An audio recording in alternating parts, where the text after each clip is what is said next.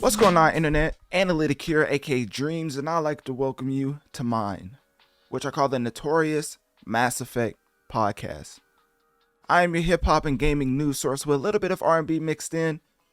Before we get into the episode 141, I want to give an update, of course, because every episode, we got to start off with an update. And this one is no different, as I am thinking about expansion.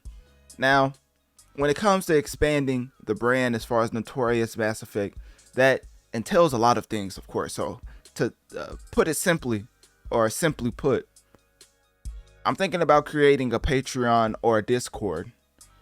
And it's it's not both for right now. I want to slowly expand, but I think I'm at the point to where overall putting together a Patreon or Discord, because of my following on different platforms, I think would be best to centralize just the core audience and people who are really enthused from music and gaming topics, because we have the gaming side, we have the music side, and on different platforms they support in different scales. Like sometimes for my TikTok, majority music fans enjoy my TikTok platform, and then when it comes to my YouTube, Analytic Dreamz Notorious Mass Effect YouTube channel, it primarily has a lot of gaming people intrigued as far as just the duality of music info and gaming info. So with that being said, I think centralizing that as far as who really supports both and who would want to collaborate amongst each other, having a platform for that, I think, is my main goal for this expansion. So that's why I'm thinking of a Patreon or Discord. Don't exactly know how I'm going to go about it right now, but definitely click my link tree in my bio to let me know what you think of that idea. And if there's somebody out there who specializes in just Discord or Patreon as far as early growth management, let me know through my link tree, email me or DM me on one of my social medias.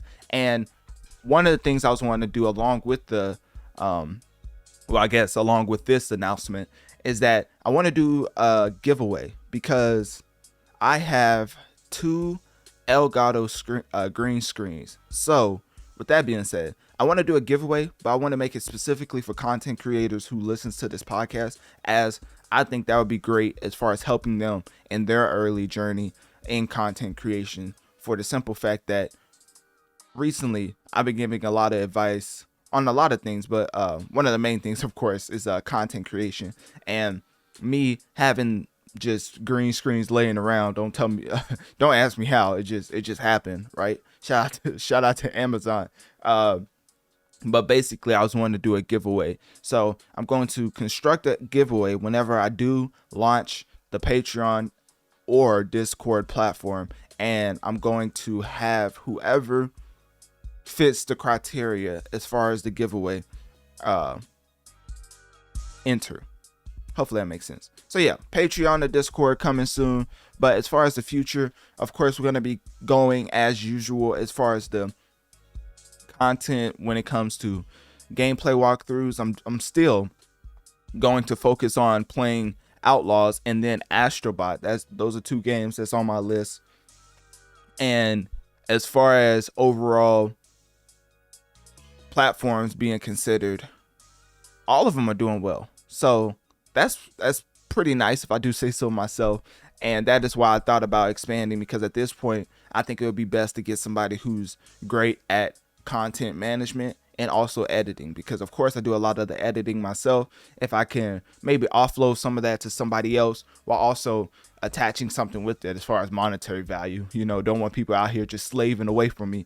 I definitely pay the people who help me out as far as the Notorious Mass Effect already. So when adding somebody else, you can assume the same will be done to you as far as being taken care of and things of that nature. So yeah, hopefully all that made sense. But if not, just know I'm thinking about starting a Patreon or Discord platform, while also looking for somebody to specialize in content management. And I would say manager, but that sounds too formal. So just a content manager as far as /editor. Hopefully that makes sense. So anyways, all the announcements out the way. As far as personally, completely moved into the new spot and got settled. So now, it's definitely the overall feel and vibe I was looking for, as far as having just a battle station to create content in, and just reward myself on some of the monetary things that's been happening because of the success that we've been achieving.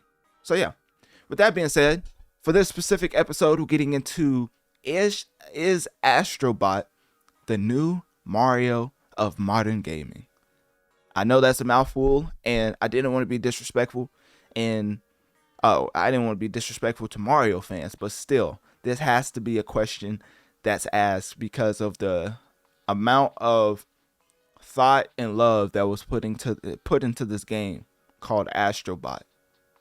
That's exclusively on the PlayStation platform. See, I had to say that. See, now all the Xbox fans mad at me. They like, why are you talking about a PlayStation exclusive being Game of the Year when actually there's really nothing else to know. Like, there's no other game that could be up for Game of the Year. So Astro Bot is really running away with the title, but we're going to see if it actually finishes off the year with that title, because of course, we only have like 3 more months left in the year. So Astro Bot is really putting together a strong resume when it comes to campaigning for that Game of the Year spot. So with that being said, also we're getting into a lot of other things, of course. Big Sean and his unfortunate first week sales. Getting into the Weeknd, his album announcement. We're gonna get into Post Malone and his fortunate sales. He definitely impacted the charts album wise and single wise. We're going to get into that. And then, interestingly enough, we are going to get into Dreamcon. This is another one of my main goals as far as the expanding of the brand. Dreamcon I will be going to in Houston, Texas. I forget when that is, but that is something that I will be going to. So if you're listening to this and you are also going, definitely make sure to contact me and we can set something up as far as like a meetup or whatever, because I think it's always great to give back. And one of the things I was wanting to give back is that advice as far as just the growth and everything as far as the podcast, because one of the main things about doing a podcast, especially the way I'm doing it, is that I focus on audio, so you don't see my face too often. It's not like I'm hiding my face, but it's just not something that's a priority, which even that's an announcement in itself, because my next gameplay walkthrough, I am thinking about adding video element along with it. And then, of course, we're going to build off of that. But, I don't want to get ahead of myself, but just know a lot of things are in the works. So, obviously, I've been posting consistently on all my platforms, but not as consistent as I've been wanting to, but still more consistent than most others. But I'm not, who's keeping score, right? Who's counting?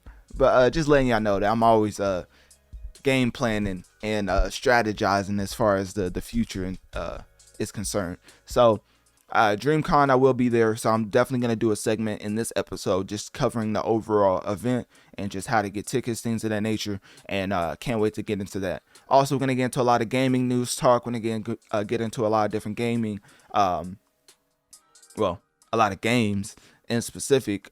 Alien Isolation is one of the games I wanted to get into, because when a company, as far as a gaming developer, actually makes AI that's basically have an evolved sense of, I don't even know how to put it. Basically, with AI and having the enhanced version and having an innovative, seemingly an innovative version of AI, to where everybody is noticing that this AI is better than most other games that they play, because they talk about how the enemy, quote unquote, adapts to your play style to the point where you think it's a real human that's against you. So that's something that doesn't happen too often, especially for Ubisoft games. I don't know why I had to throw that in there, but them Ubisoft developers, they be having the most dumbfounded AI ever created. So Yeah, let's just put it like that. So that's why I wanted to touch on Alien Isolation. And of course, we're going to end with a little bit of beef, because that seems to be a great, that seems to have great reception as far as like how I end off the episode. So we're going to get into global beef. Yes, ladies and gentlemen, we're getting into global beef. So United States versus TikTok, United States versus Ticketmaster, and then we have Young Miami versus Ack and Joe Budden, because that's a pretty big topic. And then Dr. Umar versus hip hop. That is the topic we are ending off this episode with. So you already know that this is going to be a jam-packed episode, because if that's the topic we're ending off with, hey, you're in store for a good one. So anyways, with that being said, definitely make sure to click my link tree in my bios and follow my different social medias, while also following my video platform, because there's a video version to this episode, Analytic Dreamz video on Spotify for all my podcast listeners. For my YouTubers who's, basically came over to the platform based off of my YouTube, because looking at the analytics that's happening more and more often, which I appreciate y'all. But when it comes to YouTube, they get content after the fact, which is by design, because podcasting is where my main priorities lie. So with that being said, definitely follow my Analytic Dreamz video on Spotify for my podcast listeners, because that specific podcast channel has the video along with the audio.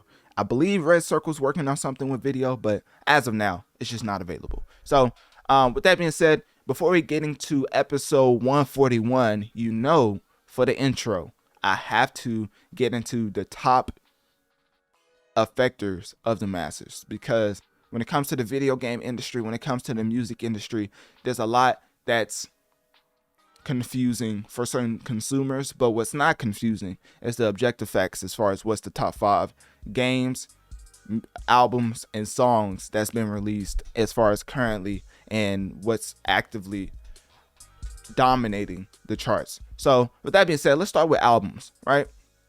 And you already know Travis Scott is nowhere to be seen, because the first week sales that he had a historical number as far as 360,000 first week. That was basically off selling bundles like t-shirts, hoodies, socks, etc. So unsurprising that the second week he's dropped. I don't even actually, let me look this up. He was vying for that number 1 spot, and then now currently he is nowhere on the top 50. But you know what is on the top 50? Utopia, because that's actually an album that people are streaming and buying units instead of buying socks for. So if Utopia was bundled, maybe it would be higher. But of course, the Days Before the Rodeo 10-year anniversary album that had a ginormous first week sales number dropped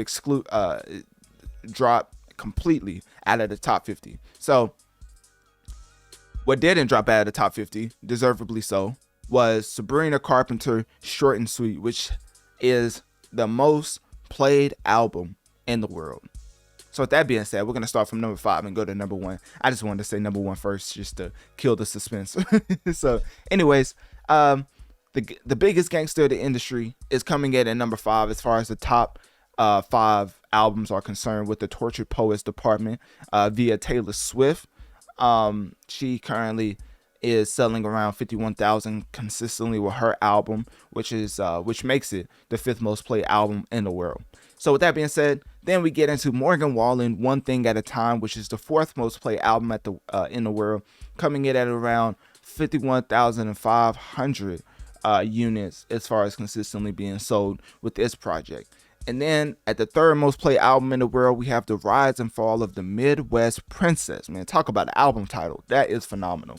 And that is performed by Chappelle Rowan, which has 54,000 units being sold weekly with her project. And then you have the 2nd most played album in the world, which we'll be covering in its entirety in this episode, with around 72,000 units sold consistently with the project. And then, of course, because I've already killed the suspense, Sabrina Carpenter's Short and Sweet coming in at 117,000, which is not even, it's not even a close race anymore, because, of course, she's actually selling music and having her fan base consume the music. Just think if she was actually doing bundles along with the music. But that's a whole nother discussion. So with that being said, let me recap the top 5 albums in the world. So we have the biggest gangster in the music industry with the Tortured Poets Department coming in at the 5th most played album. Morgan Wallen, One Thing at a Time, coming in at the 4th most played album. Chappelle Rowan, The Rise and Fall of the Midwest Princess, coming in at the 3rd most played album. Post Malone, F1 Trillion, coming in at the 2nd most played album. And then Sabrina Carpenter, Short and Sweet, coming in at the most played album in planet Earth. On planet Earth. That is phenomenal. So, if you was wondering, 117,000 consistently sold as far as a project for Sabrina Carpenter, which is just insane. So anyways, switching gears a little bit, let's get into tracks, and specifically the tracks that are impacting the masses, as this list is jam-packed with the same people who have their albums out dominating the charts. As Sabrina Carpenter has 1, 2, 3 tracks in the top 5. So talk about dominance. Taste by Sabrina Carpenter is the 5th most played track in the world. Please, Please, Please is the 4th most played track in the world. And then Espresso is the 3rd most played track in the world. It reminds me of when Drake put out Scary Hours 3, I think, with Lil Baby, Rick Ross, and somebody else. Let me see. Scary Hours 2 with What's Next, Wants and Needs, and Lemon Pepper Freestyle, which was a tremendous 3-pack, but it ended up all being in the top 5, one after another, which reminds me of the Sabrina Carpenter having Espresso, Please, Please, Please, and Taste all in a row as far as the top 5 is considered. So shout out to Sabrina, just completely dominating the music industry. And unlike hip hop, I don't see anybody pitting their top stars against each other as far as Sabrina and Taylor Swift. Actually, they're giving kudos to one another. So don't you just love camaraderie in every other genre besides hip hop? So that being said, the 2nd most played track in the world is I'd Had Some Help. And talk about that title, because Post Malone can, by himself, impact the masses when it comes to putting out music, as he has an actual whole project titled The Diamond Project. Now, more specifically, the album is actually titled, let me see, where is it at? I don't know where I found it. Oh, okay. So the Diamond Collection, that came out in April 21st, 2023, that has an hour and 7 minutes of just straight tracks that have went RIAA certified diamond, which, if you don't know, that's like actually, I forget how much that is. I think that's 10 million. Let me see how many. I believe for a diamond is 10 million. IAA diamond certification. Okay, so basically the whole Diamond Collection is filled with tracks who, by RIAA certifications, must sell at least 10 million units in the United States. This includes physical sales, digital downloads, and streams, with 150 streams equating to 1 unit, which that number is a little bit off. It's definitely like 1,500. I don't know where they got that from. It's definitely like 14 to 1,500 streams. I guess it depends on it doesn't depend on what platform, because Spotify is like the highest because of it being a DSP. So it's definitely 1,400 streams to equating 1 unit. So yeah, just think of that as far as the 10 million units sold, and each and every track having that specific accomplishment from RIAA. So I don't know how I got into because the track I Had Some Help. So just imagine attaching a guy like Morgan Wallen, who by himself has been putting up gold, diamond type tracks, especially last year with I think it was Last Night. I think that's what that track is called. That was just impacting the masses for the whole 2023. Let's see. Yeah, Last Night. That track. And then, of course, Morgan Wallen had all type of other tracks that was impacting the masses when it comes to music consumption. So having a collaborative effort and then titling the track I Had Some Help, I mean, goodness, at that point, just wrap it up. I mean, that is just an automatic smash if I've ever seen one, because I guess The Weeknd tried to do the same with Post Malone not too long ago. If y'all don't remember that track, The Weeknd tried to do the same thing with Post Malone, and that didn't have the same effect. The track One Right Now, some people forget that. The track with Post Malone and The Weeknd, titled One Right Now, had the same amount of marketing push behind it, but did not have this amount of marketing success as far as I Had Some Help. You would have thought it had the same with the two names on the track, but it effectively didn't, especially to their standards. So it's very interesting that two of the biggest artists in the world put out a track together, and it didn't have the staying power that Post Malone and Morgan Wallen is having currently, because that track has been on the charts for about 17 weeks, and it's still in the top 2 slot, and it's top 2, but not 1. But number 1 is Shaboozey. Once again, just proving that if you authentically love two genres, it's gonna showcase in your music, because the mix between hip hop and country is perfected by Shaboozey on this album. Where I've been isn't where I'm going, which is to this day my favorite album of 2024. I mean, the amount of uniqueness in this album as far as the artistic expression is just beyond insane. Listening to Drink Don't Need No Mix and him starting off, actually no, it's not. I like that track, but I'm talking about this specific track as far as the most played track in the world. A bar song starts off with "My baby want a Birkin," and she been telling me all night long, and then he just goes into a whole country type of track and type of vibe, whereas everybody knows the whole Balenciaga Birkin bag type of theatrics that's done in hip hop as far as like having a girl and spoiling her. So combining the two as organically as he did, as far as the playoff whiskey, which, you know, thinking about it, people in country talk about the same things people in hip hop do when it comes to drinking, but the way that they put it, it's a little bit more sonically pleasing to a different demographic. Let me just put it like that. But surprisingly enough, if you listen to enough country, you will realize they all talking about the same thing that they killed Rod Wave for, just constantly talking about heartbreak and how they drink their problems away. So anyways, I think Shaboozey blended that perfectly, which is why that's my favorite album of 2024. But anyways, to recap the top 5, of course, Sabrina Carpenter takes up 3 of the top 5 when it comes to tracks, as Taste, Please Please Please, and Espresso takes up 5 to 3 as far as the top 5 in the world, most played tracks. And then number 2 comes in I Had Some Help with Post Malone featuring Morgan Wallen, number 2 most played track in the world. And then the most played track on Earth is a bar song by Shaboozey that's been on the charts for a whopping 21 weeks and is still number 1. I mean, talk about song of the summer.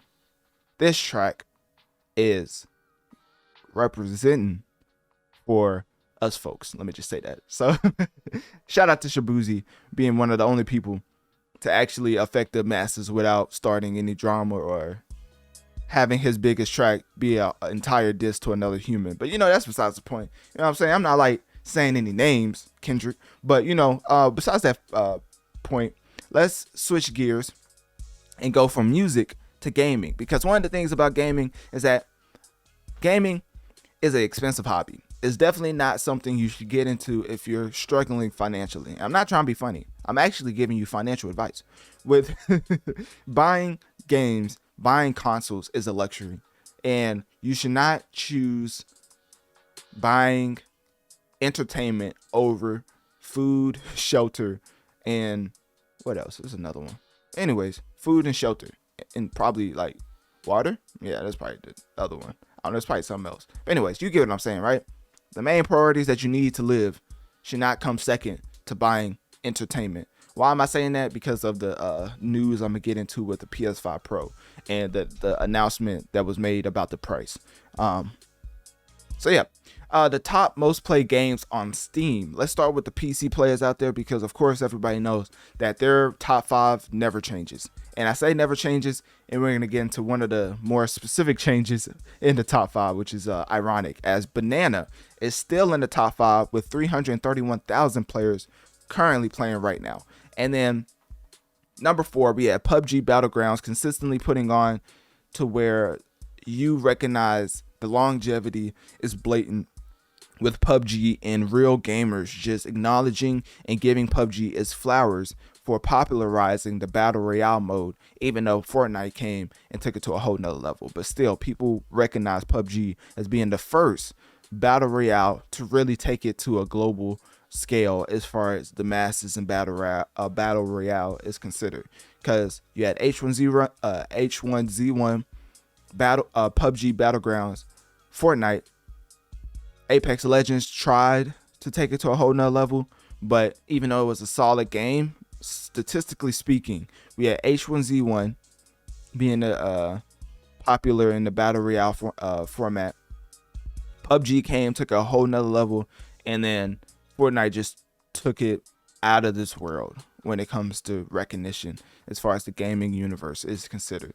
So at number 3, the third most played game on PC is Black Myth Wukong. I mean, talk about a game with unfathomable numbers. Being a single player game, having this amount of consistency week after week, month after month. Well, not month after month because it just came out, but week after week, as far as its player count, is a testament to the quality that Black Myth Wukong has, and it's definitely a game of the year contender at this point, especially with the amount of praise it's been getting from players. It does have some optimization issues, but we're going to get to that in a second. Then the second most played game in the world when it comes to Steam players is Dota 2. The top 2 is never going to change with PC players, which, you know what I mean, if it's a game like this, then I guess I understand, because it's more competitive than just have fun. You know, technically Black Myth and Banana, well, I don't know too much about Banana, but I know Black Myth, it's just more of like a game of having fun by yourself. But as far as the top 2, number 2 is Dota 2 with like 632,000 players playing right now. And then Counter-Strike 2 comes in at the most played game on Steam, which is not even close, 1.2 million. I mean, goodness, 1.2 million people playing right now. You probably, there's a high percentage that one of y'all probably playing Counter-Strike 2 right now listening to this podcast. And with that being said, that's the top 5 games on PC. So we have Banana coming in number 5, PUBG Battlegrounds at number 4, Black Myth Wukong at number 3, Dota 2 at number 2, and then of course the most played game on PC is Counter-Strike 2. Switching over to Xbox, we are getting into the most played games on this specific platform, because of course we're going to get into a couple games that is let's just say it's not allowed on Xbox.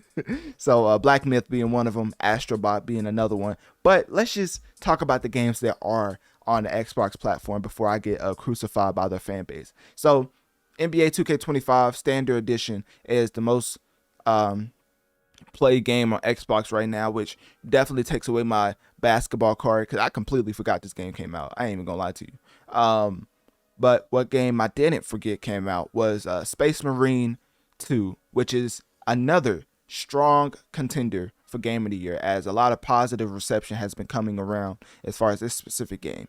And Warhammer is just one of those type of franchises that when they have this type of game and they're getting this type of praise, it's not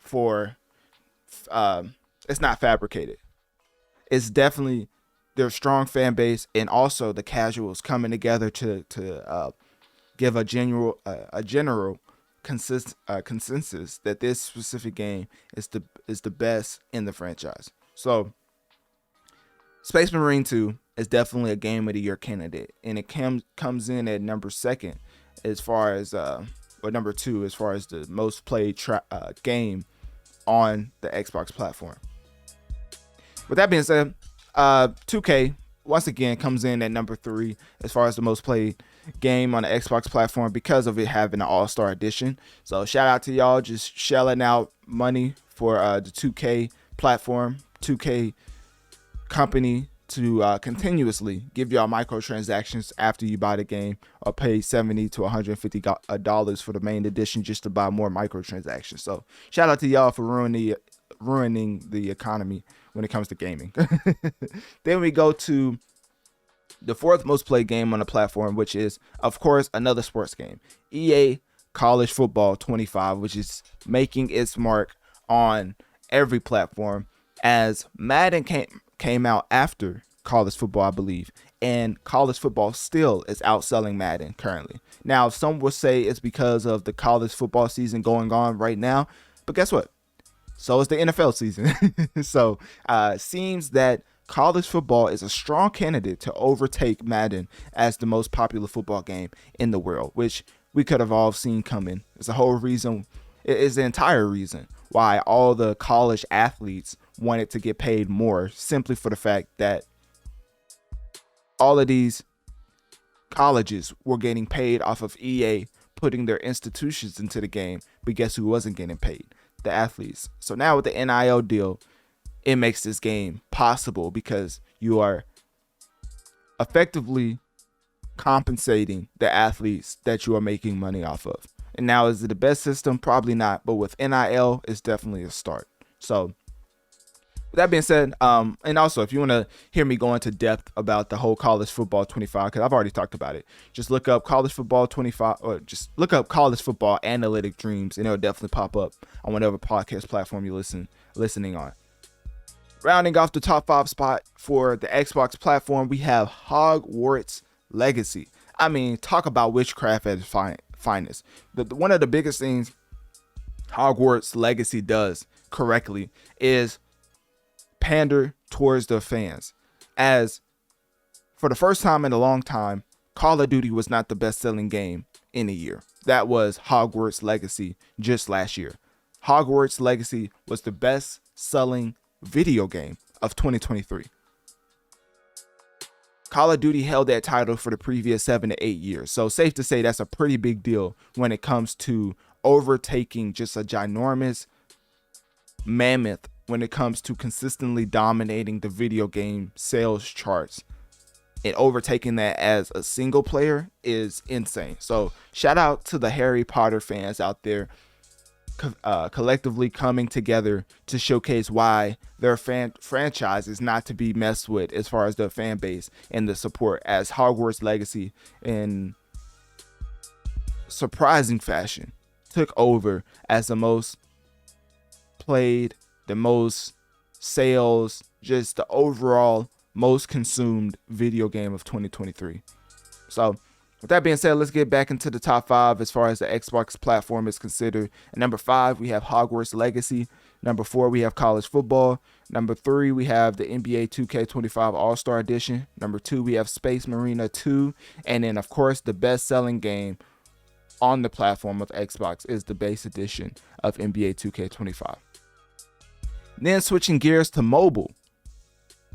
Told you I wasn't going to forget about my mobile gamers out there, as I'm definitely going to put more respect on mobile gamers' name, because if you really think about it, without mobile gaming, will we really get to a platform like a Xbox, a PlayStation, a Nintendo? Because it all starts from your phone, and then people realize that, hey, gaming is actually pretty fun. And then they get an entire system based on it, because everybody needs a phone, technically speaking.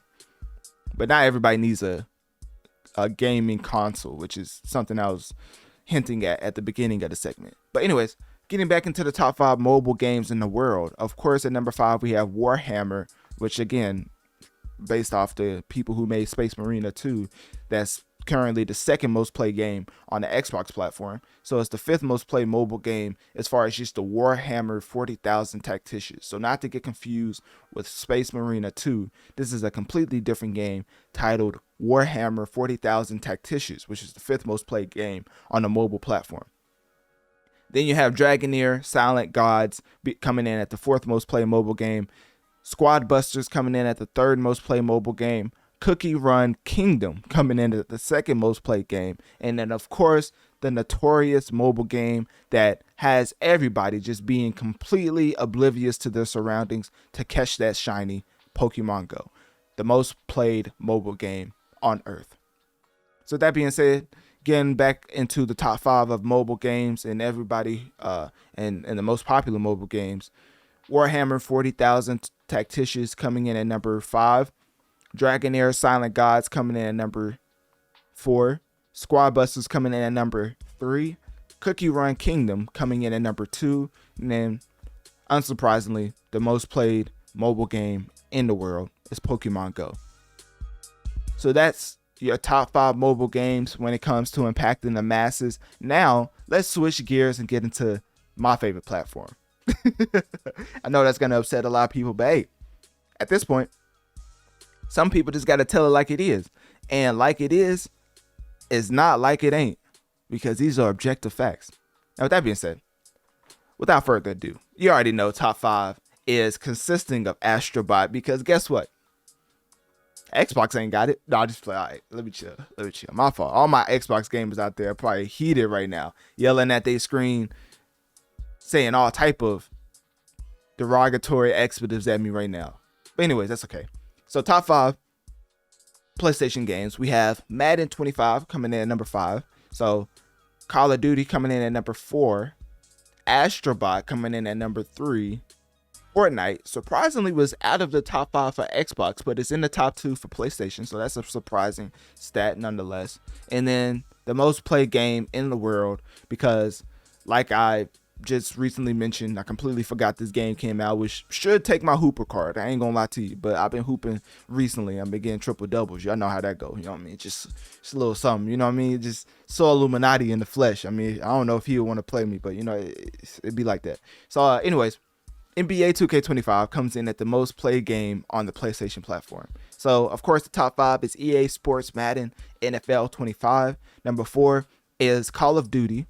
Number 3 is Astro Bot. Number 2 is Fortnite. And then the most played game on both platforms at this point is NBA, well, the base edition of NBA 2K25 when it comes to PlayStation and Xbox. Another interesting game that was left off this list was Space Marine 2. So Space Marine 2 being number 2 on the Xbox platform, but completely left off on the top 5 when it comes to PlayStation is very interesting. And not even top 5, completely left off on the top 10 as I'm looking at it. Yeah, that is pretty interesting as far as but that's why I go over each specific platform, because what's popular on one platform isn't the same for PlayStation and Xbox, as Dota 2 is nowhere on PlayStation or Xbox, which I think is a PC only game if I'm not mistaken. But interestingly enough, Marvel vs. Capcom Fighting Collection Arcade Classics is now available if you wanted to purchase that. But that's just something I wanted to throw out there, because I know there's a lot of people. I mean, that's one of the GOAT one of the GOAT franchises when it comes to fighting games. So just wanted to throw that little tidbit in there. But enough of the sales. Let's get into the topics we have for 141, which is titled, Is Astro Bot the New Mario of Modern Gaming? But before we get into the Notorious Mass Effect episode 141, make sure to click my link tree in my bio to access my social medias and follow to keep up with my latest activities. If you want to support the show financially, click my Cash App link located towards the bottom of my link tree, as it helps the show overall. Also, make sure to share this podcast, rating the show 5 stars, as this helps the show reach more people so we can grow together and affect the masses. Now, let's get into the GOAT of the hip-hop industry. As you already know, everybody loves when I start the episode out with another Drake topic. So let's get into that right now.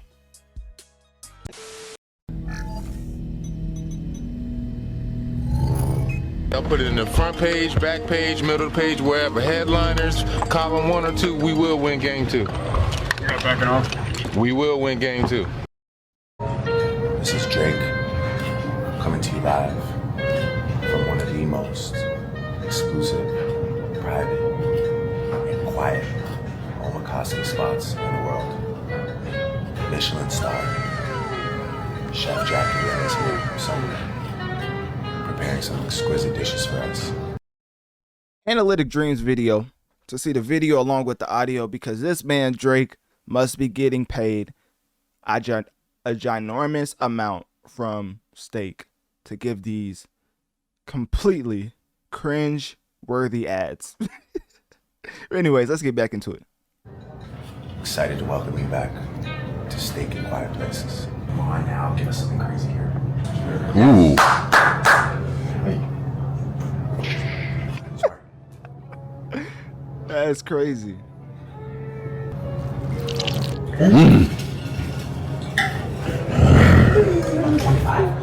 Oh my God, this is huge. This is really big. This is really big. This is garbage. Oh God. And 20 and 50. This is big. This is big. This is big. This is big. This is big. This is big. All right, ladies and gentlemen. Now that was not a Stake ad. That was just me showcasing how Drake cannot care less that everybody and the mom is talking about the Kendrick Lamar Super Bowl announcement for the show in 2025. Now, the reason why we're doing this segment over Drake once again is not only because he's the GOAT, but it's because he literally dropped an entire project worth, no, not even a project, a whole documentary worth of content titled 100 Gigs. Now, an interesting angle that I have not touched on yet when it comes to the 100 Gigs is the anticipation for the project Iceman.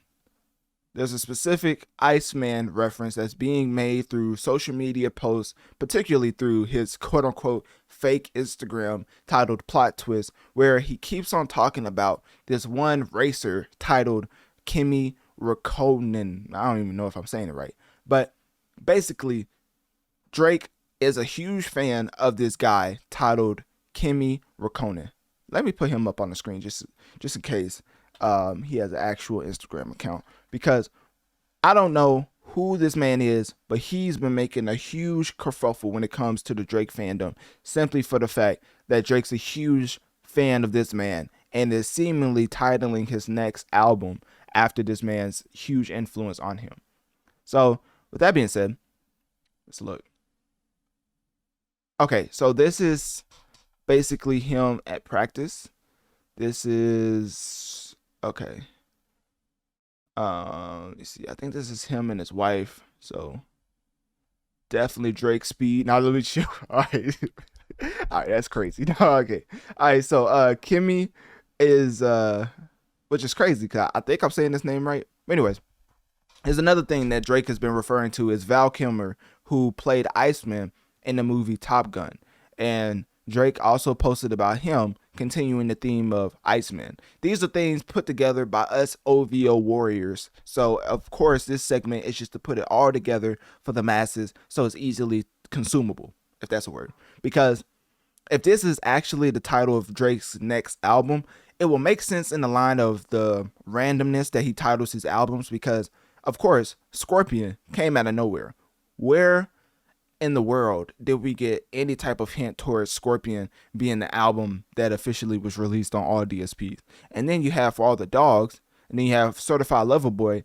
Those are more in line because, of course, people are comparing that to the trilogy of Certified Lover Boy, Honestly Nevermind, For All the Dogs. People are considering that a trilogy, even though nobody in the mom came out and said it was a trilogy. But that's what the fans do. So now, whenever Drake is obviously hinting at a bunch of Iceman type themes, as far as Kimmy, as far as Val Kilmer, who played Iceman in the movie Top Gun, as far as general Iceman references, as the Iceman and Toronto is a whole entire establishment, and Drake actually posted about that and connecting that to the overall unreleased content that will be 2.0 Iceman.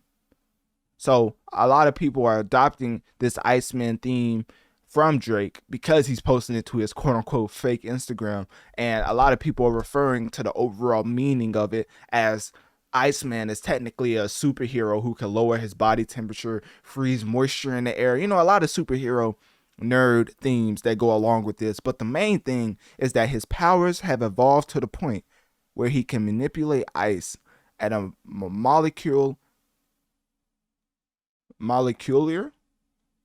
I think is how you say it, level, showcasing vast potential. Now, the biggest thing I think comes with the Iceman is that the superhero is ice cold. I mean, that's literally the depths that I think Drake was thinking about when it came to referring to Iceman over and over again for this mysterious project that may be titled Iceman. Because having your heart on ice is something that Rod Wave sung about. And I think that's something that Drake is continuously hinting at as far as everybody coming at him from higher ups when it comes to industry, when it comes to huge company CEOs, whether we're talking about, y'all know the CEOs that have been coming at Drake, but if you don't know, so what was his name? The Amazon CEO, not Jeff Bezos. It was somebody else. But anyways, they don't like Drake. There was somebody else as far as, let me see if I can actually pull this up because I definitely had the overall list as far as who didn't like Drake, and I think I completely lost it. Let me see. Oh, okay, here we go. So basically, when Kendrick came out and talked about how he was headlining the Super Bowl, I took that information and basically put on Front Street why this is happening in the first place. So hopefully I can find it. I don't think it's this one. I think it may be. Okay, I think it's this one. Okay, so as far as Rock Nation, that's Jay-Z. As far as Kendrick, I don't know if Kendrick's actually on here.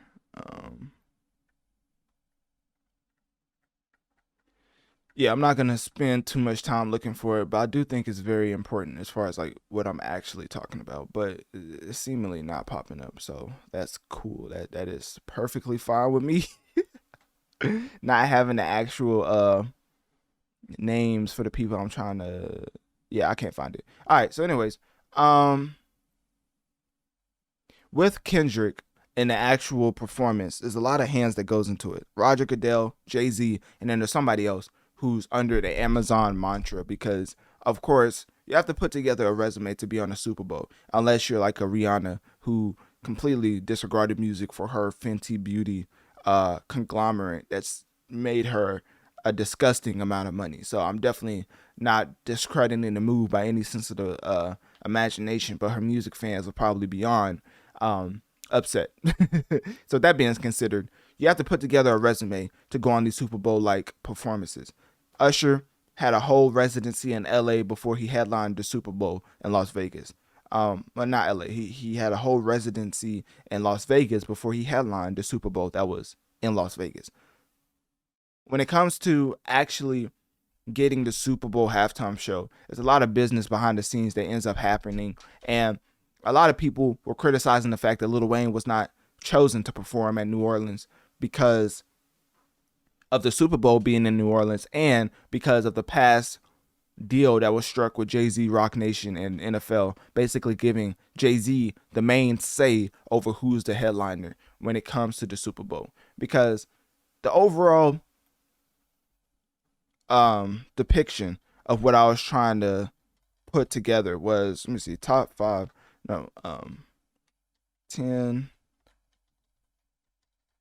Bowl performers. We're going to get to why this makes all the sense in the world in a second, because there's a reason why Drake is completely dropping content every other week. It's because of stuff like this.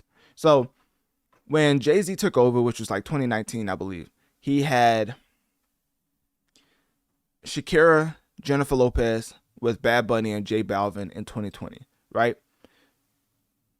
That was supposedly when, I'm jumping around now, but that is supposedly when Drake was approached with the idea of headlining the Super Bowl. Drake reportedly turned that down. And then in 2021, he was approached again to headline the Super Bowl. And then once again, he turned it down. Now, why is this? People don't remember, but back in 2020, back in 2019, and even 2021, the black community and the NFL was having the biggest argument and the biggest kerfuffle that you've ever seen in life.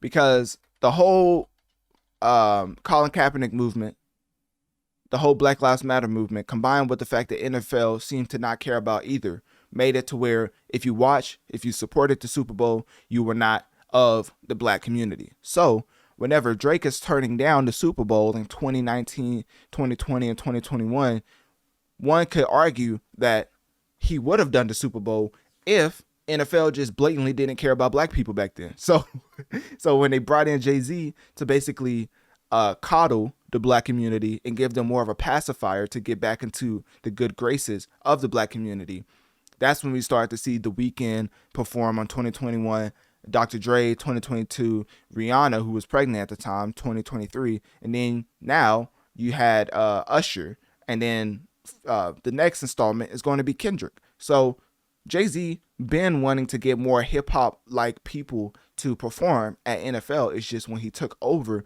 it was a very tumultuous time because of the NFL blatantly not caring about black issues. So with that being said, that could have been one of the reasons to why Drake turned down the Super Bowl during those years. But hey, what do I know, right? So with that being said, why'd I say that? Oh yeah, because his new track, Iceman, is basically hinting at the fact that he has gone cold towards the industry. Everybody and their mom is now seemingly against him. The higher ups have all come together as a collective to end his run. And he's talked about that numerous times, but now it's coming to fruition because Kendrick headlined the Super Bowl under management by Jay-Z in the hometown of Lil Wayne, who is ultimately catching a stray simply because of the back and forth industry politics when it comes to Drake and Jay-Z. So with that being said, that's the reason why I'm even talking about this Iceman, because if Drake's actually hinting towards another project titled Iceman, I think he's actually going to be exposing a lot of industry secrets and going at certain people in his track Iceman, because now he's turned cold on all his so-called industry friends, even though he has an entire track titled No Friends in the Industry. Now you could say that's a reach, right?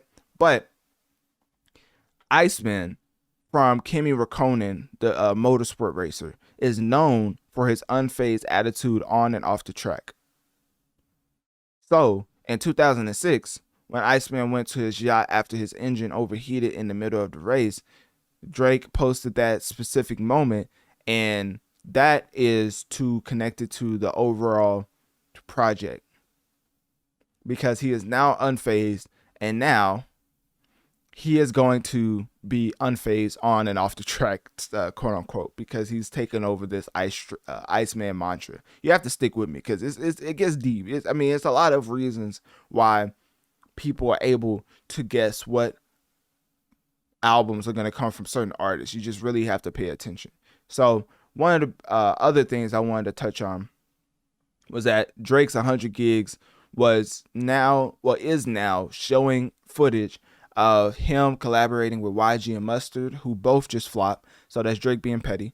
And then, of course, another moment of his 100 Gigs has a Kendrick Lamar video, which is For Nothing Was the Same Time, I believe. It was in that era.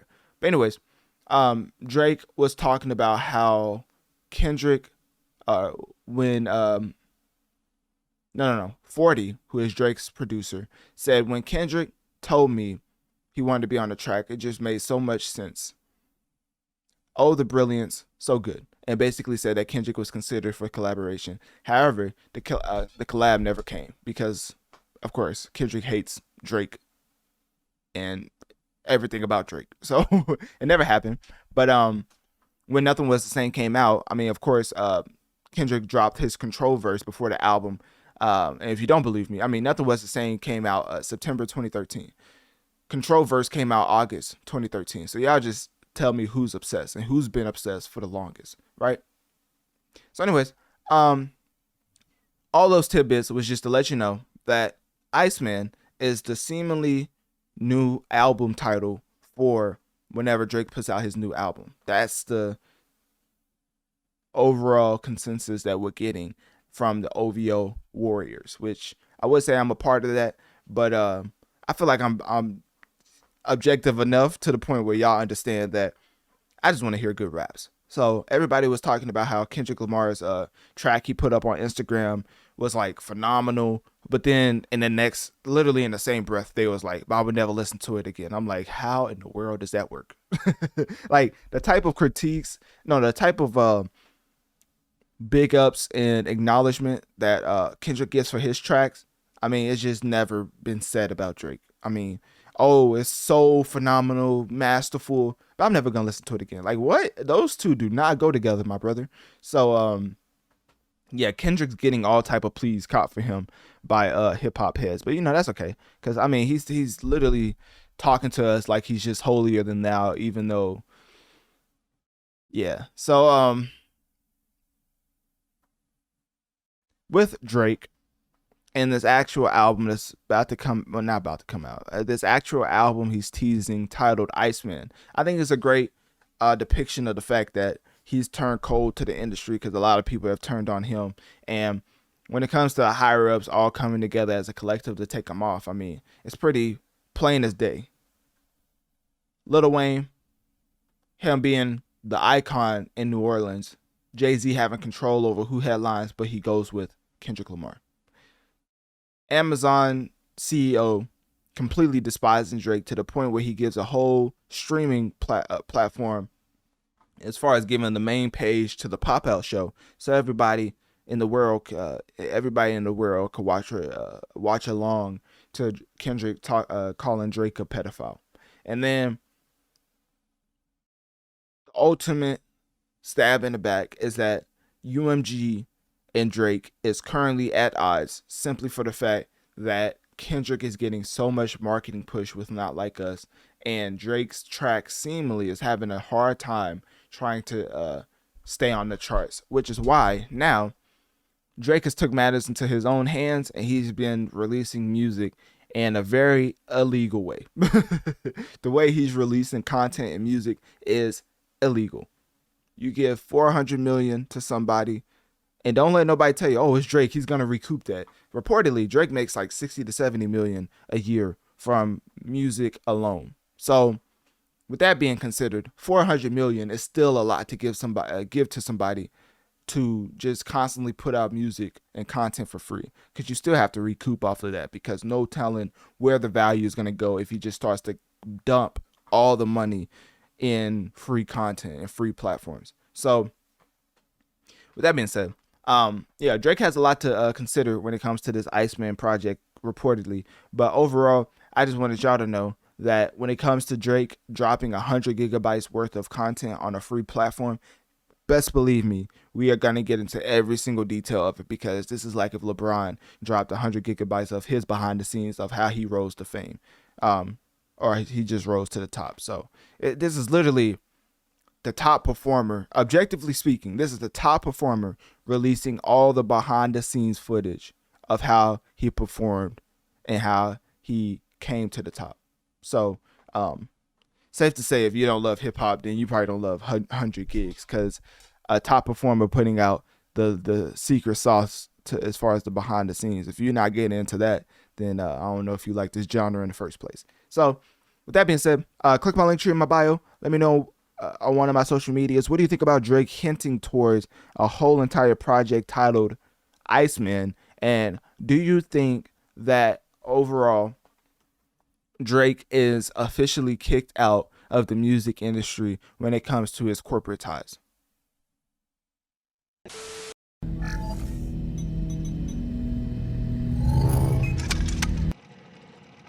There you go. Give me one more. Who is he talking to? Ah. Come on. Not for real. Like, who is he talking to? Just like that. You must be passing to Adonis. You ready? Exactly. What the deal, everybody? All right, before he gets into his spiel, Analytic Dreamz video on Spotify to see the video along with the audio, because after exiting church service and just, praising the Lord. You come to find out that this announcement made by the one and only Kendrick Lamar just leads me to believe that the Lord or the devil, depending on which one or how you perceive this video, works in mysterious ways. So anyways, let's keep going. My name Kendrick Lamar, and I'll be performing at Super Bowl 59. Will you be pulling up? I hope so. You know it's only one opportunity to win a championship. No round twos. Let's get it. Boom! I won't want you to miss it. Meet me in New Orleans, February 9th, 2025. Wear your best dress too, even if you're watching from home. Let's go. Yay! That's what I'm talking about, man. Now we can get to it for real. Come on, you gotta. Whoa, look at this man's fit. If this man don't look like a locked DLC character at an NFL street, I don't know what is, because this man's fit is beyond ridiculous. To it for real. Come on, You can tell he never played football in his life. But that's besides the point. All jokes aside, Roger Goodell, who is the CEO of the National Football League, Lucian Grange, who's the CEO of Universal Music Studios, John Janik, who's the CEO for Interscope Records, the label, the subdivision, I might add, to the biggest music label in the world, which is Universal Music Group, and had a huge impact as far as this specific track, Not Like Us, having such tremendous impact on the charts, which is currently the 9th most played track in the world. Shout out to Sabrina Carpenter finally pushing him out of the top 3. I mean, goodness, how long could the masses listen to a pedophile anthem without getting tired of it? So when that dropped out of the top 3, which just happened, literally just happened, because Sabrina Carpenter put out her new album, Short and Sweet, that broke all type of records, selling 362,000 first week. Talking about an achievement, right? Then this announcement comes after the downslide, or I'm not going to say the downward spiral, but basically the slide of Not Like Us, going from the top 3 to the 9th most played track in the world, which is still significant as far as the hold it's had on the charts. This type of announcement will inevitably push it back up. I don't know if it will be in top 3, but people will probably listen to Not Like Us a little bit more, for the simple fact that Kendrick Lamar is set to headline the 2025 Super Bowl halftime show, taking place February 9th, like you just said, 2025 at Caesars Superdome in New Orleans. And this will mark his second Super Bowl appearance, because if you don't know, his first one was when Dr. Dre headlined the halftime show, and he brought out 50 Cent, Eminem, Kendrick Lamar. I think there was somebody else. I think Mary J. Blige he brought out. Yeah. So Kendrick's already been at he's already performed at a Super Bowl halftime show.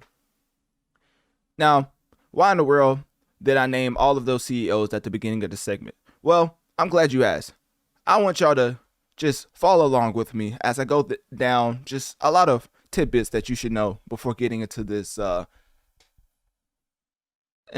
before getting into how this actually happened. So Jay-Z, who is the greatest rapper to ever live, ever touch a mic, he is the owner of Roc Nation. So one of the things about marketing is that cross-collaborative efforts is needed to boost your exposure to the masses. So Roc Nation has a collaborative contract with the NFL, which is technically labeled Live Music Entertainment Strategist. And that is for Jay-Z to uphold and to oversee. So what does this mean? The partnership is basically to uplift the entertainment offerings and ensure that the Super Bowl halftime show features top tier talent. So with that being said, Colin Kaepernick had his whole debacle with the NFL because he took a knee during the U.S. anthem. Because of that, a lot of backlash and a lot of controversy and a whole lot of divide and division happened with the NFL and the black community. So as of an effect to that, like, you know, as far as a cause and effect, the effect of that was the NFL reaching out to one of the most prominent black figureheads in the community simply because of public consumption and how he's perceived by his own people. Jay-Z was given a position as far as headlining live music entertainment for the NFL. So everything as far as the partnership with Roc Nation through Jay-Z and NFL through Roger Goodell is to blend the entertainment with social activism. Activism. I can't say it. Activism. I think I said it right. Anyways, y'all know what I'm saying, right? Multifaceted and very intricate to not only get the black community back involved with the NFL, which nowadays you won't even remember that even happened as far as the whole debacle with the black community in the NFL. People were saying if you was watching the NFL, you were not black because of certain things that was happening with the injustices in the way that the NFL was reacting to it. So because of that, Jay-Z now has had the most prominent acts come out for the halftime show. The Weeknd, Dr. Dre, Rihanna, and now, ladies and gentlemen, by himself, he is headlining the Super Bowl halftime show. And I say by himself, but in all actuality, this Super Bowl is in New Orleans. Some of y'all who follow hip hop may know of a certain rapper who will fall under a New Orleans legend. And that, ladies and gentlemen, is Lil Wayne. Best believe me, Kendrick Lamar is 100% bringing out Lil Wayne. I don't know why people think because of the tiff he had with the Canadian, aka Aubrey Graham, aka the GOAT, but most commonly referred to as Drake, that he won't put those differences aside to bring out his mentor. Kendrick and Lil Wayne do not have beef. It's the same as when Drake made all type of records with Rick Ross, and everybody knows the beef that Rick Ross and Lil Wayne had. Well, if you don't know, then look it up, and we don't have time to get into that for this specific segment. But so Kendrick's definitely bringing out Lil Wayne. One of the biggest things that is prominent with his announcement is the simple fact that a lot of Drake fans, myself included, will be watching the Super Bowl halftime show like this. Analytic Dreamz video on Spotify to see the video along with the audio. Throughout the halftime show, best believe me, this is a perfect depiction of how my face is going to look. Because while I am a Kendrick fan, and I've always acknowledged, even before the battle, which is saying something, I've always acknowledged that Kendrick is the best modern day rapper we've ever seen as far as the past 5 to 10 years. The reason why I say Jay-Z's the best over time is because, if you don't know, Jay-Z has been around for longer than multiple decades. You know, he's basically an icon living. So with Kendrick, he's more modern in the fact that whenever he was making his big splash, it was in 2017. I think Damn was his most statistical, his highest achieving album ever.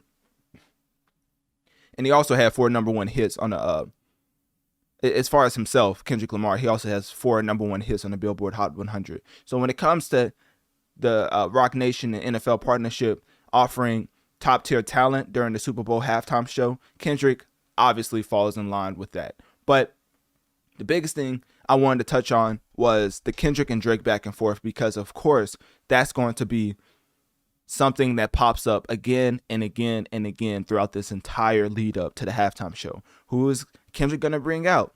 Is he going to perform Not Like Us? Will Roger Goodell let him perform a pedophile anthem? And if he does, how many times is he going to perform that? Because if you don't know, the NFL has a lot of rules and guidelines to how you can perform in a type of provocative or the basically expletive manner you can go about your performance, because you try to keep it on a certain PG level because the whole world is watching. If you don't know, the Super Bowl halftime show is one of the most coveted positions ever as far as an artist, because the whole world is watching your performance. So if Kendrick Lamar is up there playing a pedophile anthem 7 times in a row, that's probably not going to go over well. So I would guess that Not Like Us will in fact play, but it will not be like the pop out show type of performance. He's not going to play it once, halfway through, stop it, play it once, the second half, and then play it again in entirety, and then play it over and over, which adding like new dancers and things of that nature. Like, it's going to be a whole entire set list. It's not just going to be Not Like Us for the whole halftime performance, because I believe they get like 15 to 17 minutes. Maybe that's a little long, but they don't get too much time to perform because of the spotlight and the amount of moving parts. You don't get that long to perform at the halftime show. So he's definitely got to get through his set list pretty quick.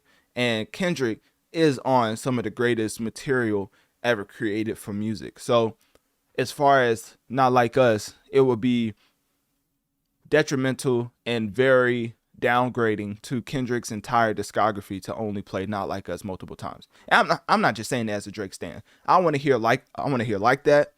I want to hear Mona Lisa, which he's definitely going to perform. As far as bringing out Lil Wayne, Lil Wayne will probably have his mini set. I wouldn't be surprised if Kendrick and I wouldn't be surprised if Lil Wayne is attached to Kendrick for this halftime show, just like Kendrick was to Dr. Dre. So with that being said, overall, 2024 has been a humongous year for Kendrick Lamar.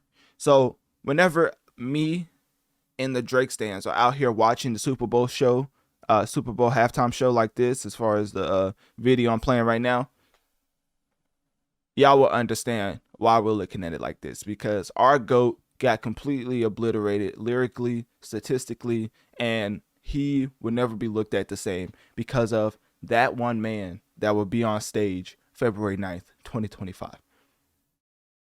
So not to be dramatic, but when this news was broken on a Sunday and I just exited from church service and just received the Lord's sermon as far as praising the Lord and basically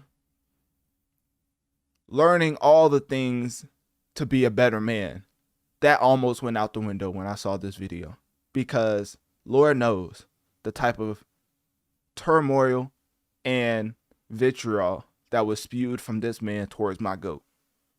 I mean, calling somebody a pedophile with no type of facts to back it up, saying this man has a whole other kid with no type of facts to back it up. Do y'all not know that Kendrick claimed Drake has a whole daughter, and now the whole world just acts like he never said that? So with that being stated, people just wanted Kendrick to win, and that's even more evident that they wanted him to win, as this position is not Kendrick's decision. This is the higher ups coming together to basically be like, to basically come up with what they would think is the best performance for the current year. So they came together and they was thinking of all the different acts they could have had for the halftime show. But you know which one stood out? The one that took the world by storm by putting out a pedophile anthem. So this will mark the 6th year that Jay-Z's Rock Nation has produced the event. Best believe me, whenever Jay-Z is done with his cleanup duty for the black community, as far as helping out the NFL, you can probably guess that your Post Malones, Morgan Wallens, Noah Kahans, Taylor Swifts, Sabrina Carpenters of the world is going to be up next. I don't think we'll see another blackface on Super Bowl halftime show after Jay-Z's collaborative run with the NFL is over, because the job is finished. This man Jay-Z has done a tremendous job on just changing the overall perception when it comes to the division of the black community in the NFL. Colin Kaepernick might as well, I think that's how you say it, just stood for the anthem, because at this point, Jay-Z let you know what it was from the get-go, basically in the opening press conference, saying we're past that when referring to Colin Kaepernick's knee. Telling the black community we're past that. And 6 to 7 years later, now we see what he was talking about, because they are obviously past that, as everybody and their mom is trying to be a part of the NFL halftime show now. When back then it was looked at as like the injustices aren't being acknowledged like the NBA was doing. NBA does a great job. Adam Silver does a great job on highlighting the injustices for the black community. But it seems like the NFL couldn't care less when they had 80% of their revenue being conducted by the athletes who were predominantly black. So with that being stated, all I got to say is, for this Kendrick Lamar halftime performance, Jay-Z did his job. The job is done. You know when Kobe said job's not finished? Well, my brother, Sean Carter, you did it. You ultimately changed the whole perception of the NFL, giving another highlight to a person who comes out with music every once in a while, but is also a top tier talent. So on one hand, as a Drake stan, I want to hate on it, but on the other hand, you can't, because the objective facts is that Not Like Us is still the number 9th most played track in the world, and it slid because of Sabrina Carpenter, but still the 9th most played track in the world. And like that, with Future, Metro Boomin, and Kendrick Lamar, is still the 29th most played track in the world. And that track has been on the charts for about 23 weeks, and Not Like Us has been on the charts for about 17 weeks. And not only that, as far as a total album or a project is considered, Damn is the 40th most played album in the world. Been the 40th for quite some time now. But as far as on the charts, I mean, it's been on the charts forever, but top 40, I don't know how long it's been in the top 40. But as far as his other album that was also, Good Kid, Mad City, is the 46th most played track project in the world, So Kendrick Lamar's consumption in 2024 is through the roof. Still not outselling Drake. Had to put that in there. You know I had to do that, because people are listening to Drake's old albums more than they're listening to. Actually, people are listening to Drake's entire discography more than they're listening to Kendrick's 2024 releases or his past discography is considered. So when it comes to 2024 specific releases, Kendrick is outselling Drake by a landslide. And if Kendrick and Drake put out an album, best believe me, Kendrick is going to do 400,000 to 500,000 first week. That's without all the tricks and trays of selling socks and shirts and hoodies. It's no bundles considered. It's going to sell 400,000 to 500,000 simply off streaming. Drake, not so much. And that hurts my heart to say. But, got to give it as objectively as I can, because I think Drake could do around 400 if he did the bundles. But when Drake came out and gave a statement basically rapping, I forget which track it is, but which track was that?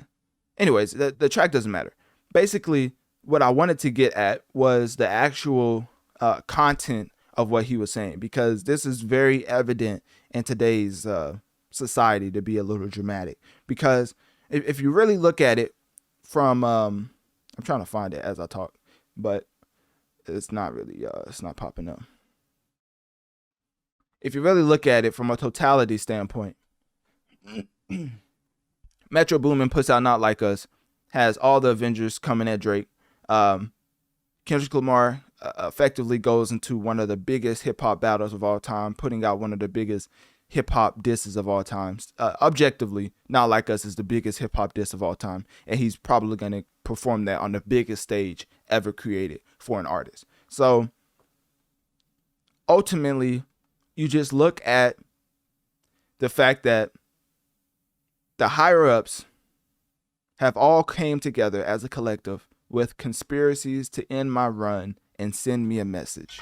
Now, that was the content that I was trying to get at. Now, as far as the specific track that's on, because, there's a Drake line for everything. Just like there's a Jay-Z line for everything, there's a Drake line for everything. Because usually I was using the Do Not Disturb line, where he basically said he would probably self-destruct if he ever loses, but he never, I'll probably self-destruct if I ever lose, but I never do. He said that on Do Not Disturb, one of the best lyrical tracks ever performed.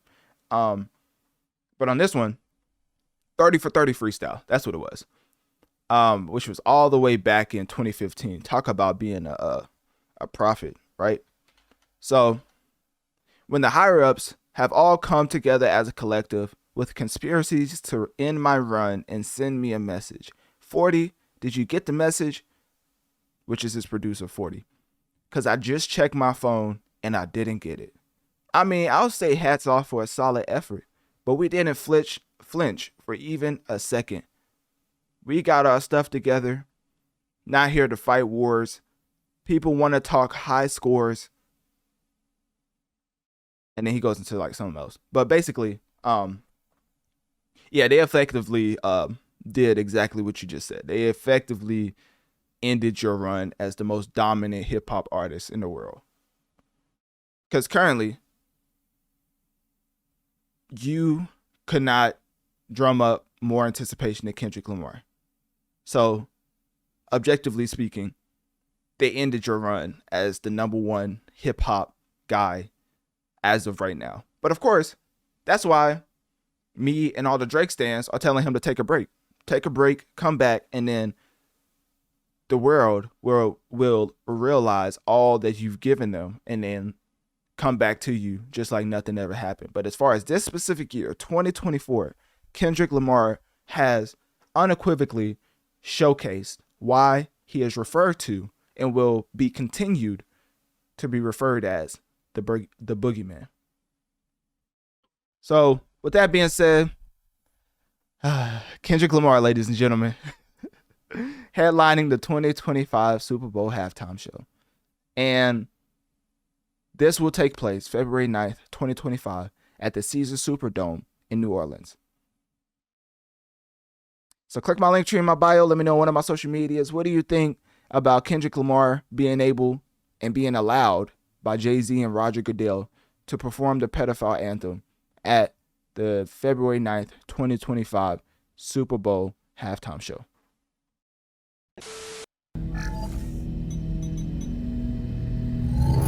This does not bring joy to my heart because I have to get into the objective facts on my favorite rapper. And when I say favorite rapper, obviously I'm talking past tense, as Drake is currently my favorite rapper. But if you didn't know, Big Sean used to be my favorite rapper back in the early days before he stopped releasing music consistently, and then Drake just took over. So when it comes to the inconsistent nature of Big Sean, it's to be pointed out that he seems to be happy with his life. So a lot of people who are very interesting, I might add, when it comes to their takes on artists, quality, connecting to personal happiness. A lot of fans who need help say that certain artists and musicians needs to be going through tumultuous times in their life to give us good music. I'm under the thought and the belief that you can make good music no matter what, because it seems like whenever you put out good quality music, it definitely comes from a place of self-reflection. So why is that not the case with Big Sean? Personally, I believe this entire body of work is one big snooze fest. There's too much, let me just talk to you about my life, and not enough, let me give you good music. I think the duality of good music along with good raps needs to be proportioned better as far as his entire body of work.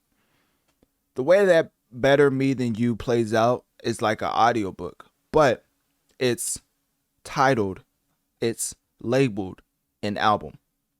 So that's what I think about Big Sean's album. I'm not getting to the depths of his album because if I really get into it, it's just gonna be sad because I'm gonna have to break down in a negative fashion when it comes to one of my favorite musicians that's ever wrapped into a mic. And I kind of don't want to do that. So let's just stick to the objective facts, right? Big Sean's sixth studio album, Better Me Than You, had a certain expectation, especially with him being under UMG Recordings, which if you don't know is the big dog in the music industry. I mean, if you're under Universal Music Group Recording, I mean, at some point, somebody's going to point out that you have a major machine behind you and you still only sold 22,000 first week. Who in the world did Big Sean make upset?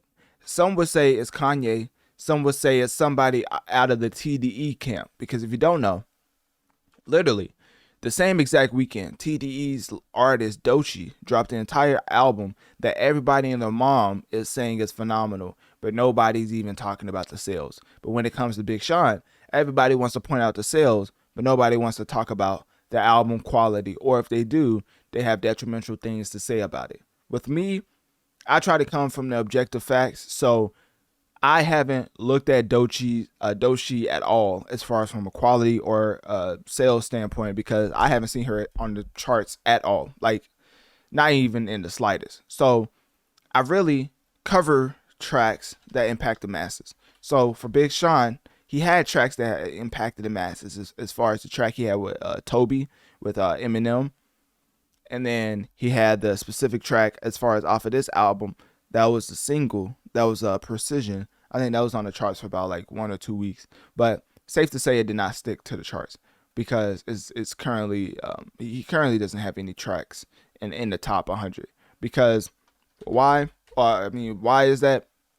The world may never know. You drop an entire track with Eminem and it's completely out of the top 100, which should let you know that the world has consistently told you at this point that you are indeed a legacy act. Because if you cannot replicate the premium numbers that you used to have, then it may be over as far as you being a major player in the hip hop industry, which is okay because Big Sean reminds you all the time the amount of money he's made for Kanye West, even specifically saying that Kanye West made more money off his music than he made himself. So, you know, do of that what you will. But with that, you still have to keep in consideration that this marks the lowest first week sales of Big Sean's career. And you have to keep in mind the fact that he has never debuted lower than third on the charts. But now he struggles to enter the top 20, top 25 when it comes to albums. The tracks are not even getting close to the top 100. So that is what I wanted to talk about. Despite the underwhelming sales, it seems like Big Sean has now started to try to put in the work for promoting this album. Granted, he did say he was dealing with COVID, but the biggest thing I want to touch on is his infatuation with peace. Because sometimes, my brother, in the sport of hip hop, you know what you signed up for.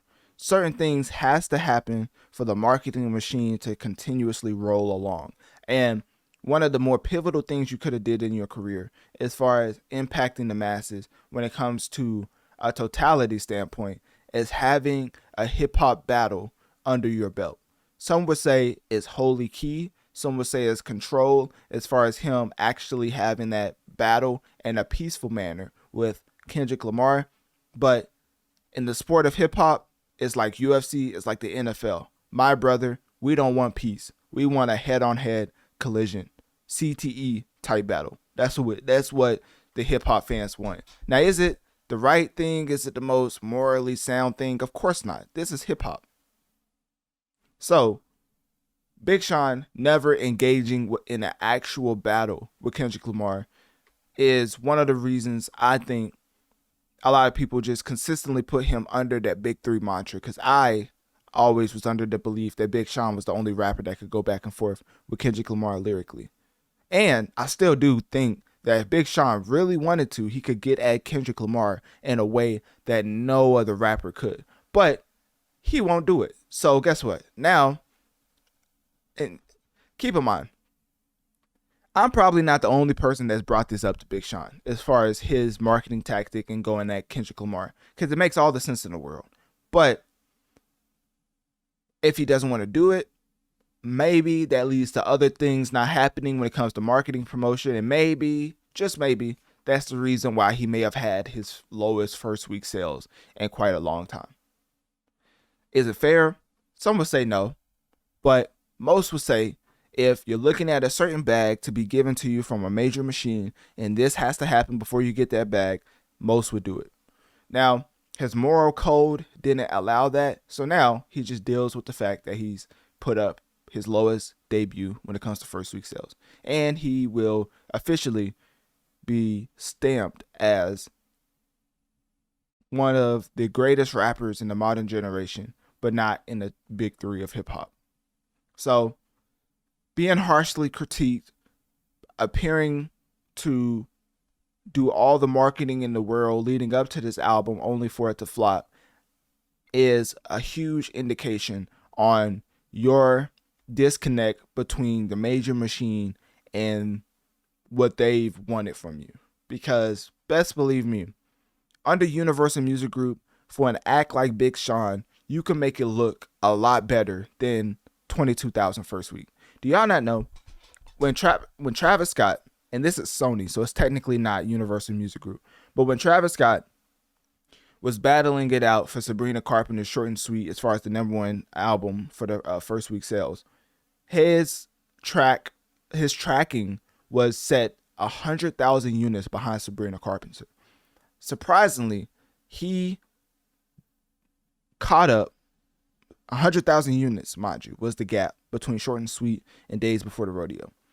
He caught up to the point where Billboard had to delay their numbers to announce the number 1 album for that week, which still ended up being Sabrina Carpenter, but the battle was significantly closer, with Sabrina having 361,000 units sold first week, and Travis Scott's Days Before the Rodeo having 360,000 units first week. Why do I mention that battle in regards to Big Sean? If a major label wants to make you look bigger than you are, they will. They are letting Big Sean flop, and it's because they're trying to get across that he is no longer the priority as far as making his public perception greater than it is. So now you see Big Sean doing a lot of the work himself, showing up to Charlemagne, hiring social media managers to comment under popular hip hop heads profiles, showing up to different venues as far as the Usher show, showing up to different platforms to interview, all in promotion of his album that just put up the lowest sales in his career when it comes to first week sales under a major label. So it doesn't bring me any joy to say this, but somebody has to point it out in this simplistic fashion, because I think a lot of people are getting it confused when it comes to the quality versus the streams. Just because you put out low quality doesn't mean that you're gonna get low streams. Just because you put out high quality doesn't mean you're gonna get a high amount of streams. Streams is just a consumption of the masses, whether the quality is bad or good. It really just depends on the machines and the overall organic engagement of your music material. So you're putting something out, the world tells you that they're not going to listen to it. They end up listening to it, giving you negative reviews, and you still end up putting out your lowest first week sales ever. Maybe the machine didn't kick in at all. That's basically what I'm getting at. Maybe the machine, which is Universal Music Group, more specifically FF to Def Jam Entertainment, which is what Big Sean is under as far as a division to Universal Music Group recordings. Maybe the machine never kicked in and they told you, hey buddy, you're on your own. And now we're seeing the ramifications of that. So with that being said, click my link tree in my bio. Let me know on one of my social medias. What do you think about Big Sean's Better Me Than You? And ultimately, what do you think Big Sean should do to revive his career? Yes,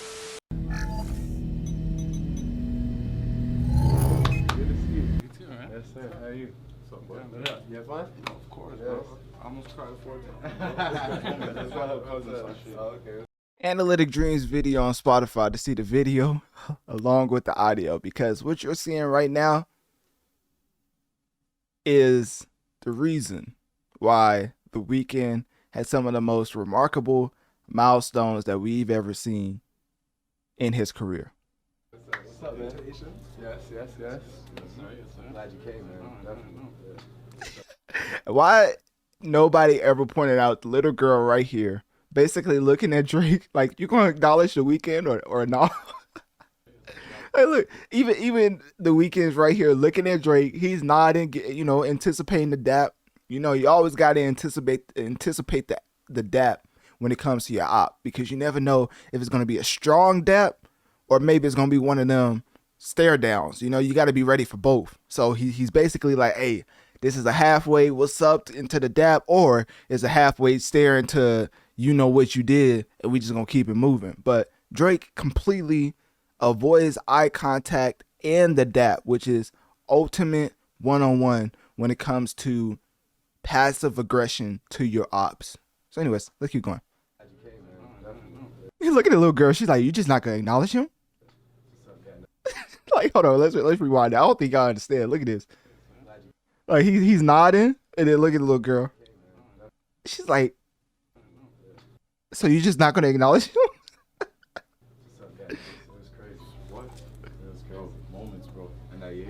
Yo, where's Willow? Yo, your heart didn't drop when Ye was like, yo, stop the music. I was like, oh. And I think this one guy right here was trying to get The Weeknd out of the room. You can see right here. You think he's about to go out there, but then watch the camera go to the left. Yo, where's and then he's Willow? Yo, talking to The Weeknd right now. Look. When Ye was like, yo, stop the music. I was like, oh. I was like the beginning of this. So basically, the backstory to this is that Drake wanted to sign The Weeknd, and effectively, The Weeknd denied him. And so he didn't know he was going to show up in his room after, performing, as far as the dressing room.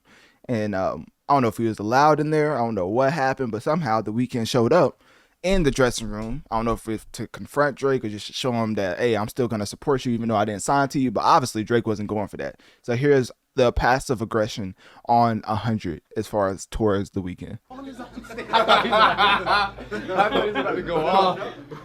Look at Chubbs in the background. His right hand man basically looking like, I don't know who let him in here, but hey, it is what it is.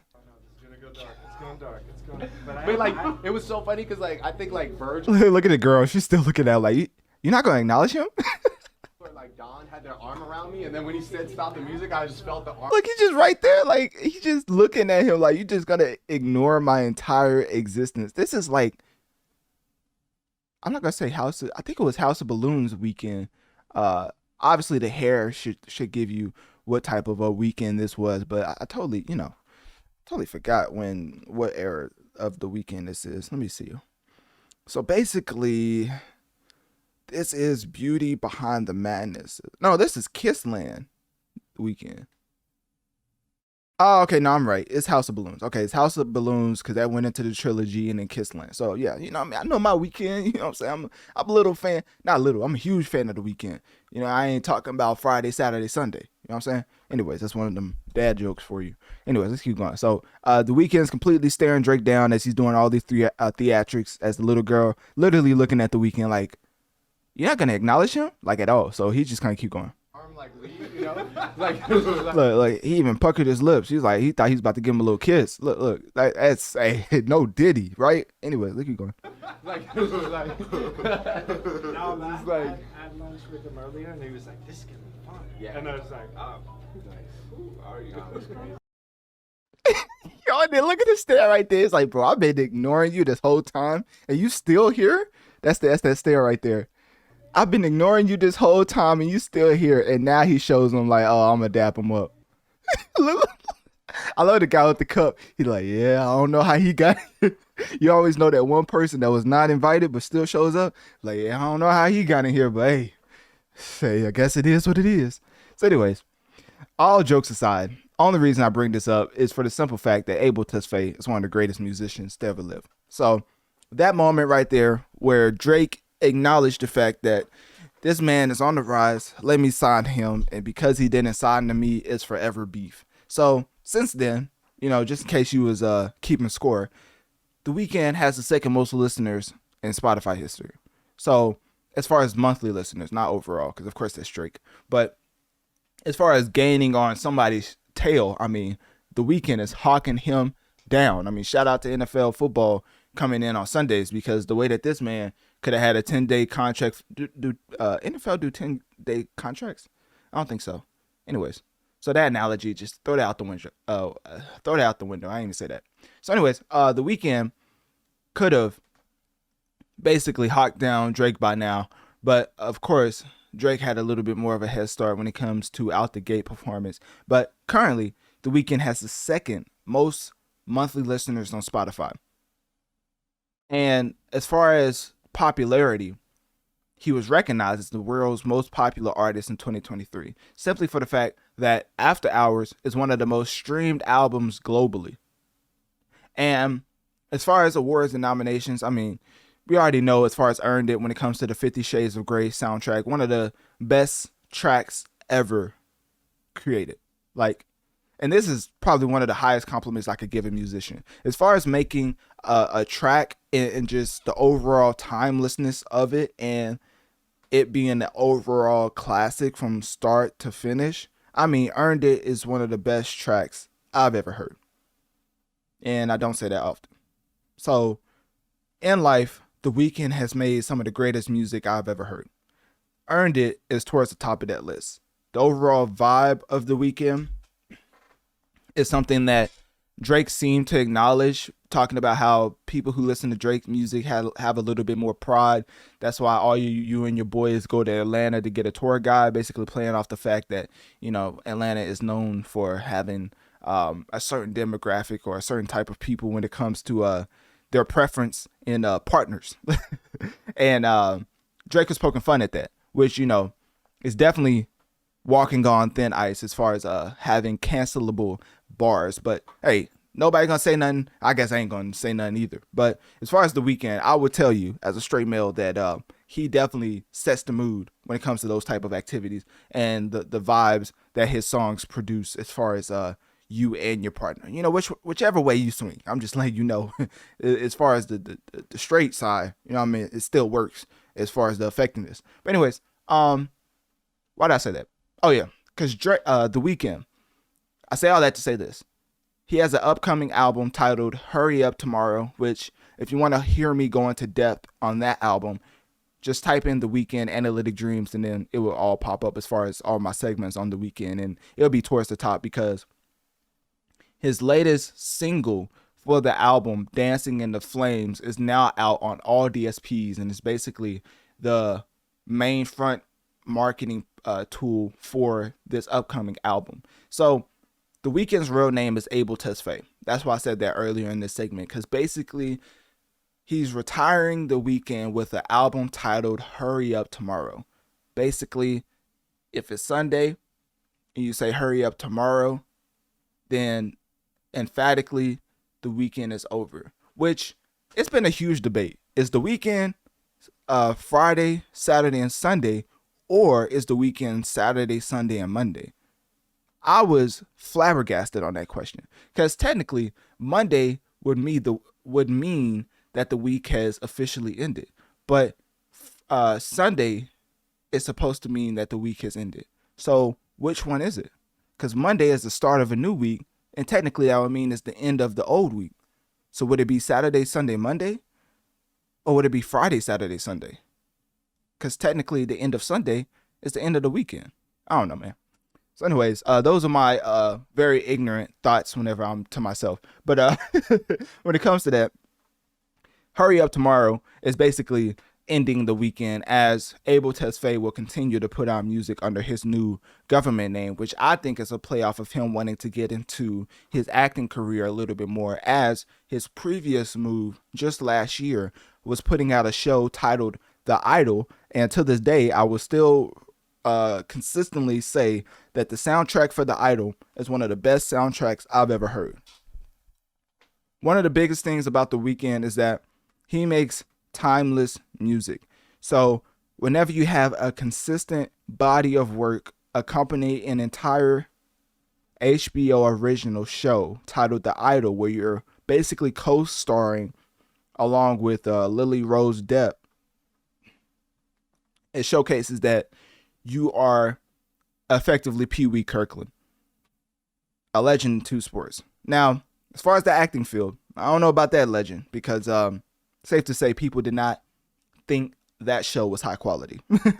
But it did end up winning best choreography for the Jenny scene when she was like dancing or whatever, which it did have a lot of great choreography, but that plays off the music fact and just the overall music infatuation of this show, because it definitely showcased how talented they were when it came to overall music production. So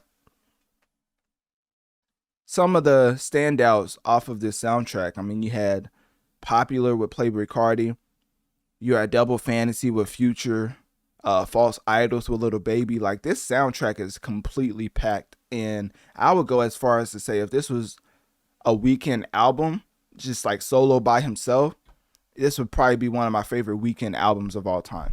Now, I would have to revisit that because The Weeknd makes great music, so I don't know how true that statement is, but just looking at it, it just seems like it's definitely a great album if he was to put it out. But as far as his own, like comparing it to himself, I'll have to look back at it. But it's definitely a great look back at it. Well, no, it's the anyways, let's keep going. The Idol soundtrack is definitely one of the greatest soundtracks I've ever heard. So with that being said, I mean, it's no surprise that he could make a great soundtrack, as he made one of the greatest tracks ever, what earned it being off of the 50 Shades of Grey soundtrack, So it's safe to say that he has a great track record when it comes to putting out timeless music for movie soundtracks. So, which is why Avatar, which if you don't remember, Avatar asked The Weeknd to put out a single for their movie, which I think that was in 2023, if I'm not mistaken. Let me see, Avatar. Let me see, The Weeknd. Yeah, okay, so Nothing Is Lost, You Give Me Strength, which is The Weeknd, The Way of Water original motion picture soundtrack, which basically came out December 15th, 2022. So when it comes to soundtrack and just classic material being given by The Weeknd, I mean, he has a very, very consistent track record.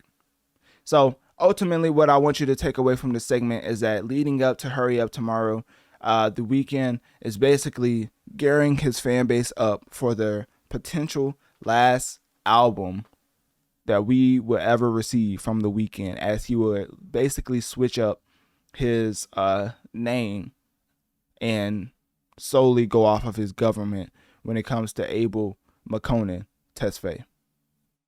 So with that being said, click my link tree in my bio. Let me know on one of my social medias. What do you think about this lead up to The Weeknd's new album titled Hurry Up Tomorrow? And also, as far as his discography is considered, what is your favorite Weeknd album?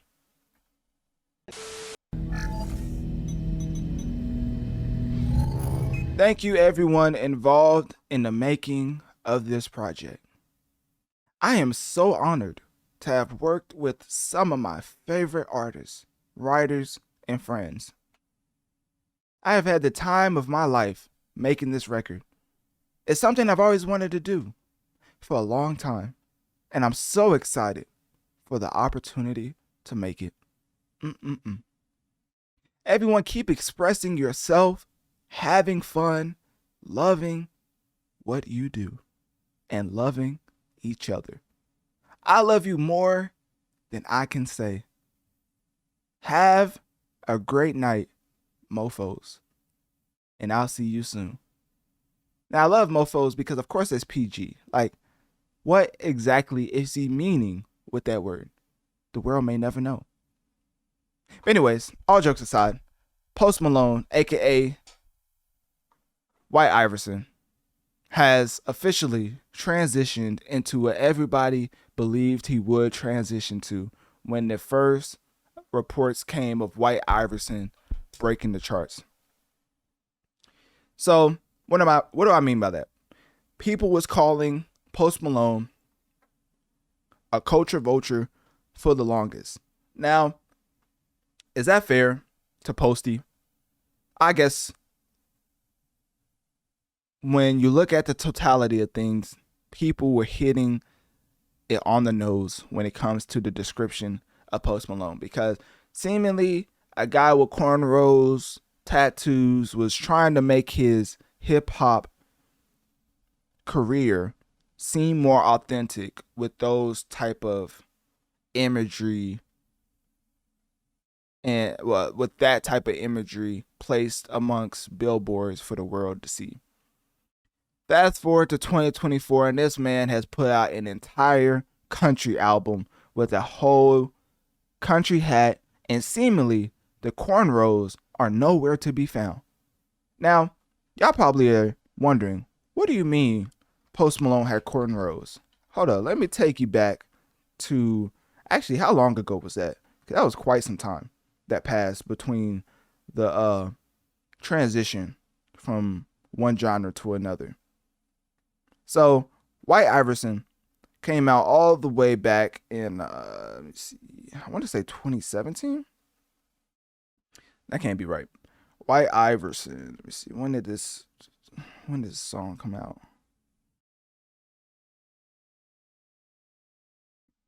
Okay, 2016, I think, is when this track came out.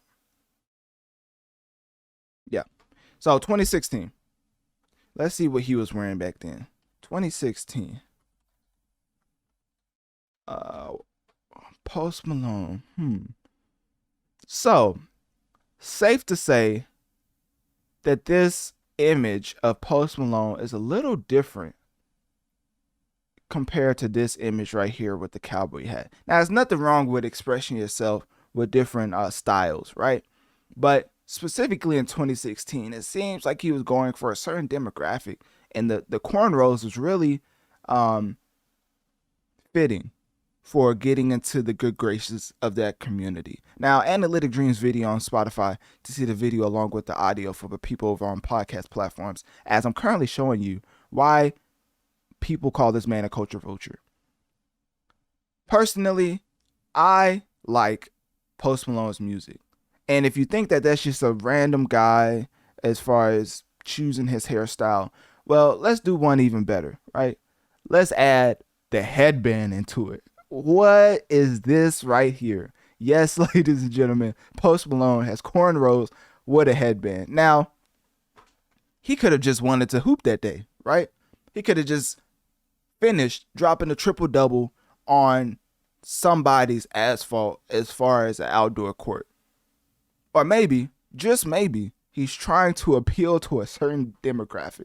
Now, I'm not mad at it, right? Get it how you want to, because at the end of the day, he has effectively did what a lot of people have been accusing him of, which is getting the specific genre's fan base to collectively enjoy his music to the point now, when you call him a culture vulture, you seem like you're hating for the simple fact that this man makes great music. If you make phenomenal music, all of these critiques go out the window, because at least the quality level of music you are getting is at a certain level that you cannot get from other musicians. So there comes a point in time where the amount of talent you possess negates all of the negative perception that comes with the fame.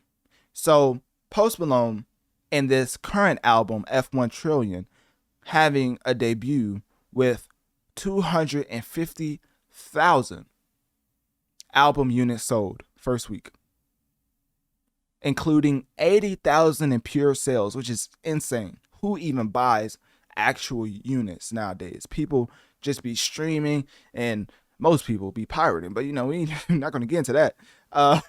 80,000 pure sales is insane. And this marks Post Malone's third #1 album on the charts. And additionally, if you want to know how insane it is to just get 80,000 in pure sales, I mean, overall, streaming-wise alone, not alone, but streaming-wise, 31.7 million streams on global Spotify in its first day.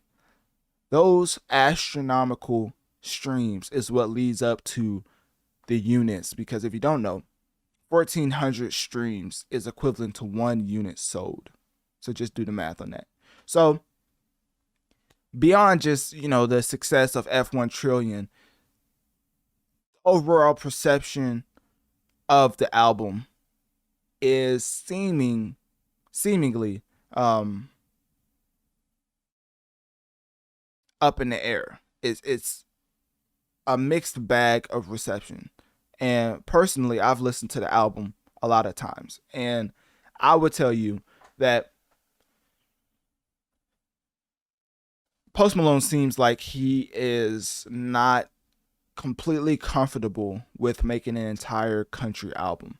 The amount of features on this album alone is ridiculous. I mean, talk about having your first debut country album and ironically having some help, as that's the most popular track from the album. So 18 tracks, 57 minutes.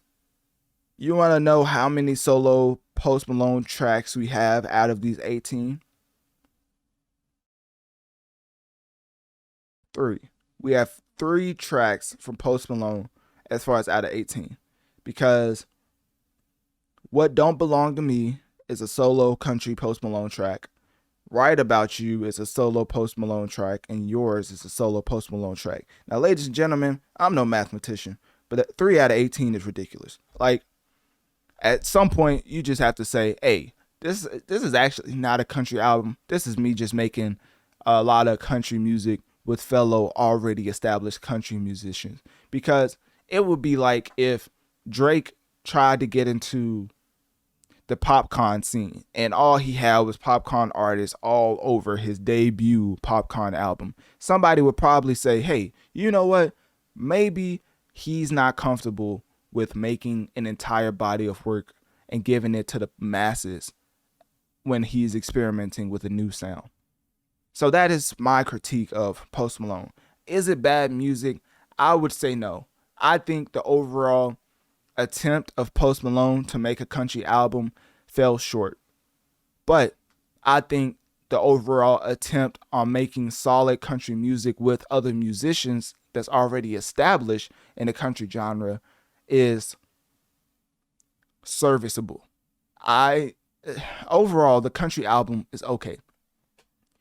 Because F1 Trillion is more than just Post Malone. There's a lot of other already established country musicians on the album. And the reason why I keep saying that is because, ladies and gentlemen, if you have Luke Combs, Blake Shelton, Dolly Parton, Morgan Wallen, Tim McGraw, Hank Williams, I mean, goodness. I mean, who else do you need on a country album? I mean, this is the all-star game in itself as far as the country genre is considered. So Post Malone just constructing this body of work was like DJ Khaled-esque when he puts his albums together with all the greatest hip-hop and R&B musicians. So I give Post Malone kudos on the ability to make this happen as far as bringing all these top-tier country names onto one body of work. But I would be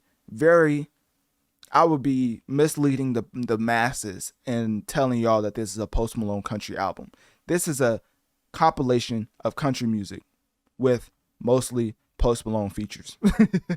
Because the amount of help he had on this album is very ironic because of the fact that the biggest track off of this album is titled I Had Some Help, featuring, you guessed it, Morgan Wallen, which to this day is still the second most played track in the world and has been on the charts for about 17 weeks. And that is my review of Post Malone F1 Trillion. At the end of the day, this man is and has given us is crazy. This man has given us timeless music time and time again to the point where he has a whole entire diamond collection. So never let my critiques of Post Malone negate the fact that I think he's one of the greatest musicians to ever touch a mic. It's just sometimes you have to keep it like it is as far as giving it 8 more than 92 because people respect that. So having the Diamond Collection, which if you don't know, just to give you a little tidbit, the Diamond Collection is basically all the songs that are RIAA certified. So you may be wondering, how do you get a RIAA diamond certification? Well, I'm glad you asked. At least 10 million units. Yeah, that's all you need. And remind you what I just said about 1,400 streams being equivalent to 1 unit. So RIAA certification, diamond certification is at least 10 million units. So safe to say, Post Malone has been emphatically impacting the masses. This is just one of those projects to where I think he was experimenting with a country sound, but I don't know if he will ever make a solely country album by himself. So that being said, click my link tree in my bio. Let me know on one of my social medias. Even though Post Malone's F1 Trillion is obviously a commercial success and he's had commercial success over the years, what do you think subjectively on just the quality level of F1 Trillion? And do you like that he had more features on this album, or do you want a solo country album from Post Malone?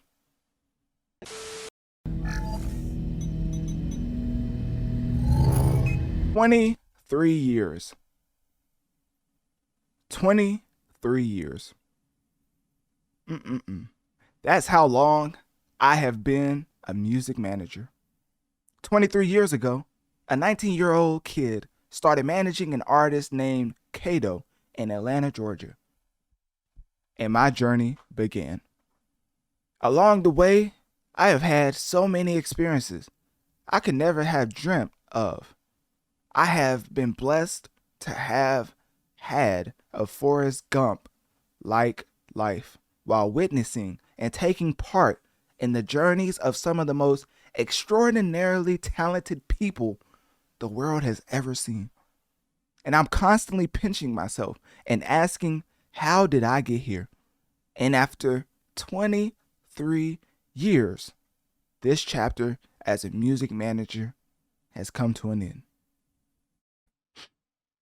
Now, ladies and gentlemen, those are words from the one and only Scooter Braun. I mean, if you ain't heard Scooter Braun in a rap, then that rapper must be unsuccessful. Because when you talk about somebody being able to give you the keys to success as far as opening up the doors to the masses and giving you exposure on a level that you've never seen before, we're talking about a man that has managed Justin Bieber, that has managed Taylor Swift, which we're going to get to that in a second. But overall, this man Scooter Braun has had tremendous is just an understatement. This man is successful in every sense of the word when it comes to the music industry. So with that being said, why in the world would he retire after 23 years of just straight dominance over artist management? Well, a lot of things that has came into play has led to Scooter Braun basically reflecting on his role and expressing his sense of relief with retiring, whether it's managing Ariana Grande, Justin Bieber, Taylor Swift. I mean, he suggests a lot of things in this IG post, which I'm not going to read all this because you can see, well, Analytic Dreamz video on Spotify to see the video along with the audio. But basically, you can see right here that this man has a lot of words when it comes to expressing why he retired. So you can read that for yourself. I ain't reading all that. But the overall public perception, I think, was getting to Scooter Braun. Because if you don't know, Taylor Swift is the biggest gangster in the music industry. I don't know who needs to keep repeating that for you to just know that it's a fact. But when she says something, it usually goes. So when Taylor Swift says that Scooter Braun is a bad person and basically took the rights under from Taylor Swift, her fans are going to get into the midst and basically fight for Taylor Swift in a way that you've never seen before, which is why Scooter Braun is still seen as enemy number one to the music industry. And it's all because of Taylor Swift. I mean, Taylor Swift literally re-recorded 4 albums and they outsold the original versions of those albums simply for the fact that her fan base wanted to support Taylor Swift over Scooter Braun.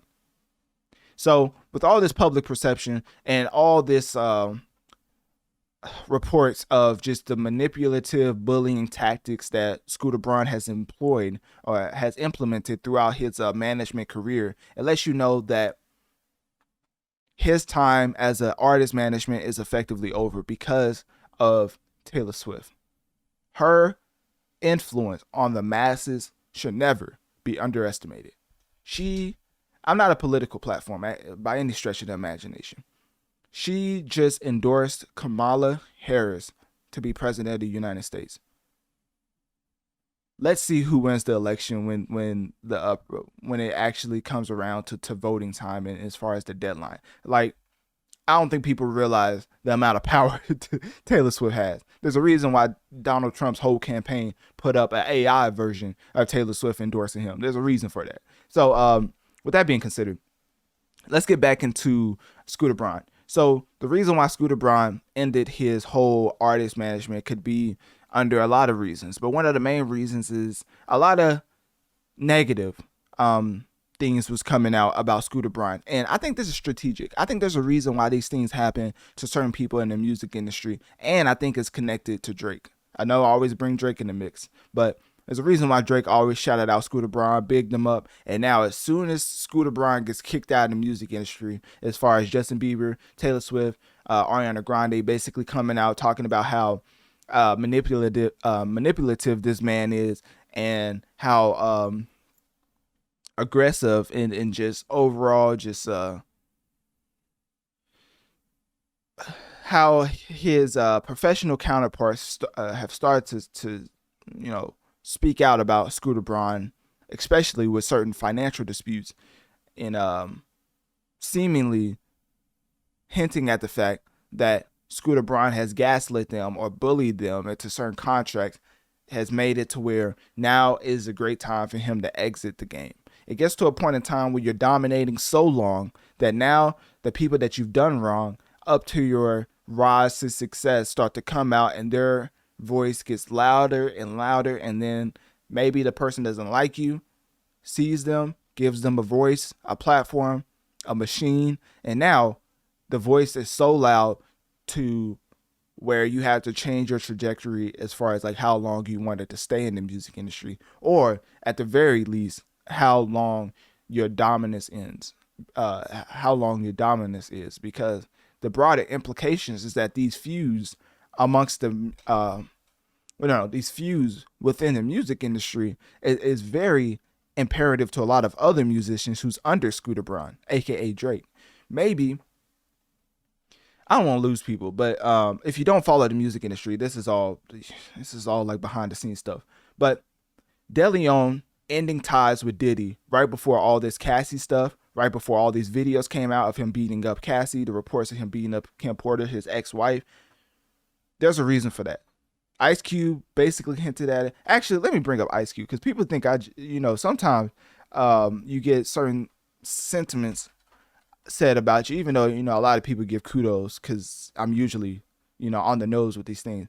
But let me actually talk about somebody else who's around and has way more credibility than me, talking about something that I'm basically saying right now as far as Ice Cube and just Diddy in general. Because there's a domino effect to these things. It's not just something happens and then it's just spur of the moment. It's a lot of I don't even know how you type this in. Ice Cube is such an interesting name, because literally like ice cubes just pop up. That is not what I was looking for. I don't know if I'll be able to find it,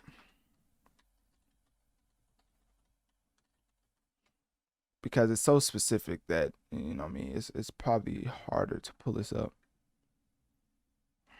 Let's see, Ice Cube,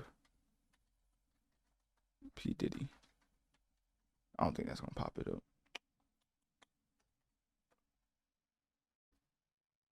Okay, so same people who own the labels own the prisons. Literally the same people? Literally the same people who own the labels own private prisons. The records that come out are really geared to push people towards that prison industry. All right, so that was a little different. That's not what I was looking for. But oh, here we go. Diddy. Yeah. It's a lot of thirst the money. Yep. Goes. And Bob and shoot. Jay, I don't know. Yeah, he doesn't have Lamar. Let me see. PD. Okay, so it's on the PBD podcast, and Ice Cube was basically talking about it. I don't know how in the world did they label this, because it's nowhere to be found. But let me just type in PDB Ice Cube, because when he was on that podcast, he was basically giving it up about P Diddy. But basically, I'm not gonna slow this down. So let's get back to what I was talking about. So industry ties ends up having a domino effect on broader implications in your industry. So with that being said, Ice Cube was basically talking about how De Leon and the P Diddy deal could have led to certain security layers being removed because of that Ciroc deal ending. And the effect of that is all of these allegations that's been known by the public coming to light, and now seemingly having ramifications of the FBI stepping in, raiding his 2 homes, potentially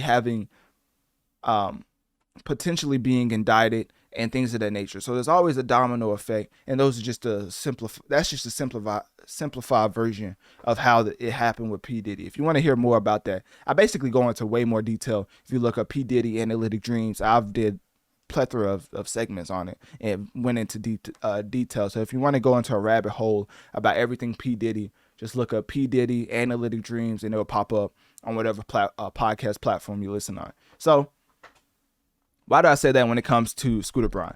So Justin Bieber and Scooter Braun had a lot of vitriol towards the end of their career, highlighting Justin Bieber's health issues and cancellation of his tour. And instead of being, morally sound and a lot of things as far as considering the human health, Scooter Braun reportedly filed financial disputes because of him not being able to go on tour and things of that nature. So his relationship with Justin Bieber was never at its greatest when it came to that.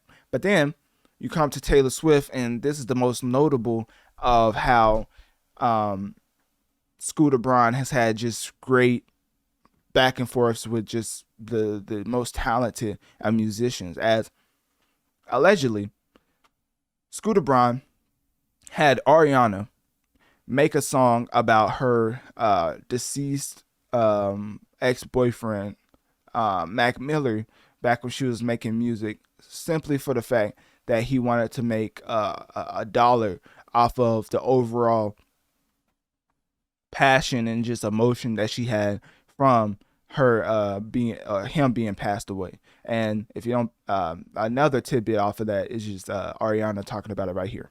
I think so. Yeah, Ghostin' sucked.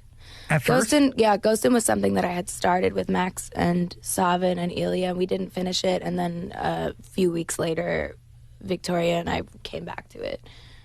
And it was just like, I don't think we even finished it. I think there's just 2 verses and then strings, because we were like, it's just not.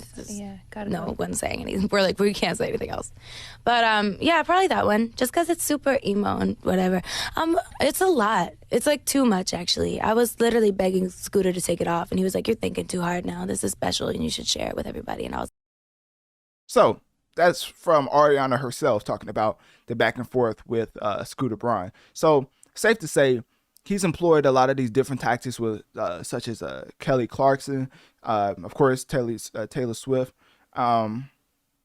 just overall manipulative tactics, basically trying to get more of a grip over the music industry because of him being the more powerful player when it comes to the consumption of music. I mean, you manage Ariana, Taylor Swift, Justin Bieber. You probably think you're Universal Music Group in yourself because of these powerful people you have under your management. So because of that, and ultimately Taylor Swift just making it impossible for you to battle this public backlash. Because if you don't know, this man came out with a whole documentary. I forget which platform it was under, but Scooter Braun has a whole documentary. I think it was released this year, that's titled Taylor Swift versus Scooter Braun, Bad Blood. Yeah, that's a whole docuseries that's been released. I don't know what platform. let me see if I can find the platform right quick, because he's basically trying to do damage control over it. And if you want to learn more about just how he effectively got pushed out of the music industry, it was basically Taylor Swift. And he kind of talked more about it under this documentary, because it says Taylor Swift and Scooter Braun music feud will premiere. I'm trying to get the platform. Forget all the other stuff. Oh, okay. So Discovery Plus. I mean, I know if you got them alleged sites, you get whatever. But if you want to do it the legal way, Discovery Plus is where this docuseries is currently under. So this is Scooter Braun's side. Of course, we've heard Taylor's side and her speak about Scooter Braun. But as of now, you know, this is the ultimate way to hear his side if you want to learn what he has to say about the Taylor Swift version of what he did. And, you know, a lot of people just calling him one of the most disgusting people in the music industry, whereas the music industry doesn't have a good perception in itself because there's a lot of backdoor things happening, and you really have to be on your toes or you will get taken advantage of, because people are not nice.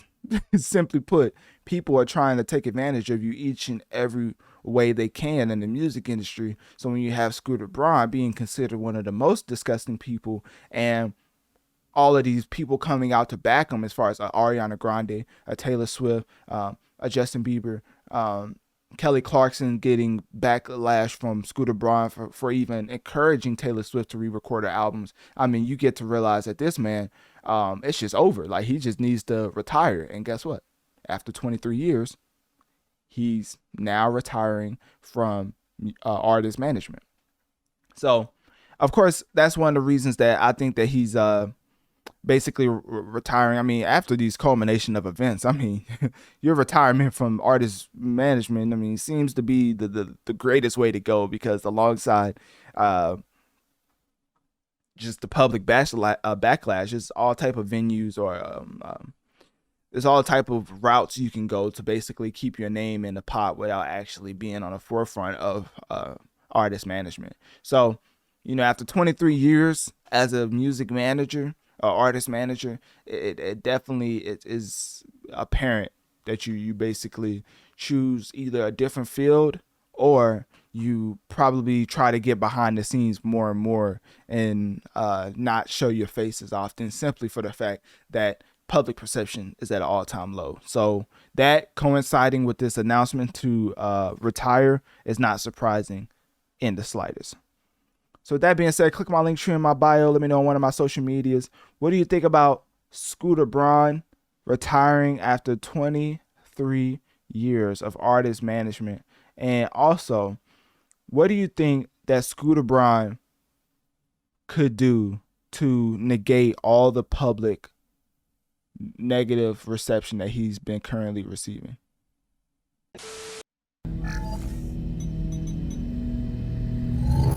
Though Bungie employees said leadership had assured them there would be absolutely no layoffs and nothing major in terms of reconstructing once the deal closes with Sony. Now, this was a launcher article from 2 years ago, and fast forward to 2024, Bungie has laid off 17% of his workforce. To be more specific, 220 employees have been laid off from Bungie, the studio behind Destiny 2, which has had the most success in recent years with their DLC as far as the Final Shape expansion. Now, where did all this money go to lead to these layoffs? Because the world has to figure out why a company is laying off all these people in the midst of just 2 years ago, letting them know that they're not going to go anywhere after the Sony acquisition. Well, another tidbit that I have to show you, make sure to go to Analytic Dreamz video on Spotify to see the video along with the audio. For my podcast platforms out there, go to Spotify, Analytic Dreamz video to see the video along with the audio. Right now, I'm playing a very interesting video. Now, what is this video, you might ask? Well,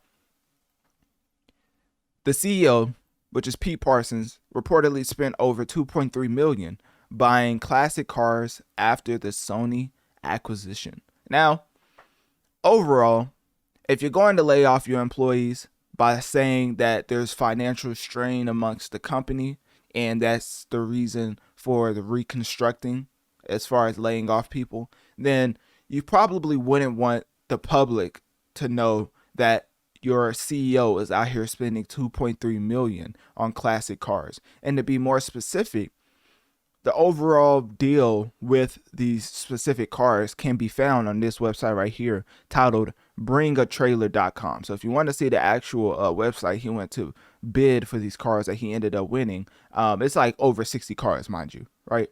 So when this happens, I mean, I'm playing the video, but this is the actual site you can go to. Once again, Analytic Dreamz video on Spotify to see the video along with the audio. But you go to this website, and this is the actual website that he purchased these cars from. So laying off people, laying off people, a significant amount of people, reducing your company workforce from 1,300 to about 850 employees is very interesting when the actual CEO is out here buying over 20 vintage cars that's worth $2.3 million. So when that same person comes out and cites the reason for the layoffs being development costs, industry shifts, and economic conditions as far as reconstructing, you best believe that people are going to call cap. And that is why people are coming out putting this on Front Street as far as his amount of exorbitant purchases for vintage cars, saying that the players and workers need to support each other, because obviously these companies don't care about you. Because if they're just gonna change your whole life by laying you off and also throw all this money at vintage cars in the midst of them telling you the reason for them laying you off is because of economic conditions, then it's just a slap in the face, and they're basically saying that they could care less about your financial status. As Bungie, who I'm gonna keep reiterating, is the developers of Destiny 2, which just had its most successful expansion to date with the Final Shape expansion. So with that DLC being extremely successful, and not only that, for $3.6 billion to come to Bungie as far as the deal with Sony Interactive Entertainment back in 2022, and fast forward to 2024, and they've laid off 17% of the workforce. I mean, you could probably understand why everybody is so upset, creating a lot of public backlash, and are calling for the resignation of the CEO simply for the fact that he's basically spinning the truth and telling people one thing when information tells us another. The objective information tells us that this man is out here splurging on vehicles and laying off people at the same time. So make that make sense, right? So Bungie has reportedly come out saying that they're at a financial loss, and that the revenue targets have been missed by a significant margin, and that the situation is in the red due to overly ambitious projects and financial mismanagement. But you know who really is out here mismanaging the finances? The CEO. So if you have the CEO, P. Parsons, out here mismanaging his finances, and then he goes at the workers, laying them off, I mean, you can automatically assume that they're going to use this public information to tell the people that maybe, just maybe, they are laying you off because they just don't care about your financial status. They make all these different bonuses off of the deals that they just did with Sony, and as far as the financial health, Sony can obviously contribute to them now with them being under Sony, but ultimately Bungie is just out here doing large scale acquisitions as far as vehicles instead of large scale acquisitions when it comes to talented game developers. Financial resources and human capital should be a much higher priority than paying for classic cars. And this wouldn't have been a problem if you would have kept everybody under the workforce. But because of so many people losing their jobs, it's simply for the fact that the gluttony, the greed, the overall ambitions to have what most people don't, as far as a bunch of different vehicles. It's just very it's very not basically he's not concerned with his workers. The main thing that he's concerned with is paying for these different vehicles, because if you're buying rare automobiles every 60 days before laying off people, I mean, goodness, at that point, I don't even know what to say, because strategic movements needs to happen for people to believe that the company is going to keep you afloat. And right now, it seems like they could care less. They're just blowing the bag that they received from Sony. Well, they're blowing the bag on everything but the actual workers who helped them get this deal in the first place.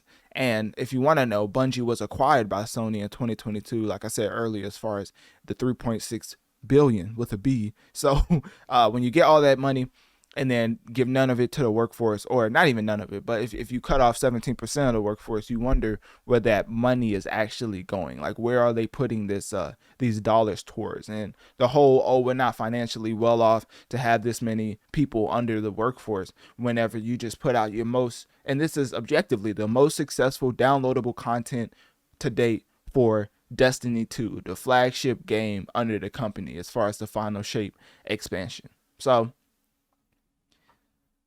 with that being said, this is being a consistent theme throughout the gaming industry. I mean, I can't even tell you how many companies are out here laying off their employees. But to be fair, when those companies lay off their employees, there's not public information, public sites to where they show the CEO out here purchasing vehicles, and not even one, not two, not 10, 20, 30, but 60 vehicles for $2.3 million.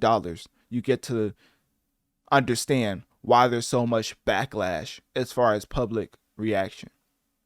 So nobody knows what's going to happen in the future when it comes to the CEO, Pete Parsons. But what we do know is that a lot of people lost their jobs simply for the gluttony and greed of a company. And sometimes when you're working for a company, you should probably realize that they could care less about you.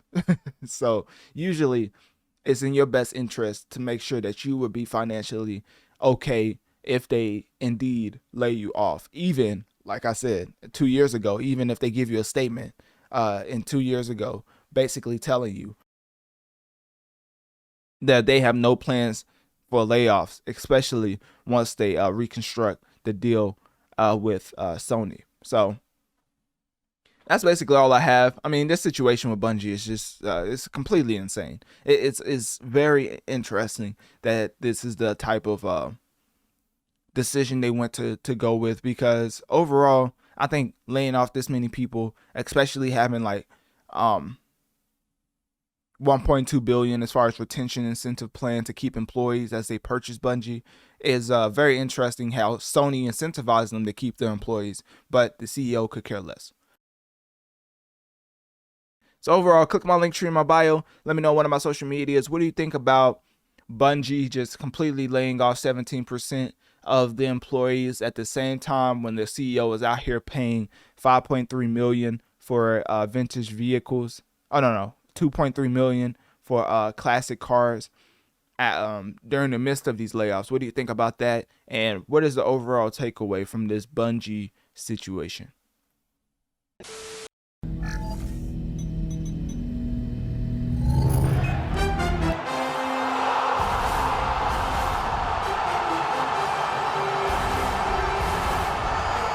Now, ladies and gentlemen, Analytic Dreamz video on Spotify to see the video along with the audio, as right now we're showcasing the Dreamcon 2025 announcement.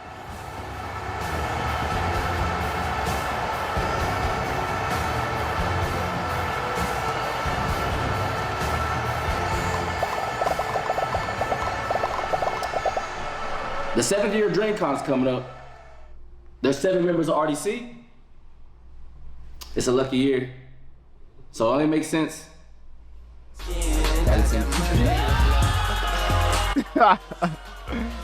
Alright, so I'm gonna pause this right quick. So basically, the overall announcement of this video was a very interesting play off of when athletes sign to different colleges and things of that nature. But what you can tell by the first announcement is that everybody in the mom thought the convention was going to Las Vegas. So whenever they start off the video like this, everybody's probably saying like, I knew it. Like I told y'all way back in Dreamcon 2024 that this was going to happen, simply for the fact that Mark, quote unquote, leaked that the location was going to be in Vegas. How do I know that? Because I watched like every RDC stream. But basically, Mark said that during the stream, and he was like, "Oh, was I supposed to say that?" And then John like shook his head. So that's why everybody in the mom thought it was going to be at Las Vegas as far as 2025. So that's why starting the video off like this made everybody think that it was actually going to Vegas.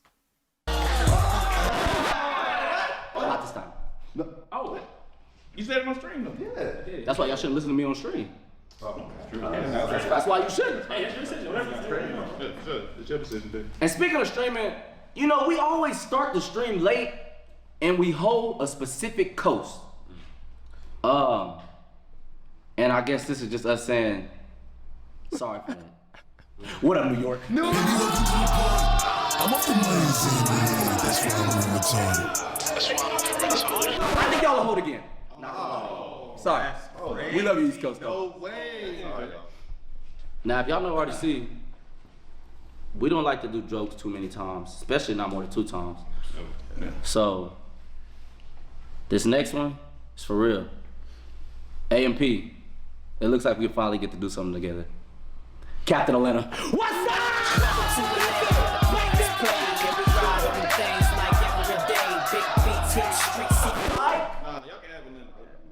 Stop that. We don't mess with AMP like that. Hey, I didn't hear Leland in the background. What did he say? Y'all can have Atlanta. I don't know how Captain Atlanta feels about that, but let's keep going. Stop that. We don't mess with AMP like that. Captain Atlanta, sorry. But seriously, this next one, I promise, is where Dreamcon gonna be. Shot City. Y'all know we've been living somewhere for quite a while lately. Trying to make movies happen and stuff, so I mean, it only makes sense. Yeah. LeBron, Houston! I know y'all been waiting on this.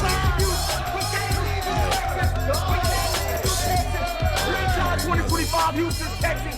Baby, we love y'all. We're gonna see y'all there. It's gonna be lit. All right, so basically it's going to Houston, as you can see right here. And the reason why I'm having this up on the screen is simply for the fact that y'all had to see the announcement video, because that was very interesting. And as far as building suspense, it was built to the highest level, I might add. But one of the biggest things I was wanting to get into with Dreamcon is my coverage of Dreamcon all the way back in yeah, okay, here we go. I had to look up my own content. So September 25th, 2023, on whatever platform you're currently listening on, I put out this video titled Dreamcon 2025 canceled? ! Now, why would I say that as far as Dreamcon 2025 when it was just announced that it will be coming to Houston? Well, I'm glad you asked, because the actual reason I put that out is because I don't think a lot of people was familiar with the actual developments of where they was currently hosting Dreamcon. But basically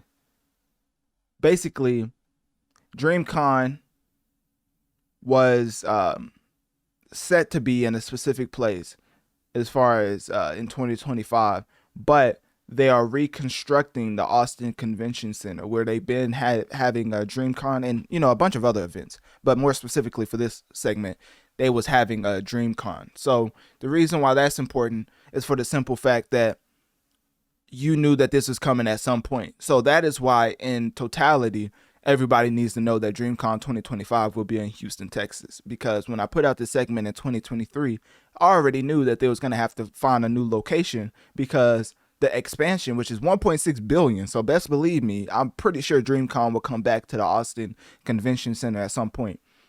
But basically, it's set to be the expansion is set to beginning in 2025. So they have to find a new home for the time being. So they will be in Houston for 2025.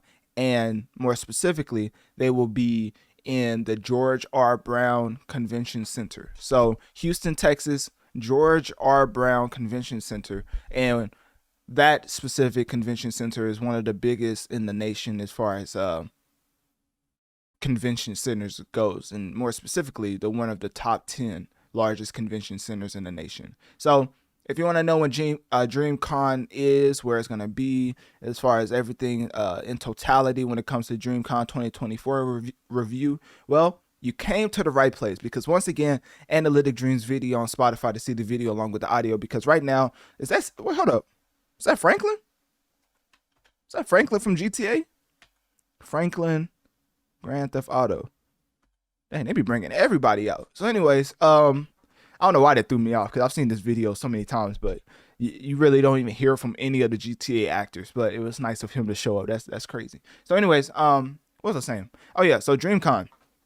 Basically, DreamCon 2025, like I have reiterated a plethora of times at this point, Houston, Texas, George R. Brown Convention Center, and it's one of the biggest in the nation, so size would definitely not be a problem.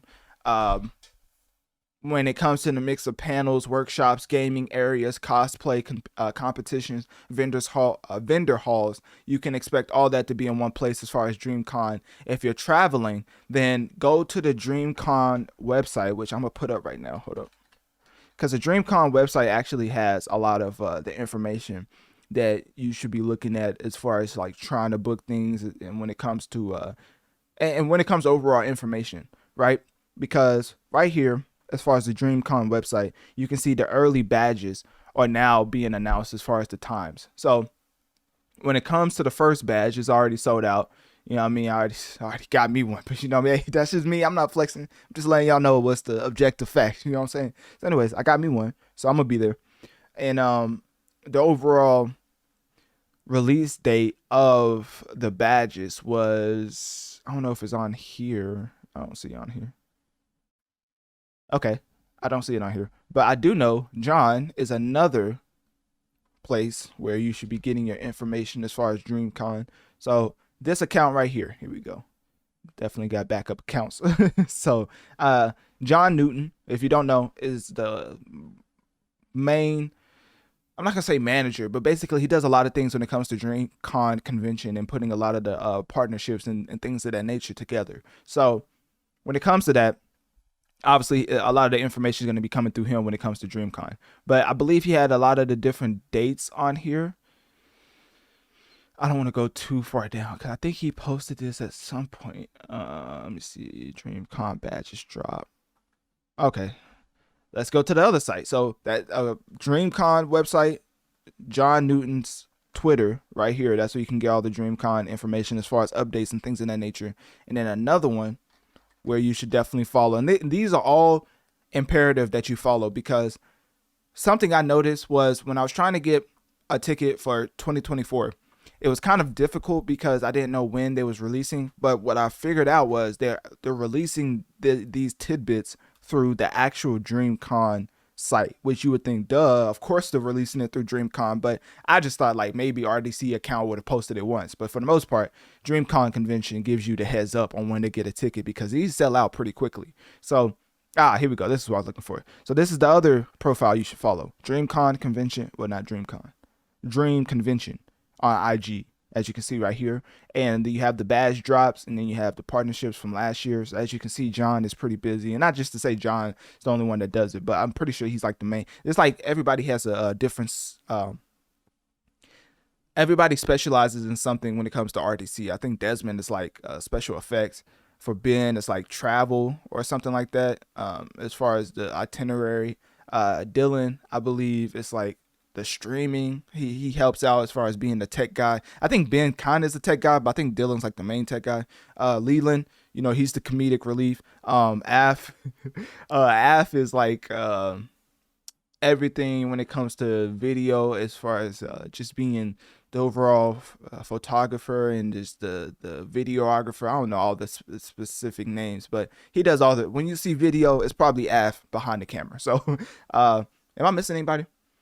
I mean, Mark is like the mascot, just like the head person of RDC, you know, and he definitely represents RDC well, especially whenever they ask him about his team and things of that nature. Because whenever you're the main focal point of a group, as you've seen, and I cover hip hop daily, so a lot of hip hop groups and R&B groups get to a point where whenever that Beyonce of the group is announced, there's a lot of animosity and vitriol sent towards his way because they want to be the Beyonce of the group. Which in Mark's case with RDC, it seems like they've been around and been together for so long, which is very, very rare. As you see with the Migos, rest in peace to Takeoff. It's a lot of things that can get in between groups, even if they are family. That's why I specifically say the Migos. But for RDC to stay together for as long as they have, and especially to still keep that camaraderie, even though Ben, he left and came back, but it's okay. He was probably chasing one of the OnlyFans bots. But, that's besides the point. So as far as this specific Dreamcon announcement and the overall the person who specializes over everything Dreamcon is basically John. That's why I that's why I showcased the Dreamcon Instagram account, the YouTube, and then John's Twitter, because that's what you need to follow. So anyways, these are the badge drops. So we have October 11th, November 15th, and December 13th, which is the final drop. 7 p.m. CST. Weekend badges and single day badges available. And then of course it's at the Houston George R. Brown Convention Center. I keep repeating that because it's very important. And then what else? There was something else I was wanting to get into. Save these dates because these will be your last chances. These will be your last chances to secure you being at Dreamcon. Okay, cool. So yeah, man. So that's basically it for the Dreamcon 2025 news. As always, the location has changed every 2 years, and for this year is no different as far as them moving again to Houston, but they're still staying in Texas, which is definitely true to their hometown as far as where they grew up. I believe Mark and them grew up in like Waco, Texas, or something like that. So yeah, another thing, which is the biggest tidbit that you need to know: Dreamcon is the largest and fastest growing Black-owned anime and gaming convention. I love how they say anime because Mark consistently tells people that it's just a convention for all Black content creators, and not even just Black people. It's just like content creators, people who enjoy maybe the nerdy side of things, or also wanting to network as far as other content creators. It's just a great place for that. And it definitely has gotten the Black title because, that's what they do to us when we get success. So you make it to a certain level and they be like, oh, he's successful in the Black area of things. Like, nah, like overall, Dreamcon is one of the biggest conventions in the world, and it was just founded by a Black group. So that's something that's very interesting that they do to us all the time. So as far as the convention, it celebrates a broad range of interests as far as anime, gaming, cosplay, sports, film, music, pop culture. Like, I think I saw Corday hooping at one of the games, and he was horrible. But I mean, just him showing up as a rapper is just like, it just showcased the vast palette of who shows up. You can have the actor from Grand Theft Auto show up. You have Corday, who's a rapper, showing up. So it's like, overall, they cover a broad spectrum when it comes to whatever you're interested in. So you probably will find something of your interest at the convention. Don't just think it's just one thing. So anyways, after that, I wanted to get into Dreamcon 2024. So the review of that is that it was fantastic. Now, I'm not going to get into Dreamcon 2023 because that was a lot of drama. I'm more of a peaceful person, so drama is not something I like to entertain. So let's just focus on the reviews for Dreamcon 2024. So a lot of people enjoyed it. Of course, one of the biggest standouts for people who went there was the cosplaying and the gaming contest, as far as the participants and the viewers enjoying the creativity and the competition amongst the people performing in the gaming competition. And also you had a lot of special guests and interactions, like one of the videos I just showed. Hold up, did I still have that up? Yeah, here we go, right here. All right, so this is the gaming competition. Oh, you see Corday? Hold up.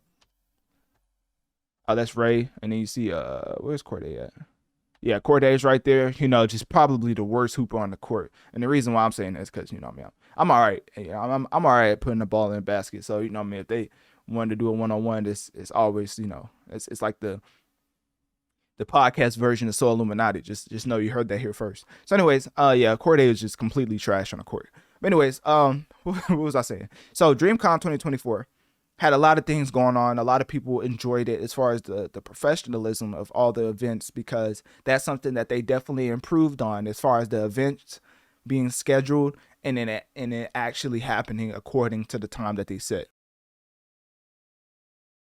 Now, some of the biggest things that I want you to know as far as the crowd management, the event duration, and the meet and greet opportunities, I would say those could be improved upon, but those are just how do you say it?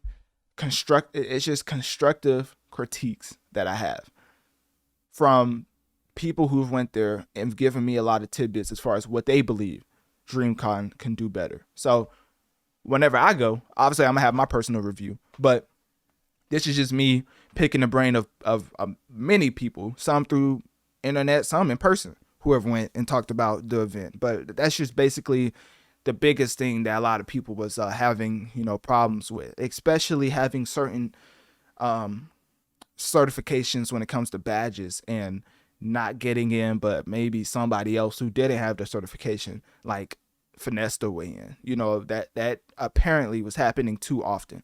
But that's it. That's all the constructive criticism I have from the people who went. So with that being said, also there was like a huge desire to meet people that some people felt like they wasn't able to meet the entire RDC world. But you know, they that critique is a little bit more of the nitpicky side, because of course they're going to a plethora of events that they have to be there. Like they have to go to one thing to the next to the next. It's not like they could just randomly have a 1 hour signing session in the middle of their convention, right? So anyways, overall everybody's enjoyed the DreamCon convention. People agree that it should be 4 days, so that should let you know how much they enjoy the convention. And as far as the other tidbits, they say the meet and greet opportunities should be more expansive as far as like how many there are with the specific RDC members. But when it comes to people being supportive, when it comes to people meeting other people who have become more important in their life, as far as if it's a significant other, a best friend, things of that nature, you can find so much in DreamCon, and it's very much one of the greatest conventions, not black conventions. It's one of the greatest conventions that just happens to be black owned in the nation. So, you know, that's one of the biggest things I was wanting to get at. But yeah, so with that being said, remember that DreamCon 2025 will be in Houston, Texas at George R. Brown Convention Center. And like I think I've said it throughout this segment, but I will be there. This is going to be my first DreamCon. So with that being considered, if you're one of the people who listen to the podcast and want to set something up for DreamCon 2025, just click my link tree in my bio and let me know on one of my social medias. And with that being said, as always, let me tell y'all something. This right here, what's the Jeopardy? No, this right here. Hold up. It was something I specifically wanted to touch on. I don't think it's on this video.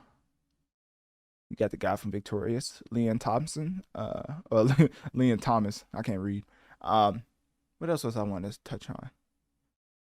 Oh, travel. Travel was something I was wanting to touch on. So basically, I believe the website has the travel accommodations up for 2024. So I would wait for that to be updated, or I would just do your own due diligence and look up the times of the convention and look up the hotels around that or wherever you was wanting to stay. But as far as the convention, oh, that's what I was going to say. Yeah, the convention is scheduled for May 30th through June 1st, 2025. That's very important to say.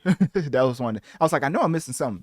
Yeah, so the convention is scheduled for May 30th through June 1st, 2025. And you probably seen it on one of these videos that I was playing throughout the segment, but I just wanted to reiterate that myself. So with that being said, click my link tree in my bio. Let me know on one of my social medias if you've been to DreamCon, what has been your favorite experience. And as far as DreamCon 2025, will you be going? And at the end of the day, what top convention have you been to in the past 2 to 3 years?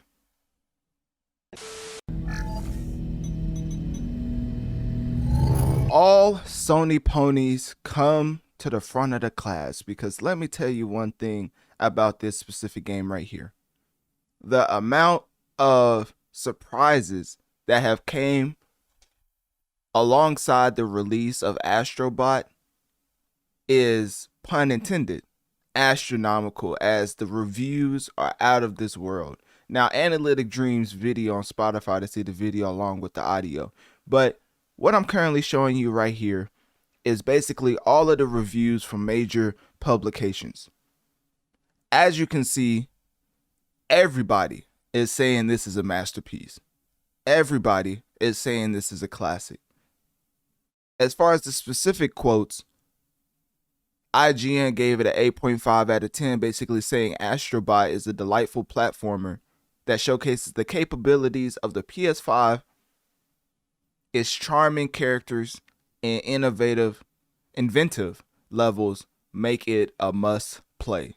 GameSpot gave it a 9 out of 10, saying Astro Bot is a joyous experience that combines clever level design with a heartfelt tribute to PlayStation's history.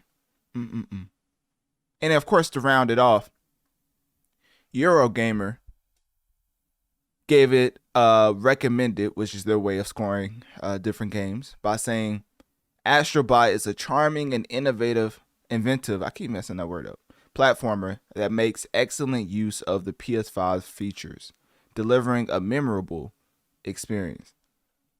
Now, why did I jump right into the reviews of this game as far as Astro Bot? Because I don't know if y'all know, but this bot in particular made an appearance when the first PlayStation 5, well, not the first, well, I guess the first after tomorrow, but basically, or after today technically, PlayStation 5, when it came out, it had a game attached to it called Astro's Playroom, which was serving as the tech demo for the PS5 DualSense controller. So the reason for Astro Playroom being for free when you first purchase your PS5 is because they wanted you to get a sense of what the PS5 DualSense controller can actually do. And you play as a small robot as he explores the inside of a PS5 console, navigating through its 4 main worlds: the cooling springs, GPU, jungle, memory meadows, and the SSD speedway. So, of course, each was showcasing different features of the DualSense controller, such as haptic feedback and adaptive triggers. And that is why whenever they announced a sequel, because that game came out in November 12th, 2020, so basically during the pandemic. So 4 years later, September 6th, 2024, the sequel is released. Developed by Team Asobi, published by Sony, of course, which is exclusive for the PlayStation platform. Well, exclusive for PlayStation 5, to be more specific. I know people still out there talking about retro consoles and calling them current gen as far as the PS4, which is just horrendously incorrect, but it's okay. We're just gonna let y'all live. We're gonna get back to that at a later date. So Astro Bot, in this particular sequel, you're exploring over 50 planets, each filled with unique challenges and surprises. But one of the biggest things I wanted to get into as far as the Astro Bot video game is the way that they're using certain PlayStation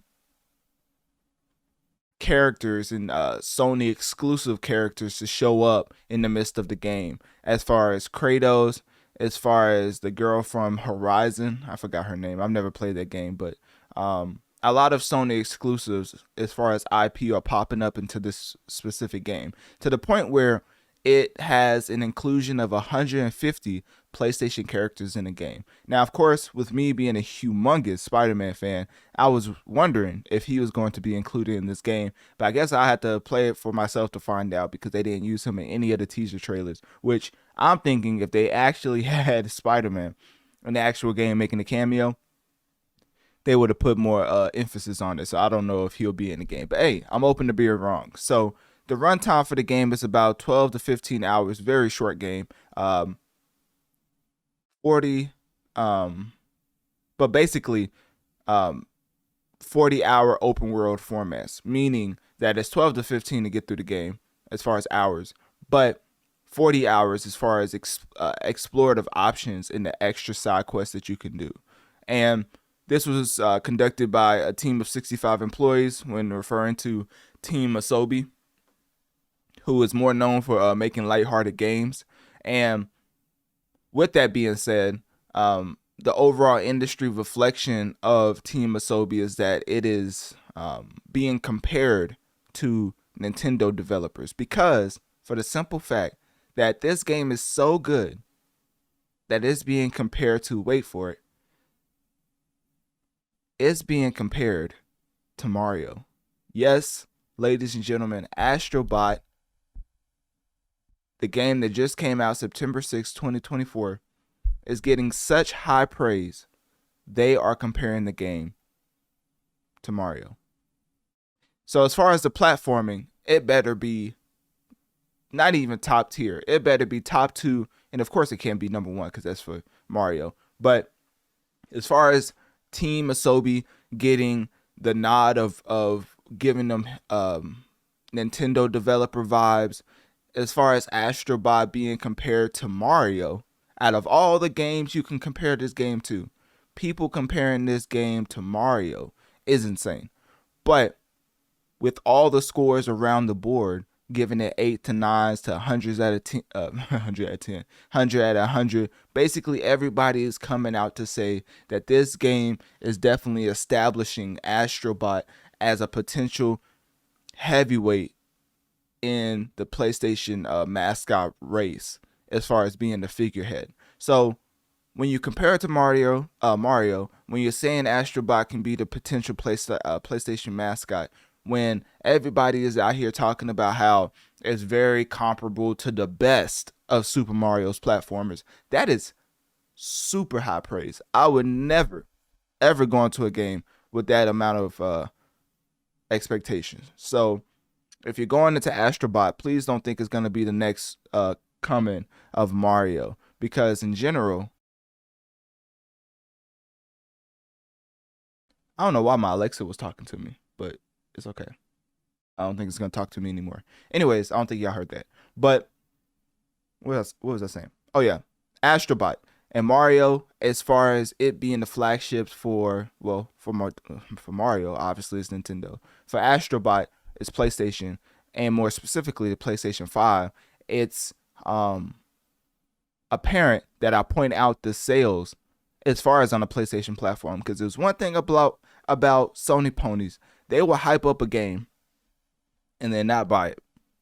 I'm talking about all the people who's claiming Spider-Man 2 should have been Game of the Year, but when you look at the comparative sales, Baldur's Gate 3 literally blew it out of the water, when obviously Spider-Man's a stronger IP. Now, some would say it's because of it exclusively being on the platform, until a report came out that 60 to 80% of PlayStation owners didn't even buy Spider-Man 2. So I'm just completely confused on why PlayStation owners talk so much about their exclusives but never buy them.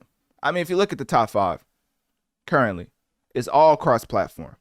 Right here you have 2K25, you have Fortnite, Astro Bot, which, you know, it just came out, but still, you know, congratulations to that for being in the top 3. Call of Duty, college football, and Madden 25. Oh, y'all want to know what the other what the follow-up games are? Wukong, shout out to Wukong, definitely covering that in my next episode coming out soon. Roblox, Grand Theft Auto 5, and Star Wars Outlaws. That was the top 10 games as far as PlayStation platform is considered.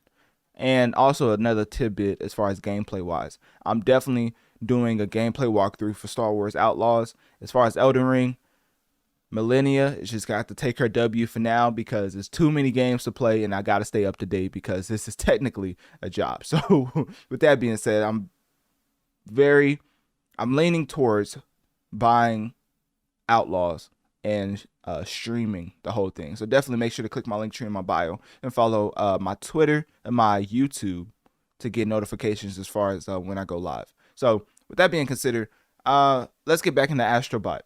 So overall, you can tell that everybody is coming together to say this is one of the best pieces of content PlayStation has ever put out. Super high praise. There's nothing else to point out besides the fact that they're comparing this to the peak of Mario. Because I don't know if y'all know, but Mario is the greatest video game character ever created. Now that may make some gamers upset or mad, and they may bring up Tetris or Roblox or Minecraft or Fortnite, but Mario held down gaming in the Nintendo DS era, and even before then, I don't know why I'm blanking on it. It was like the smaller one, the Game Boy Advance. I think that's what I'm thinking of. It held gaming down during that time to the point where it's always going to be cemented in history as the savior of gaming, because Mario really took gaming to a whole nother level before there was a Fortnite, before there was a Roblox, before there was a Minecraft. I mean, before there was all these other platformers to come out, you know, and subsequently come out. Mario was the originator as far as platforming innovation. So never let that be misconstrued in any praise people give to platformers. It probably took a little bit, not probably, it did take a little bit from Mario. So with that being said, them comparing Astro Bot to Mario was something I did not expect. All of these 10s or 9s across the board was something I did not expect. The widespread acclaim emerging as the highest rated game of 2024, which inevitably makes it a contender for Game of the Year. Now, I don't know how Xbox players are feeling right now, but Wukong, Astro Bot, having such high critical acclaim currently, and neither one of those games are allowed on the Xbox platform, has to hurt. There's just no other way to put it. As far as high quality and top tier content, it is exclusively locked behind the PlayStation console. That has to suck. But anyways, you know, with that being said, that's all I've really had to talk about as far as Astro Bot. So with that being said, you know, click my link tree in my bio. Let me know on one of my social medias. What do you think about the overall reception of Astro Bot that is now out on all, not all platforms. Look at me being petty. That is now exclusively out on the PlayStation 5. And will you be picking up the game? And what is your takeaway from Astro Bot being compared to the peak of Mario platformers?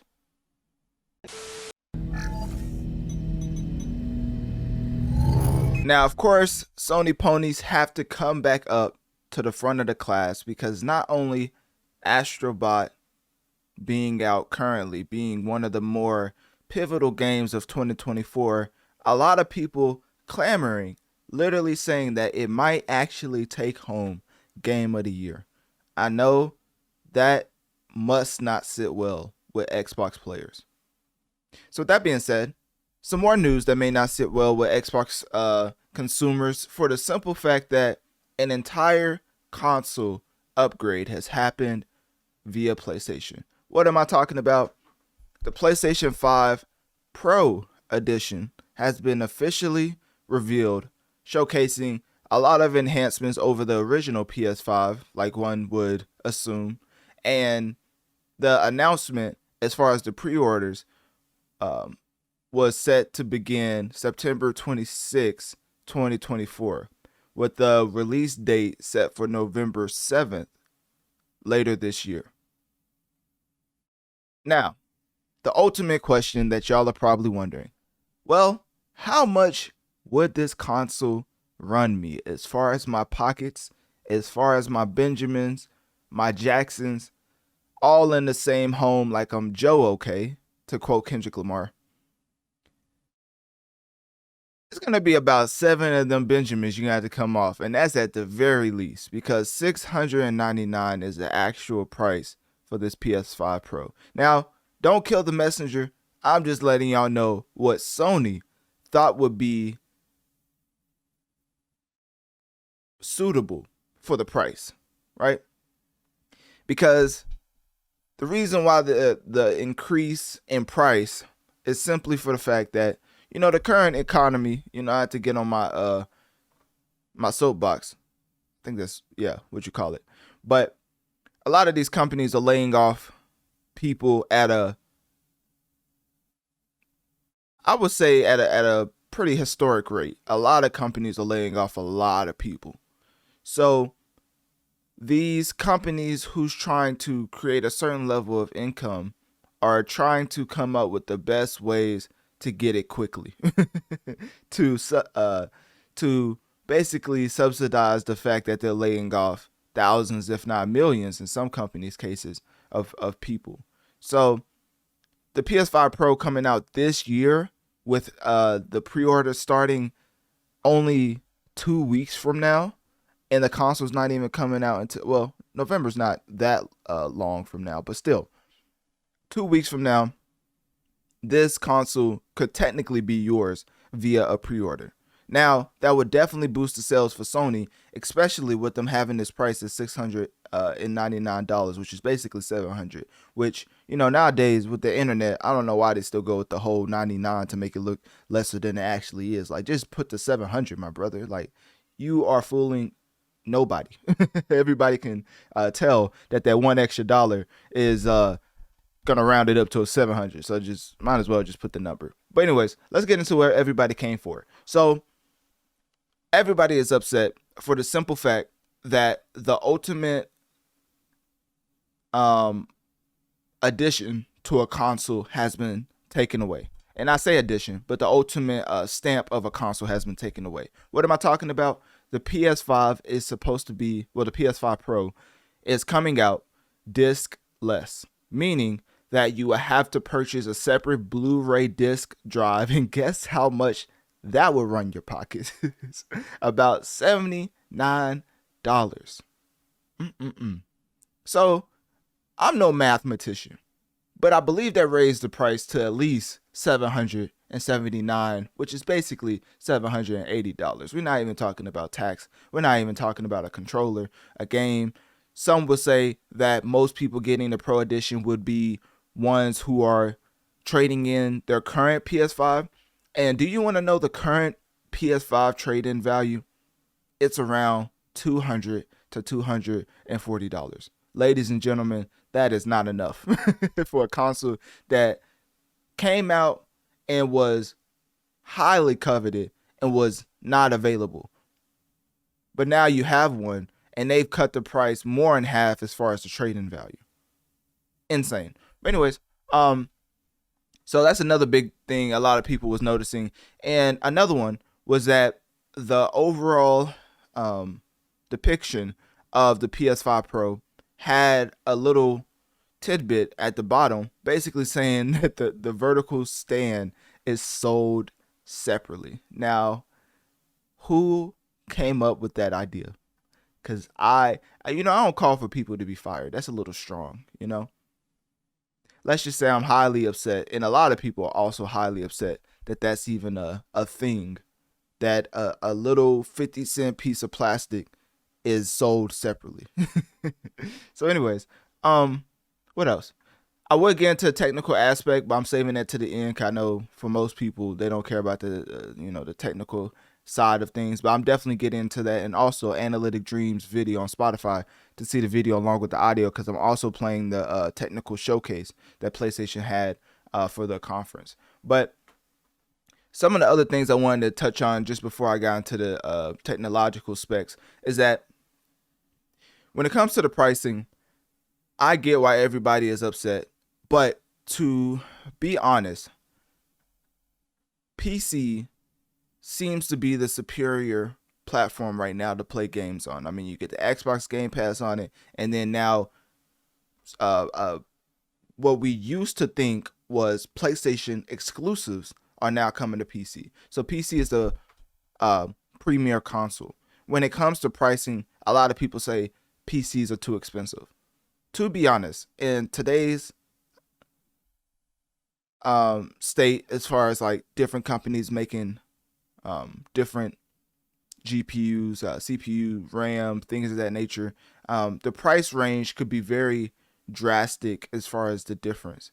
I would say a mid-range gaming PC would probably be between 500 to 700, while a high-end gaming PC will ultimately run you 1,000 to 4,000, probably more. I currently have a PC that I'm recording on right now. It was a part of my whole new upgrade as far as my setup, and that ran me about 4,000 to 5,000. So unless you're a content creator who is actively making a revenue from the content you create, there's no reason to buy something like that. I would advise people to try to go for a mid-range gaming PC, because you're probably just going to be playing regular games on it with your friends. You're not going to be running it through the ringer as far as Pixlr or Adobe or just OBS or streaming, just all these different things that's strenuous on a PC. You probably won't be running it through that. So why do I say that? A mid-range PC, 500 to 700, is obviously cheaper than a PS5 Pro.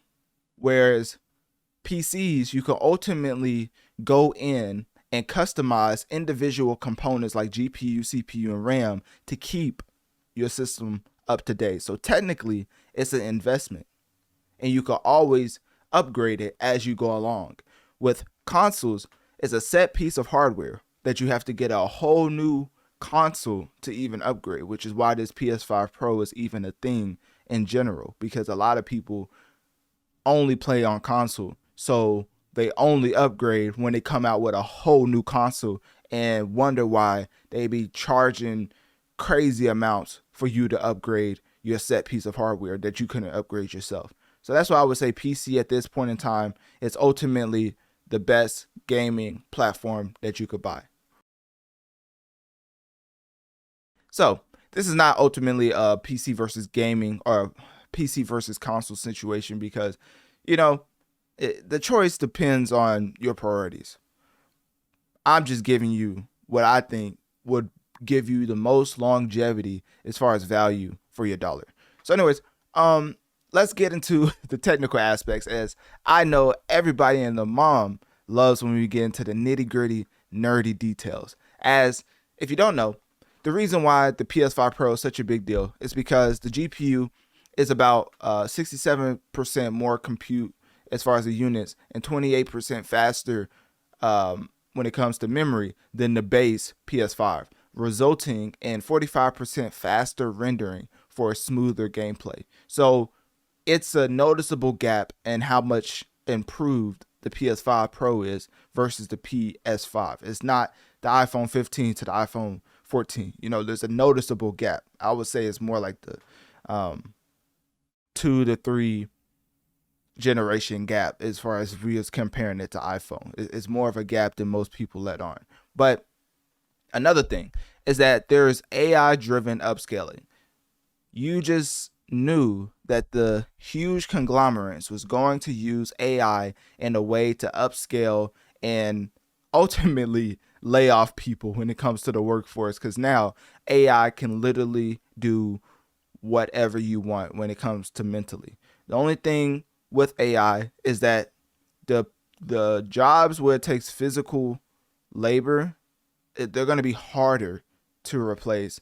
I'm more so talking about like entertainment or sports, things of that nature.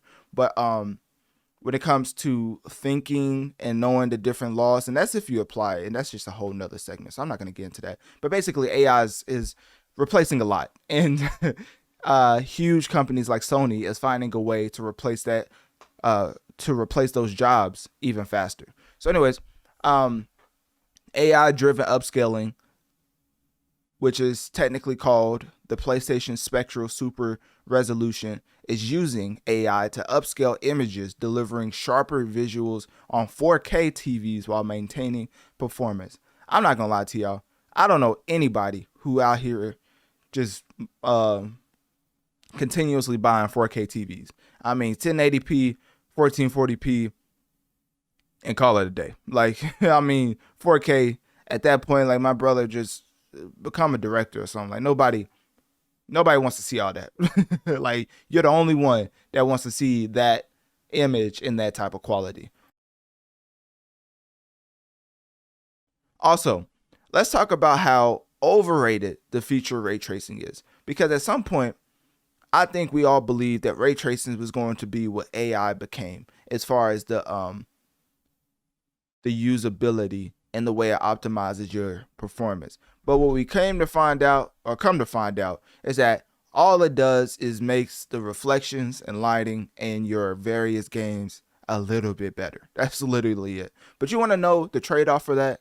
The performance. I remember playing Cyberpunk and I had to turn off ray tracing because a lot of the things Cyberpunk's the worst example because a lot of things was broken with that game. But technically, they fixed it. So shout out to CD Projekt Red. So, I mean, I'm speaking on the fixed version of Cyberpunk. I was playing the game and a lot of screen tearing was happening, things of that nature in certain like fast-paced boss fights to the point where I turned off ray tracing and never had that problem again for my like 100 to 200 hour playthrough in the for the game. So that's why I say ray tracing is a gift and a curse because the ultimate pros and cons just don't match up. So the way that people hyped up ray tracing was just super overblown and needs to be addressed, honestly, because they made ray tracing seem like it was going to be the chatbot GPT of gaming. Whole time, it wasn't even a tenth of that. So what else? It was something else I was want to get into. Okay, backward compatibility. I know that's a big thing for a lot of people. So the PS5 Pro's Game Boost feature enhances performance for over 8,500 PS4 games, even those without official enhancement patches, making older titles run better than ever. So that's a backwards compatibility factor that a lot of people was wondering about. Can I put my PS4 game into my console and it play it? Technically, that's a specific number of games, so I'm pretty sure it's not every game that you'll be able to just throw into your PS5, but it's probably the more dominant games when it comes to sales wise that would be available as far as the backward compatibility feature. Another thing is that increased storage.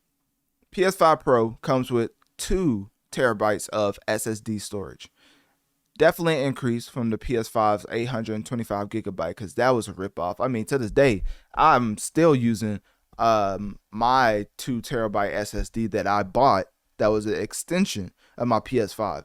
And guess who's keeping that when I trade in my console? That's what I'm saying. Make sure to take out the stuff you upgrade with because who's going to tell you? You think the GameStop employee going to be like, hey, you left this $80 piece of equipment in your console. Nah, they just going to keep it and then they're going to resell it. So make sure to take that out if you do plan on reselling your console. And of course, this was a huge complaint when it came to original PS5. So to see PS5 Pro starting out with 2 terabytes of storage is definitely significant because technically they listen to feedback. Of course, with the game showcase, you really can't win for losing as far as the game showcase because if you show a new game, it's probably not going to be finished. If you show an older game, people are going to say, why are you showing an older game from like 2018, 2019, right? So that point that people have when it comes to gaming, I don't know if I agree with that all the way because if you don't know how gaming or video game development works, it's a very tedious process. And imagine you showing off a futuristic game that technically has went gold, but people who are developers work up to the release date of games on a routine now. Like it's routine that developers will come out and talk about how much time they've spent developing on just the most minuscule stuff in a video game to make it look even better or run even better. So when it comes to the whole, oh, they're showing older games to show off the specs, I'm not mad at that, because at least it's a finished game. Future games that are not even set to come out, I mean, goodness, which you think these games aren't coming out now for no reason? Like, you think a game is just gonna come out half baked and then everybody's gonna kill it like they did Cyberpunk? Like, they're gonna take the time with it and they're not gonna use it for a showcase, because guess what? It's not finished. So I'm not mad at them using older games to showcase the technological jumps and leaps when it comes to the PS5 Pro. So overall, technical improvements are very impressive. A significant gap from the original PS5 to the PS5 Pro, which is to be expected, because it's 4 years after the PS5 originally came out. So the only thing I'm very upset about, I mean, like, very upset, is the vertical stand, because it's the little stuff that they try to get away with, and then it just gets bigger over time. So first they take out the digital stand. Now they take away the ability to have a disk drive. And if you want a disk drive, you can buy the extension, which is $80, right? Then what else are they going to do? They're going to start selling these consoles without the cover. Now you got to buy the cover that's separate. Just, oh, it's only $25. And now you add up everything. You might as well just get a high-end PC at that point. So overall, I think it's very intricate subject. It's not much. It's not a black and white subject. It's a lot of things that comes with the development time that is put into, and the research time that's put into this product that makes the price what it is. But the vertical stand, the disc, that stuff that should just be a given. Like all the other things when it comes to the backward compatibility, the ray tracing, things of that nature, that's something we can nitpick. But as far as the disc and the vertical stand, I mean, we really are not asking for much to have that included in the initial bundle. So, what else? That was basically it. So overall, Sony commitment to just push people's boundaries when it comes to getting their Benjamin and their Jackson, like their Joe, just never ceases to amaze me, because one thing is definitely certain: PlayStation will continue to be one of the most competitive companies in this ever evolving gaming landscape. So with that being said, click my link tree in my bio. Let me know on one of my social medias. What do you think about the PS5 Pro being priced at $699, being set to come out November 7th, but pre-orders will begin on September 26th. So with that all being stated, will you be upgrading to a PS5 Pro, or would you stick to the original PS5? Or if you don't have a PS5, would you be interested in getting a PS5 Pro?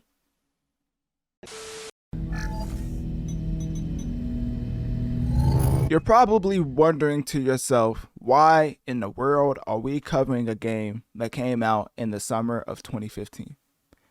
Well, ladies and gentlemen, the resurgence of this video game came for the simple fact that Alien Romulus came to theaters August 16th, 2024. Now, of course, this movie has grown more anticipation for the actual game that came out in the summer of 2015, because now a lot of people are going back to the game and recognizing the AI, even giving it even more flowers for the simple fact that it's one of the more innovative AI evolutions that we've seen in recent time.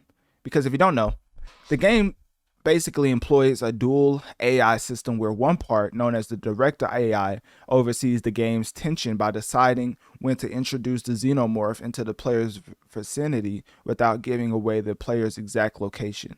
And then this AI ensures the game remains challenging and unpredictable. And then of course you have the other side of the dual AI system, where the alien AI controls the xenomorph's immediate actions based on its sensory perception, making it react more realistically to players' actions. So a lot of people came out to say that this is a very innovative feature and it's one of the greatest AIs that they've ever went against, because when it is offered on a discount as far as PlayStation, Xbox, and Steam, when it comes to a 80% discount because of the movie being launched, driving more players to play the game, that they basically highlight the AI factor. And with the spiked sales and gameplay gameplay retention as far as the consumer is considered, you can only base it off of Alien Romulus that just came out to the movie theaters, because why else would everybody revisit this video game? So when this game eventually, when the game came out February 2015, it sold over 1 million copies worldwide. And of course, mid-2019, it surpassed 2.1 million copies across Europe and US. So it took a significant amount of time for this to catch steam. But a lot of people were waiting for the bundles, the sales to get this game. So when it comes to overall AI system, that's basically what's contributing to the biggest hype when it comes to the game, because the persistent tension and the fear created by the unpredictability of the encounters, and of course the mimicking the suspense of the original Alien film, you get a lot of people to get just engulfed into the game simply off of the environment created. And coming off of the movie Romulus, you get to realize that a lot of people are humongous Alien fans, and there's no wonder why we keep receiving these Alien movies every other year. So Alien Isolation has seen a revival in player interest, and it's definitely driven by the fact that the movie is out. So that's pretty simple in itself, right? Some of the other things I also wanted to touch on was that not only did it take from 2015 to 2019 to surpass 2.1 million copies, but it seems to only be going up because the current player count is at 1,800 concurrent on Steam. And of course, this was of me recording this, so it may be lower, it may be higher. But this is the highest since April 2020. Previously, the highest was in summer 2015, shortly after the game was released. So you come to realize that people will come back to a game if it's good, and if you have supporting content to go around it. The supporting content for this specific game would probably be the movie Alien Romulus, because people saw the movie, people probably wondered to themselves, I wonder if there's an Alien game I could play. And then guess what? Alien Isolation pops up, and the AI innovation is back once again to surprise fans, because they did not think a 2015-year-old game would have this type of AI, because everybody knows the evolution of AI nowadays. So when you're looking at the dual AI system that was introduced in 2015, a lot of players are just saying that the horror experience is just greatly enhanced because they don't know what's going to happen. I mean, the whole environment feels alive and dangerous. Players often feel that they're not just playing against a scripted AI, but more of an enemy that's adapting to how they play the game, which is very rare, if I might add. Like the way that you actually go at a video game, you can probably guess where AI is going to go as far as the patterns. Usually they go to one location, they go to another, and then it's very predictable as far as you play the game. But with this one, you don't play the game is basically playing you, because at the entire time you're playing the game, it's learning the way you move around, and it's adapting and using intelligence and unpredictability in the alien movements and tactics to throw you off. So it's just so many different ways you can have this game impact you, but it's basically off your gameplay. So that's why it's just so innovative. That's why I keep saying that word, because a 2015 game in 2024 being celebrated for its AI system just seems backwards, right?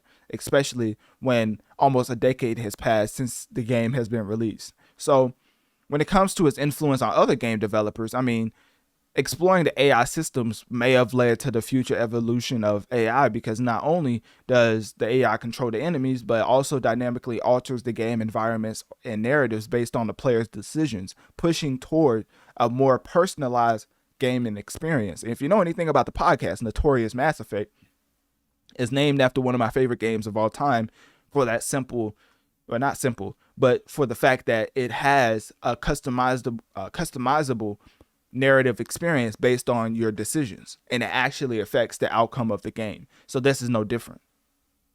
So when it comes to players playing this game and giving increased enthusiasm after revisiting, or maybe even going back to a game that they've going back to this game when they've already played it, they come to realize that this AI enhances the horror and survival elements to a place where they've rarely experienced, and especially for a 2015 game to do that, I mean, it's just the icing on the cake. So when it comes to the actual movie, I mean, I don't know if people like it or not. I mean, I think I've seen some reviews for the movies, but I'm not a movie reviewer. I mean, if you want to see a review for a movie, I would go to like Grace Randolph, which is Beyond the Trailer, or Jeremy Johns with their review of the Alien movie, if they reviewed it. But as far as Alien Isolation and the way that they've switched up the overall sentiment when it comes to these type of games, as far as it being cookie cutter and easy to figure out, this game is far from that. I mean, it adapts to your play styles, it learns from your behavior, and it will check hiding spots more frequently if you use them often. So as far as a random occurrence, I mean, it's just so many that could happen in the midst of your playthrough of this game. But, you know, overall, I mean, the AI system is just widely regarded as a benchmark for enemy intelligence. And you'd be like, you hear that, Ubisoft? There's actually ways you can upgrade your AI system to have your enemy intelligence higher. So with that being said, I mean, the revival interest, the sales being driven back up to the highest peak since it originally came out. Like, once again, like 1,800 concurrent players on Steam, and that's not even counting the consoles like PlayStation and Xbox. And basically the peak in player count is the highest since summer 2015 when it was originally released. So these are some pretty significant numbers that this driving up. Obviously it's not chart topping, but for the game, I mean, the game's more alive than it was when it originally came out. So for the AI to be a highlight of the game when it came out in 2015, I mean, I don't know what to say about that other than that's just phenomenal. So I would definitely play that game if you have some spare time, just to, you know, maybe stream something that especially getting into October, streaming something that adds more of a horror element based on the way that you play. I mean, it's just very unpredictable and most importantly, organic. So this game legacy would just continue to live on as the AI innovation continues to inspire other gaming developers. And as far as a revival with the sequel, I mean, hey, you put out a sequel with multiplayer mode or something like that, the sky's the limit for this franchise. So, I mean, but this franchise has been going on for so long that they obviously know what they're doing. So with this game, I would definitely play it, especially getting into October. Seems like one of the more horror genre game standouts in 2024. And with that being said, you know, click my link tree in my bio. Let me know on one of my social medias. What do you think about the movie Alien Romulus? Like, what score do you give that? And as far as Alien Isolation, a game that came out 2015 but still to this day wows people with their AI innovative features, will you be giving it a try?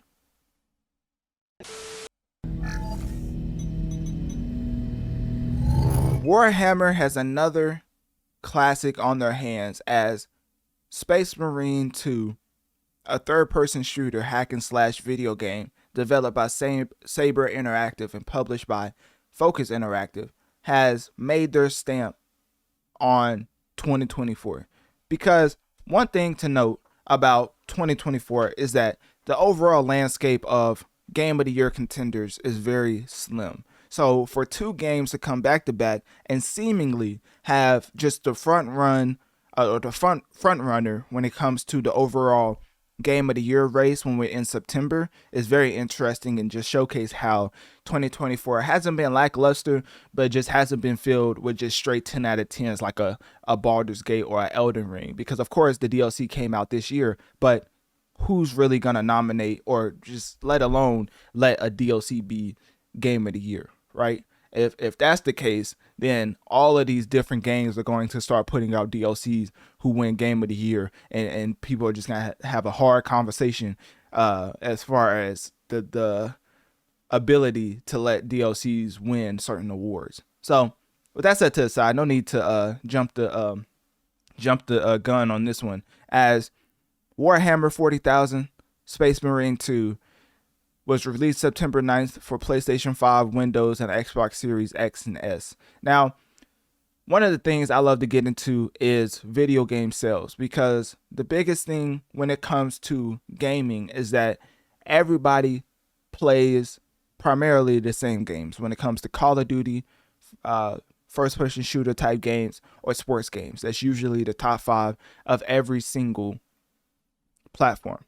But if I have it right here, I believe. Yeah. So for Xbox, for PlayStation, and for Steam, we're going to get into the actual stats for Warhammer, as 116,000 people are playing the game right now, and it has a consistency of 150,000 as far as how many people continuously play the game. So Warhammer is the 6th most played game on Steam. So with that being said, let's switch over to the PlayStation platform. So this was interesting because, interestingly enough, Warhammer is nowhere to be found in the top 10 as far as PlayStation games.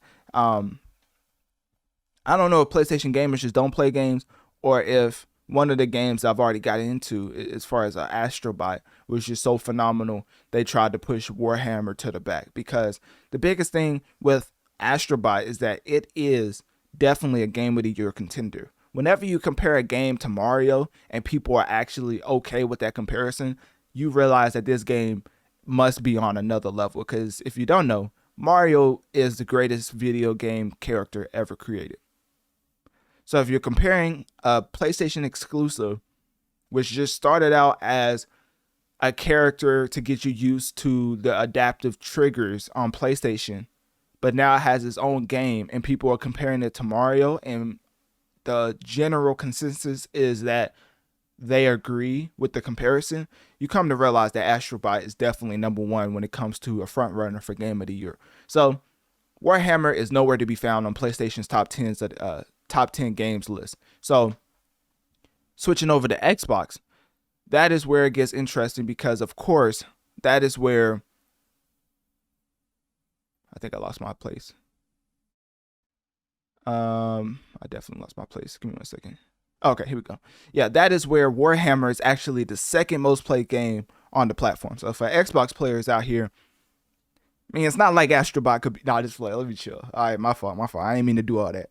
So basically, Space Marine 2 is the 2nd most played game on the Xbox platform, whereas on the PlayStation platform, even though they have the game, it's not even in the top 10. So I thought that was interesting to point out, because on Steam, it's the top 6 most played game.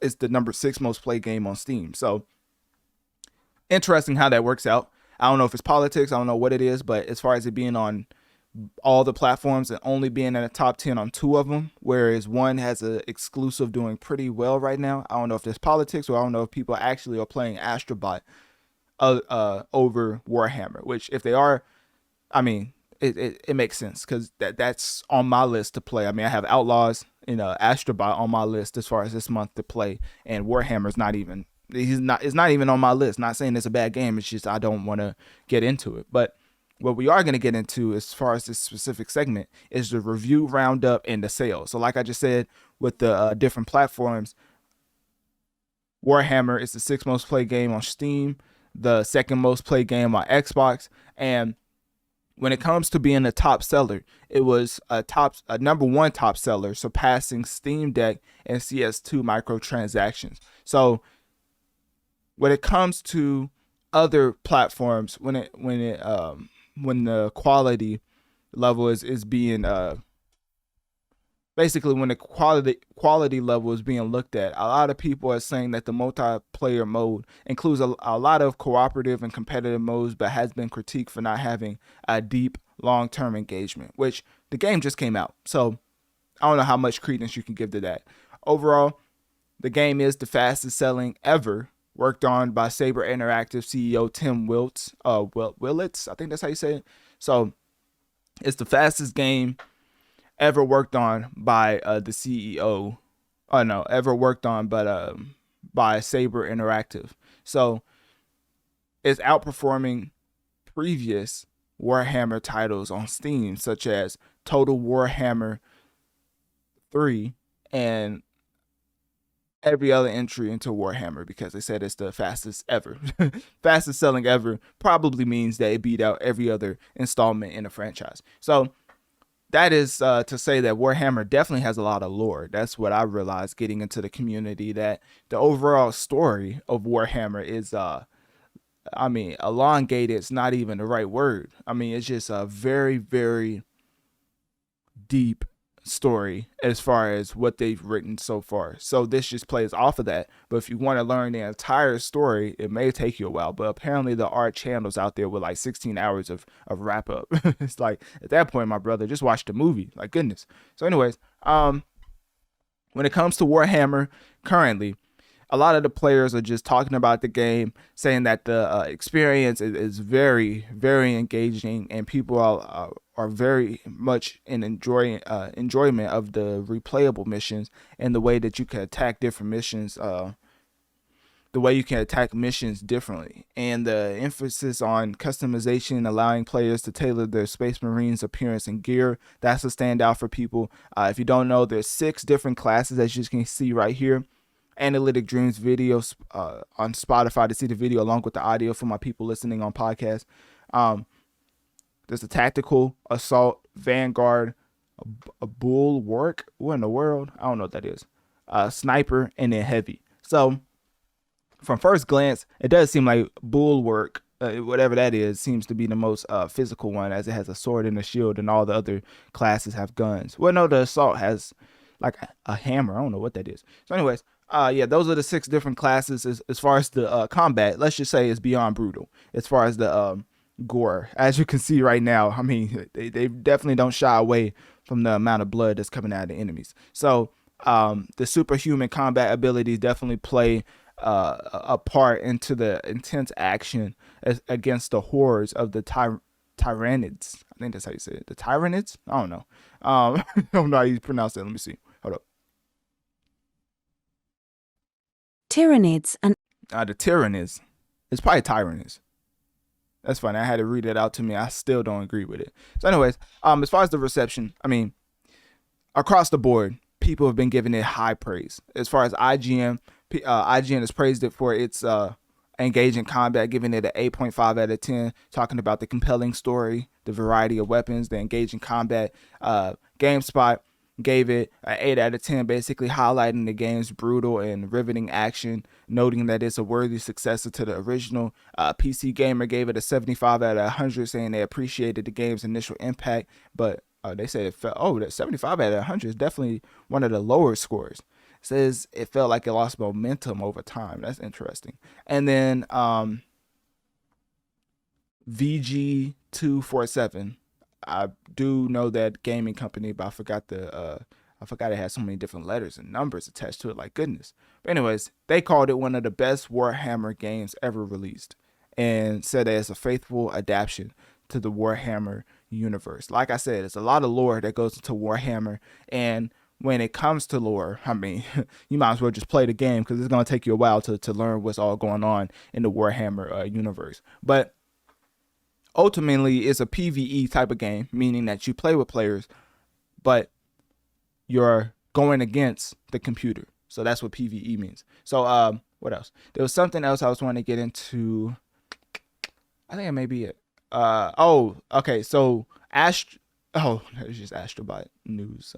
Y'all probably don't want to hear about that. So yeah, that's basically it. Overall, as far as a slasher game, when it comes to shooting and hack and slash and having a video game with so much lore and depth and actually caring about the world that is crafting, and if you just want to shoot around with your buddies, I mean, this is one of the perfect games to pick up with a friend or things of that nature. So from the general consensus, people are saying that this is one of the Game of the Year contenders, and we'll see if it actually ends up keeping that spot in the near future. So with that being said, click my link tree in my bio. Let me know on one of my social medias. What do you think about Warhammer 40,000 Space Marine 2? And with it already being released on September 9th for PlayStation 5, Windows, and Xbox Series X and S, will you be giving it a try?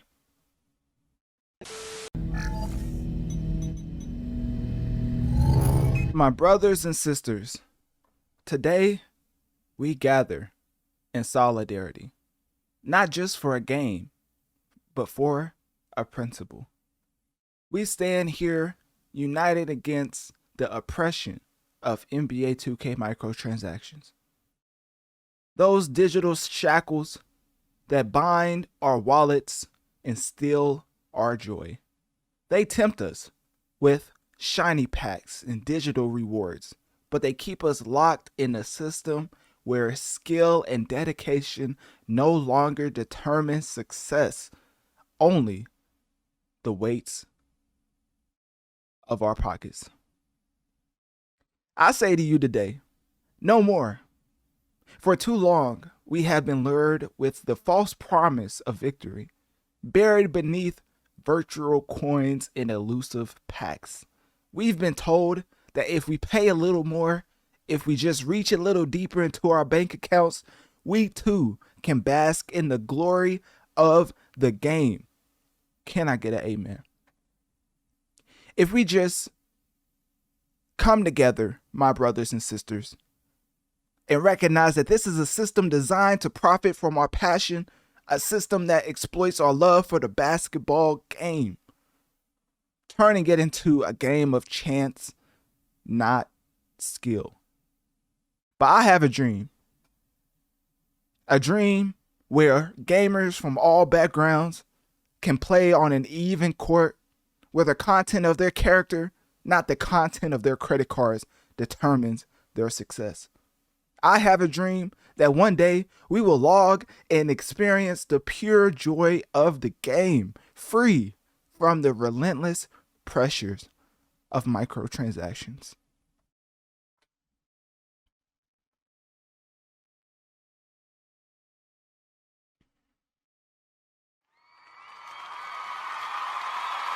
Thank you.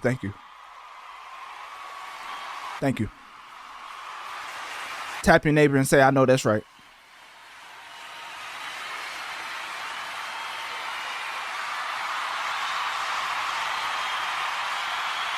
All right, thank you. Settle down. That's all right. All right. Let's get into the main reason for the segment. All jokes aside, NBA 2K25. Ladies and gentlemen, let me tell you something. Now, this specific game is always breaking the charts when it comes to sales, as they're the top most played, whether they're the most played game on Xbox, most played game on PlayStation, but more importantly, it is nowhere to be found on Steam. Why is that? Because for the simple fact that 2K Interactive and their hatred for PC modders is at an all-time high. Why is that? Because basically the modders can take the game and make it better than they can as far as the developing studio, which you would think is a highlight, right? Not to the developers. They see it as a slap in the face, especially when certain modders put things that people believe should already be in the game and make it to the point where some would say that the actual PC My GM mode is way better and much better than a console edition, simply for the fact that you can customize a lot more when it comes to the modding standpoint in the PC community. But that's not what we're here to talk about today. NBA 2K25, of course, is out now on all platforms, and its release is being coveted by a lot of gamers for the simple fact that it actually has significant changes to its gameplay engine. More specifically, the dribble engine has been described as the biggest change in recent years, and this includes more lifelike gameplay as far as the new shooting mechanics like shot canceling, rhythm shooting, and more nuanced defense options, which a lot of people who played the game was clamoring for. And these changes, of course, makes the gameplay more realistic and skill-based. But of course, microtransactions once again is back to rear its ugly head, as the reoccurring criticism for NBA 2K's reliance on microtransactions is still here, as players find it more challenging than ever to play my career without investing an additional amount of money, right? You pay for the base game, which is like $70 to $100+ if you want the deluxe edition, and then only to realize that you really can't hoop at all if you don't spend extra money on microtransactions, which some would say is a little unfair, because if you're going to put so much emphasis on your player becoming better quicker with microtransactions, then why not make the game free to play? And then we would understand why microtransactions are so pivotal into making your my player actually playable on courts against other players. So with that being said, you know, the improvements to the gameplay is notable. And I would say that NBA 2K25 definitely points out certain issues and addresses them, because if you think about it, you know, putting to the side that my career sucks without microtransactions, the gameplay in the NBA games is always good. But this year, they really took some strides with the gameplay, like I said, as far as the shooting mechanics, the shot canceling, the more skill-based dribbling to make it more lifelike as far as the realism aspect. And then, of course, the different game modes have been continuous due to the heavy reliance on certain stars in the NBA and WNBA respectively, because now WNBA is getting more shine as far as their player base, and you know, girls also enjoy gaming, so that's another thing to point out, and why they would even focus on WNBA, because sometimes you will look at it and you will say to yourself, why in the world do we have WNBA when NBA by far and away is the way more profitable side of basketball? Well, just to include everybody, because inclusion is very important. I think that the WNBA and the improvements upon WNBA is much needed, especially with the rise of popularity when it comes to that specific league. So 2K25 seems to be more of seems to be undergoing more changes when it comes to the dribbling aspect, but every other aspect in the game seems to be more of the same, which is what you can expect from NBA 2K video, what you can expect from an NBA 2K installment, because if microtransactions are going to be continued to be bought by the consumer base, why even try to improve your game when people are still going out the way to pay an enormous goodness, that's a new made up word if I ever heard it. So anyways, a ginormous amount of money into the microtransaction system. So with that being said, of course the technical problems are still there as far as the lag, as far as latency being an issue. I mean, one of the biggest ways you can get around that is definitely using an Ethernet cord. But at the end of the day, I mean, if you go to the park, you're going to experience some type of latency, because 2K will never prioritize having smooth 60 frames or even 30 frames in a basketball game, because, of course, they have to put all these, like, look at how many people is just watching this game right here. Oh, Analytic Dreamz video on Spotify to see the video along with the audio. But as you can see right here, all of this stuff going on in the background, some would say it adds to the realism. Some would say that it completely is why the latency is the way it is as far as the community feedback is concerned. And another thing I wanted to note was the actual review roundup of NBA 2K25, because that's something I also wanted to get into. But basically, the review roundup for NBA 2K25 is what you can expect.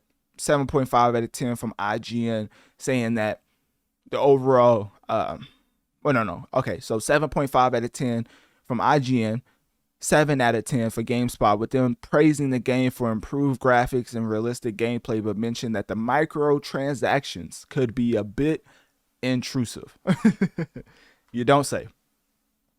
Polygon gave NBA 2K25 an 8.5 out of 10, saying that they liked the game's enhancements as far as the animations is concerned and the new features in My Team mode, making it a must play for basketball fans. You see how they don't even address microtransactions in the slightest. It's very interesting how some companies love to point out the microtransactions and the amount of grind you have to put in without buying additional VC, and then you realize that they want you to buy VC. There's no way you can put that amount of hours into a game and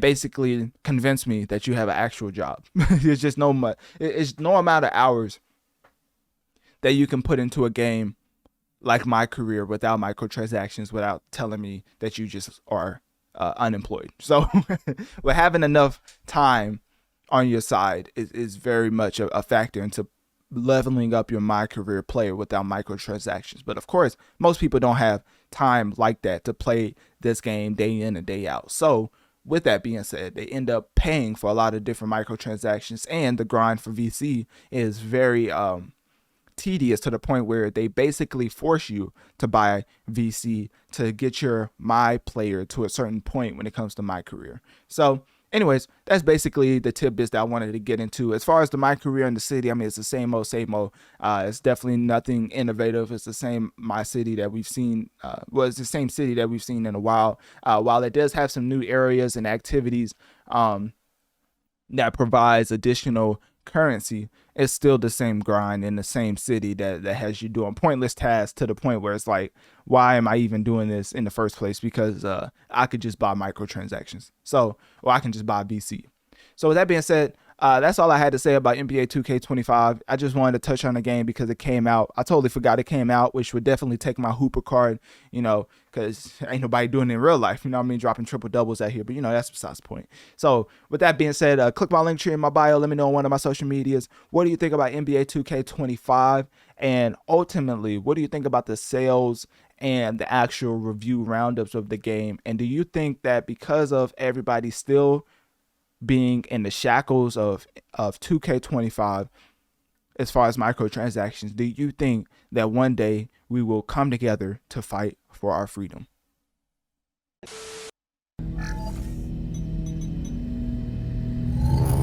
All right, another major story today, the battle over TikTok, a bipartisan effort to ban the popular app unless its Chinese owner sells, is facing its first test in federal appeals court today. NBC's Capitol Hill correspondent Ryan Nobles is in D.C. following that story for us. Hey, Ryan, good morning. Analytic Dreamz video on Spotify to see the video along with the audio for my podcast listeners. But we are here once again in the ongoing battle between TikTok and the U.S. government. Now, before I get more into detail about how the entire case is unfolding, let's get into one of the major factors as far as the overall lawsuit is considered, and let's continue the video. Hoda, good morning. TikTok's owners ByteDance plan to argue in federal court this morning that not only is this potential ban unconstitutional, it's also not technologically possible. Congress passed a law last year giving ByteDance until January of 2025 to divest their interest in the app, or the app would no longer be available in the U.S. Lawmakers have argued that TikTok is being used by the Chinese government as a way to capture the data of average Americans and to be used as a propaganda tool. Say it ain't so. It is a national security. What the U.S. doing with Instagram, Twitter? Let me stop. I am a proud American, so let's not just point out obvious things that makes us look like a hypocrite, right? So, anyways, let's keep going. Threat. On the other hand, ByteDance says that banning the app would violate the First Amendment rights not only of the company, but of the hundreds of millions of Americans that use the platform. They're asking the federal court to render a decision soon in order to give the Supreme Court the final say before the ban is potentially set to take effect early next year. The bottom line, there is still a long road to go. Hey, thanks. So, of course, that was eloquently put, but the thing you should primarily consider when looking at this entire case is that the law was signed by President Biden, forcing TikTok's parent company ByteDance to divest its U.S. assets or face a ban. So this is not some run-of-the-mill type of lawsuit that TikTok is facing. This is basically the head honcho of the United States of America basically co-signing that TikTok either needs to divest or face a ban in the United States. So no need to reiterate that point or beat a dead horse, but one of the more vital parts of this scenario is Andrew Pincus. I think that's how you say it. I don't know. Pincus? Anyways, TikTok's main attorney claimed that this lawsuit is unfairly targeting the platform and limiting speech based on potential future risk. And they also argue that the ban would limit 170 million U.S. users, disrupting the ability to communicate uniquely through TikTok. While that is definitely a nice point to make as far as word salad being considered, it holds no weight in the grand scheme of things, because I don't know if y'all are old enough to remember Vine, but Vine was at a point where we didn't think that was easily replaceable. And look where we are in 2024. Nobody even brings up Vine anymore. So as far as TikTok being one of the more pivotal places to uniquely communicate, there will always be another copycat app out there that may do things a little bit better than you as far as having a pulse on a culture that you always have to compete with. But that's just life in general. So back to TikTok. TikTok denied that they are sharing U.S. user data with the Chinese government, stating that what is that? Hold up. Give me 1 second. I've never seen this word before. Divestiture is technological. Divestiture. Okay, nah, that's too much. That's too many different syllables for me. That's like a tongue twister. I ain't gonna lie to you. So anyways, as you heard the AI bot read off, divestiture is technologically, commercially, and legally impossible. Like I said, a lot of word salad. So of course the U.S. government came back and it was like, no, it's not. And you are a national security threat, so you are facing a ban unless you divest into American companies. So where are we going to find our solution with this lawsuit? I think the crucial component is the 90-page agreement with the U.S. government as far as what TikTok proposed. If U.S. takes TikTok up on their proposal on including third-party management and monitoring as far as its algorithm and content moderation, this will all be resolved. So a lot of people talk about problems, but never, ever bring up solutions, like ever, or even suitable solutions for what they're complaining about. So this is something I wanted to highlight because it's definitely an important element of this entire lawsuit, because if U.S. government accepts TikTok's proposal as far as including third-party monitoring of its algorithm and content moderation, I think that's a fair middle ground between these two stances that TikTok and the U.S. government has taken. But as of now, it's just a proposal. U.S. government has not taken it yet. And as far as the date that ByteDance, which is the owners of TikTok, have to find some type of conclusion, either they divest to U.S. assets or they face a ban. And as far as that deadline set by President Biden, they have until January 19th, 2025. As far as TikTok, in the way that the Justice Department is coming at them for violating the Children's Online Privacy Protection Act, which is COPA in abbreviation, and then accusing them on the same front of collecting data from children under 13 without parental consent, one could argue other social media companies like Google, YouTube, Meta have faced similar lawsuits. Not even have faced, they have, like, factually, they face similar lawsuits over privacy and data collection practices for minors in the past. So that is why I bring that up when we're talking about TikTok, because there's no need to make China look like the bad guy in this instance. And that's the highlight word in this, highlight phrase in this instance, because overall, I'm not a political platform, but let's just say things are getting interesting, right?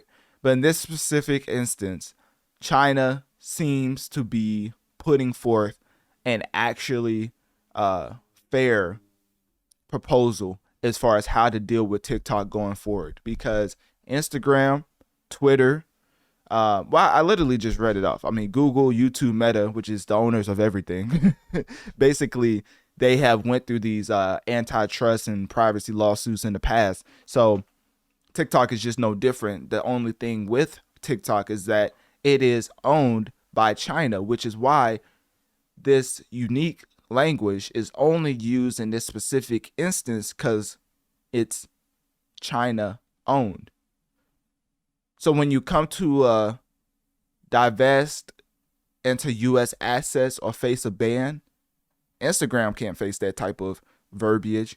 Twitter's not going to face that type of verbiage. Google's not going to ever face that type of verbiage. So that is what makes this so distinctly unique, is that TikTok will continue to be one of the most influential platforms on the in the planet, or on the planet, and the U.S. Supreme Court definitely has a couple issues with that, as far as the amount of data they're collecting from their citizens.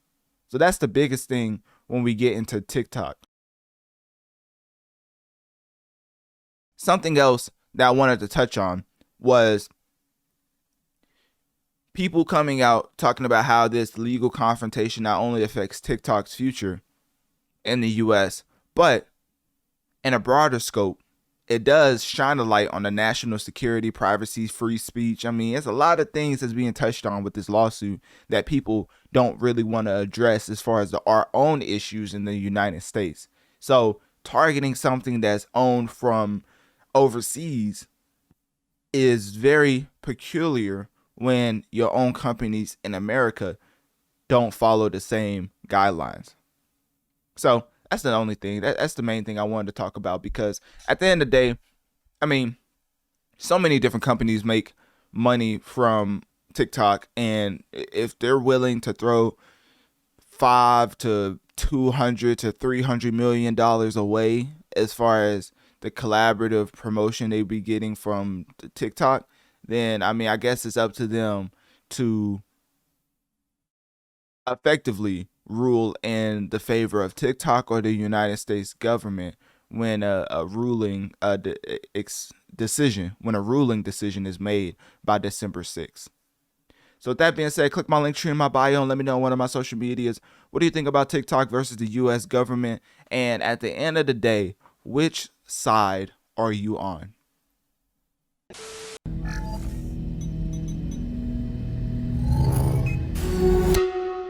More trouble for Ticketmaster and its parent company, Live Nation, as 10 more states have joined the antitrust lawsuit filed by the Department of Justice, 29 other states, and Washington, D.C. in May, accusing Ticketmaster of acting as a monopoly and inflating concert ticket prices.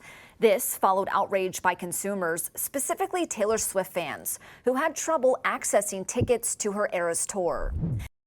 Now, two things for certain is that 3 things for certain, 4, 5, 6, 7, 8 million things for certain is that if you make the Swifties upset, they will come after you, because Taylor Swift is the biggest gangster in the music industry. So when it comes to the amount of power she has as far as causing change, best believe she's gonna get it done. So whenever she goes on tour, and then her fan base starts to target the actual companies behind these exorbitant amount of ticket prices and pointing out how this is a legal monopoly, then you get to the point where these type of lawsuits happen. So Analytic Dreamz video on Spotify to see the video along with the audio as she goes into more detail. The attorneys general of Indiana, Iowa, Kansas, Louisiana, Mississippi, Nebraska, New Mexico, South Dakota, Utah, and Vermont joined the case on Monday as the DOJ issued an amended complaint with more allegations against the live entertainment companies. along with the DOJ's goals of breaking up Live Nation and Ticketmaster and, quote, restoring competition in the live concert industry. States are now seeking treble damages for what they say fans were overcharged.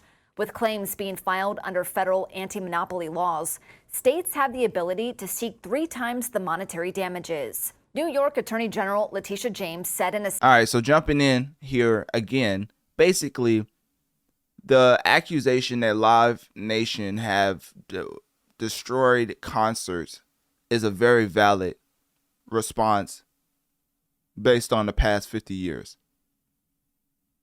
Some people would say it's because of inflation, but concerts used to cost less than $50 to see some of the biggest acts on planet Earth. Now, people are out here paying thousands of dollars,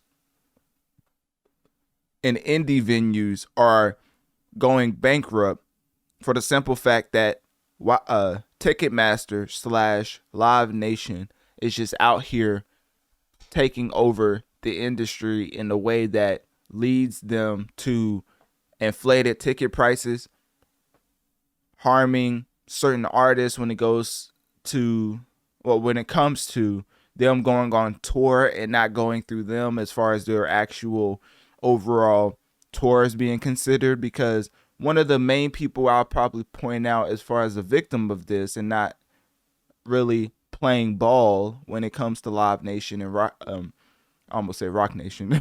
Wrong, that's the wrong nation. When it comes to playing ball with Ticketmaster and Live Nation is Rod Wave. He went with a very unique path. He went on a very unique path as far as his tours is considered.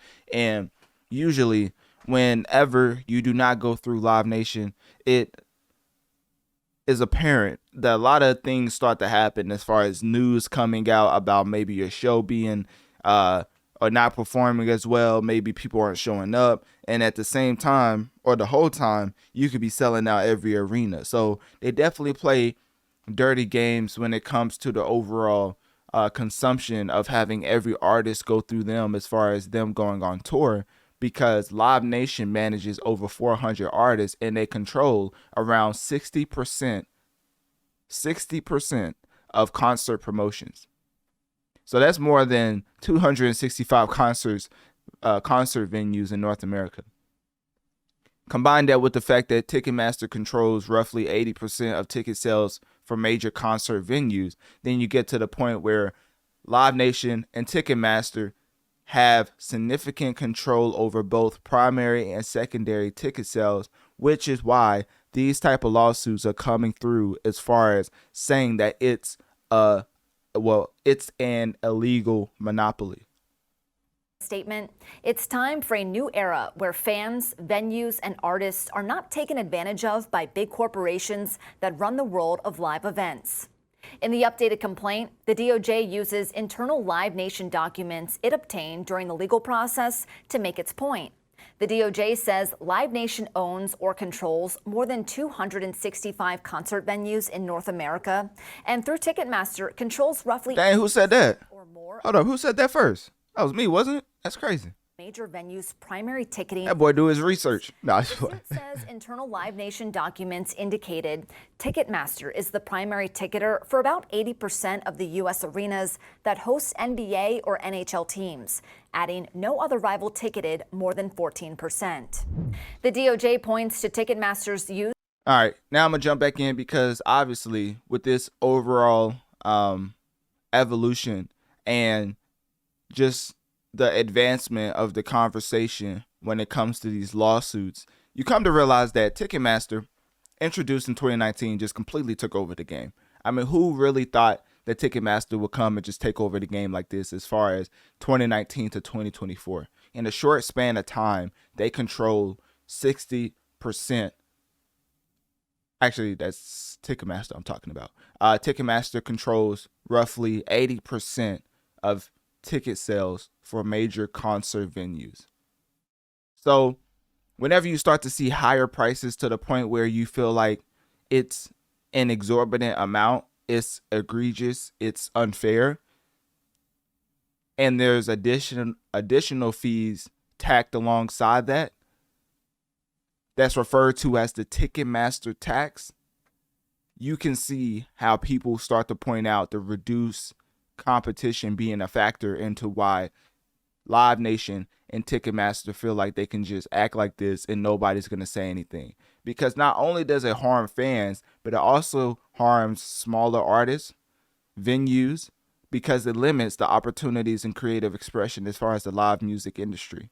Because if you're a huge conglomerate taking over every single venue by force and having dominance over the market, then you get to set your price whenever it gets to that point where everybody's looking at you to go through their everybody's looking at you for when they want to go on tour, because they know if they don't go through you, stuff will be played behind the scenes to get you to a point where everybody is going to start getting certain propaganda on your tour not selling well.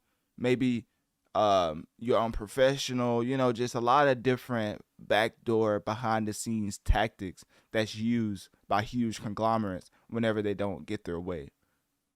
So that being said, I think honestly, the noteworthy aspect of this entire segment is just that Live Nation and Ticketmaster controls an illegal amount of market space when it comes to live performing, allegedly. I'm not trying to get sued, you know what I'm saying?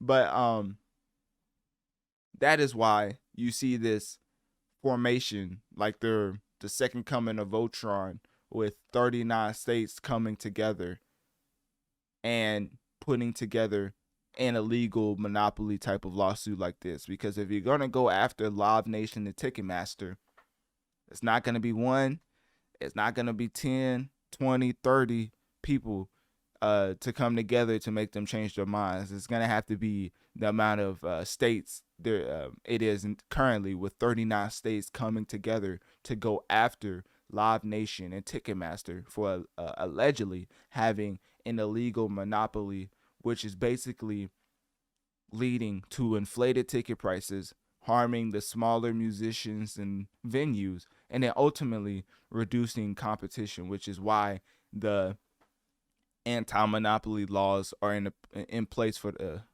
that's why the anti-monopoly laws exist in the first place. So anyways, I think there was something else I was wanting to get into. So that was basically the main thing, because so Live Nation's defense, to be fair, they have said that the vertical integration of ticketing and promotion services benefit consumers way more than people are leading on, and that the lawsuit ignores the broader competitive landscape as far as live entertainment market. And then Doge's stance, which is the other side, the Attorney General Merrick Garland have came out and said that breaking up Live Nation and Ticketmaster needs to happen because of their practices violating antitrust laws when it comes to reducing competition and increasing prices for the consumers. So those are the rebuttals from both sides as far as where they stand in the midst of this entire lawsuit, because it's a pretty big deal. Like, I'm on the side of the people, so when it comes to Doge and then wanting to split up a monopoly, I'm all for it, because I have seen so many different people going to different live concerts, and over time they start to talk about how it effectively leaves them dry as far as their pockets. I mean, some would say that's a money management thing, but I mean, back in the day, you was able to go to like 2, 3, 4 concerts a year and really not break the bank. Nowadays, that's not even a thing. Like, if you really want to get into it, some of the biggest concerts that people go to is festivals for a reason. It's because now, when you look at it, that's more bang for your buck, simply for the fact that all of these inflated ticket prices are through the roof. So Live Nation and Ticketmaster as a business model is just getting to a point where they are involving revenue by securing tickets and then reinforcing the the tickets, reselling the tickets again, as far as what they call, I forget what they call those, but basically it's a known strategy for people to buy tickets and then resell them. But for Ticketmaster, they really make their money off of that system, and that's why they market up the prices the way they do, because somehow magically all the tickets are taken, and then the exorbitant prices take up those slots as far as wanting to buy those tickets again. But hey, I don't want to get into conspiracy land. I just want to tell you that there's a reason why this lawsuit includes 39 states. So yeah, at the end of the day, Ticketmaster definitely has a lot to they definitely have a lot to address, and they have to speak for themselves when it comes to this lawsuit as far as a legal monopoly, because 39 states coming together. It's not a coincidence. There's a reason why 39 states are coming together to battle and challenge Live Nation's and Ticketmaster's dominance when it comes to the overall live performance as far as the live entertainment sector. So with that being said, click my link tree in my bio. Let me know on one of my social medias. What do you think about Ticketmaster and Live Nation facing multiple lawsuits from a combined 39 states? And which side are you on?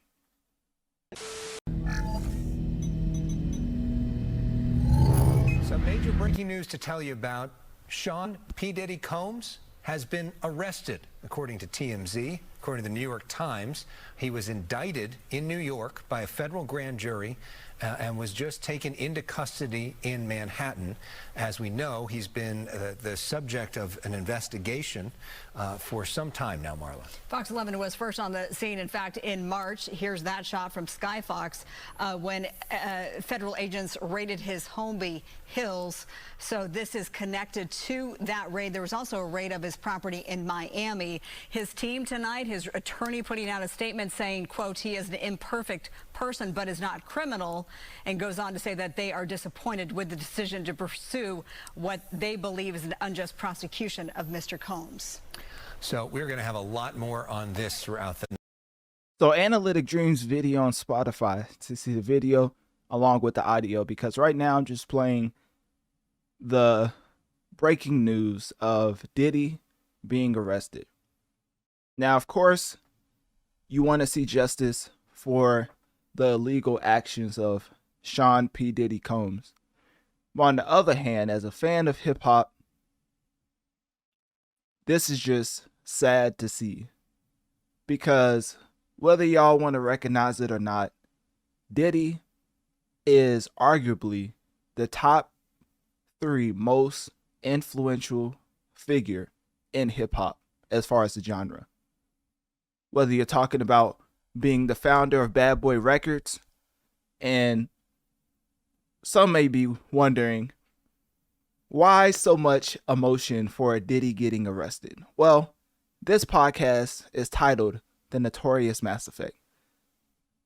Notorious B.I.G. had a huge influence on me as far as creating this podcast, who also had an influence on the person I was influenced by, P. Diddy, who produced a lot of Notorious B.I.G.'s work. More specifically, Ready to Die and Life After Death, which is one of my favorite albums of all time. So, getting into somebody who revolutionized the genre of hip hop, getting into somebody who had philanthropic efforts as far as pushing the genre forward, and having a lot of the other crowd looking at us and putting us in more powerful positions based off of the business acumen that literally helped shape the culture of hip hop in the 90s and beyond. P. Diddy had a critical role of influencing and building up some of the biggest names in hip hop. But throughout these tidbits that I'm giving you, I want you to know that I am in no fashion condoning his actions, because of course they were illegal, which is why this is happening in the first place.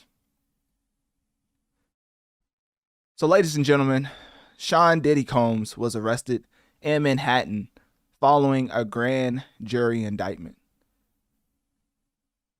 The specific charges, of course, is undisclosed, but due to the ongoing legal troubles, including sexual assault and sex trafficking allegations, this is no joking matter.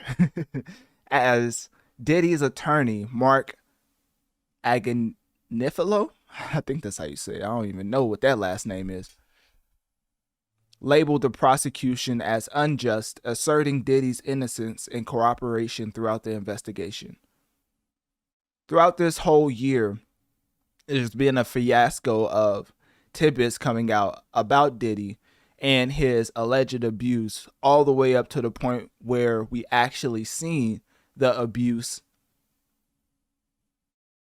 on video, as far as him kicking and just physically abusing and assaulting Cassie, who was the first person to come out and really put a stamp on the truth as far as what occurred, as far as the illegal actions when it came to Diddy. And then throughout my time of covering hip hop, you talk to certain people behind the scenes and you get to realize that everybody knows what Diddy was doing. Why did nobody speak up? Is it because he founded Sean John? Is it because he was one of the first black figures to have a whole business deal with Diageo as far as his Ciroc vodka? Is it because he had a whole entire television network as far as Revolt? Why did nobody speak up when it came to everybody knowing the alleged claims of him assaulting his significant others and people in general over and over and over? I mean, people joke about him blowing up Kid Cudi's car like it's just some random Boondocks episode when it actually happened in real life. So over 8 lawsuits related to the sexual misconduct has been brought against Diddy, including the one from Cassie Ventura, which was the most important one because that one was settled in like less than 24 hours, which led people to believe that she actually had some claims that held some credence, which is why when the video actually came out, it was shocking to the public because that was something Diddy didn't want out in the first place, which is why the settlement happened so quick when it came to Cassie Ventura's accusations. And then later on, Homeland Security literally raided Diddy's homes in Los Angeles and Miami back in March with assistance from multiple regional offices. So all of these accusations that have been brought to the forefront is not something that just recently happened. These are instances and accusations from the years of 1991 all the way to 2003, all the way up to now, where a lot more people are coming out accusing Diddy of alleged rape, trafficking, and other forms of abuse. As far as the media coverage, if you look up P. Diddy Analytic Dreamz, you will see my coverage of me just detailing this whole entire debacle as it happened, which really started with DeLeon as far as him actually ending the deal with Diageo as far as his Ciroc vodka. I think I said DeLeon. I misspoke. I meant Diageo. When his partnership ended with that, interestingly enough, these accusations started to come out, and now, in consequence of that, he has been arrested, which should show everybody that no matter how powerful you think you are and untouchable, there's always somebody bigger and badder than you to put you in your place, as P. Diddy's actions are unexcusable and should face whatever the consequences are when it comes to the justice system. Now, of course, his legal team is going to keep condemning the actions, saying that this is excessive, saying that this is a witch hunt, talking about how Diddy while not perfect, he's not a criminal. It's very interesting the amount of smoke and mirrors that's being played right now. But it's very interesting to me personally seeing one of the most influential figures ever in hip hop going down like this. It's a very sad sight to see, because you should face justice for doing illegal acts. But on the other hand, recognizing that one of our most influential figures ever in hip hop went down this path is just downright saddening, because of the amount of influence that he had as far as the black community and hip hop in general, being more respected, being able to be in different rooms where we could make decisions which impacted the black community as a whole. I mean, some would have him up there as one of the most successful black entrepreneurs ever in life. So when we're talking about Diddy, we're not just talking about some random person being arrested, which everybody says that justice plays no favoritism to people who break the law, which is just blatantly not true. If you watch any crime show, if you watch any actual real life show, when it comes to the justice system, it's about what you can prove, not what happened. And usually the people in power are able to maneuver certain things through monetary value and monetary gains to make them look a different way, which you see all the time. But art mimics real life. And now we're seeing it in 4K as Sean Diddy Combs being arrested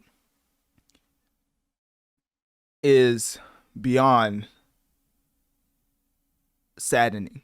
That's just the only word I can keep coming up with, because at the end of the day, criminals do need to face justice. But on the other hand, it's sad that he went down this path, that he took those actions, those illegal actions allegedly, that led him to get arrested, because the type of people, the amount of people that he let down is just insurmountable, and one of the biggest reasons to why people look at hip hop the way that they do today is because of things like this. So hip hop is definitely not the place for the most moral high grounds and standards as far as looking up to different idols or things of that nature, which you shouldn't do in general. But when it comes to Diddy, you definitely look at him as far as as far as an influential figure, as far as what you want to aspire towards in the future, as far as an entrepreneur and making it from zero to hero, for lack of a better phrase. So when I'm talking about this, on one hand, this man deserves to face what he's going to face simply off of the actions that we literally seen on video with him physically abusing Cassie. But then on the other hand, as a hip hop connoisseur and just avid studier of the game that's called hip hop, very disappointing that one of our biggest pioneers in the genre let his entire people down. So with that being said, click my link tree in my bio. Let me know on one of my social medias.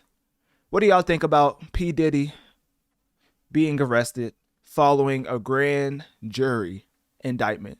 And what do you think about one of the most historic moments in hip hop history, which is now stamped in time, September 6, 2024, with Sean Diddy Combs being arrested? What is your biggest takeaway from the legacy of Sean Diddy Combs?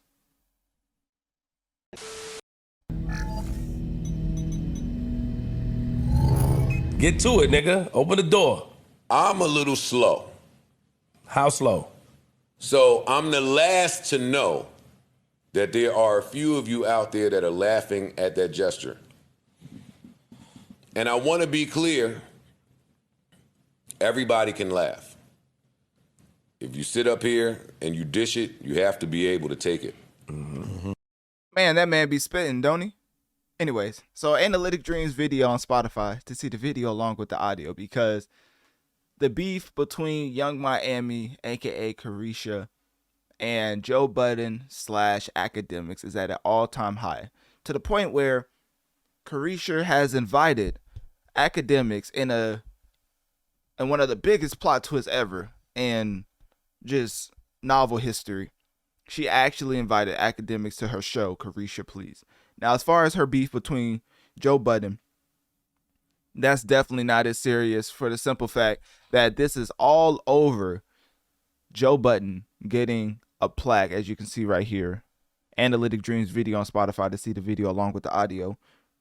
But basically, as you can see right here, Young Miami was laughing at Joe Budden hit record Pump It Up officially being certified gold by RIAA, which, if you don't know how certifications work, technically you can have a track be gold or diamond, or not diamond, gold or platinum, and if you never certify it, you will never get a plaque like this. So when LL Cool J brought Joe Budden his plaque, basically he went through the certification process to have a gold plaque. It's not just something they just send to you and you get in the mail. No, you have to apply for it, the steps to applying for it.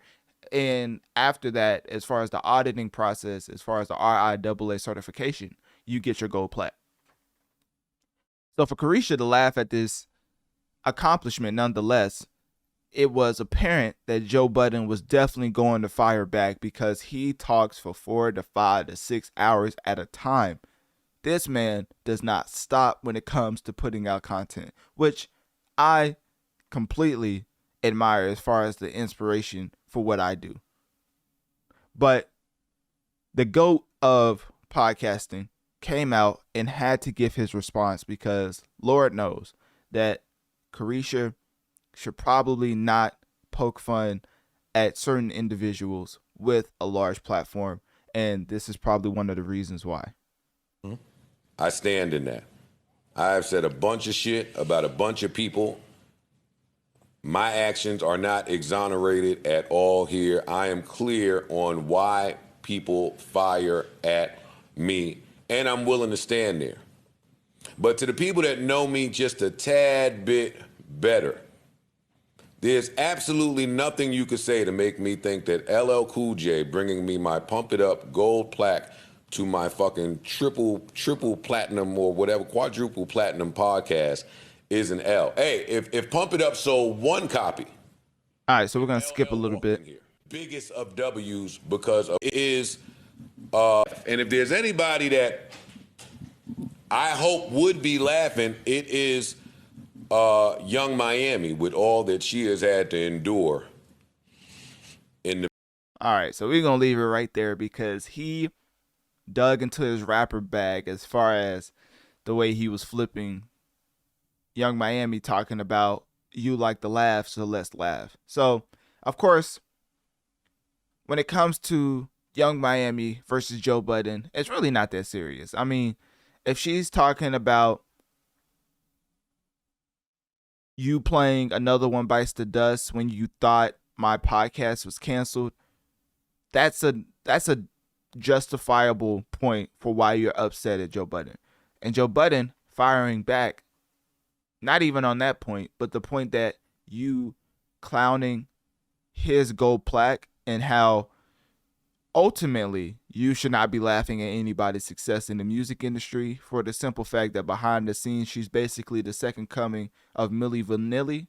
Then you get to a point where he goes at her in a way that lays out how he believes that she would be ranked dead last if we're talking about women rappers that have a machine behind them, and not even just a machine. Women rappers in general, she would be dead last. And these are Joe Budden's words. I mean, for me personally, as far as performing, I think on certain tracks when they was first coming out, Carisha cared as far as her delivery. Nowadays, I mean, it's pretty atrocious. I ain't gonna lie to you. But shout out to JT who made the charts with her OK track, which was straight phenomenal. Anyways, so when it comes to Carisha and the ultimate disrespect she had for Joe Budden receiving his gold plaque, you can see why he took offense. Because if somebody takes the craft as serious as Joe Budden being labeled by a Jay-Z, by Eminem, co-signed, co-stamped as being one of the best lyricists to ever do it, because a lot of people rap. Some will say Joe Budden's in that top 100. Now, who are the other 99 names? The world may never know. But hey, people have him in their top 100, top 150. He's like one of them NBA players that made the All-Star game like once his career, but everybody realizes that he was actually a hooper, like one of them type beats, you know, Jeff Teague type beat, which is funny because I think he did his podcast not too long ago. Anyways, let me not get off track.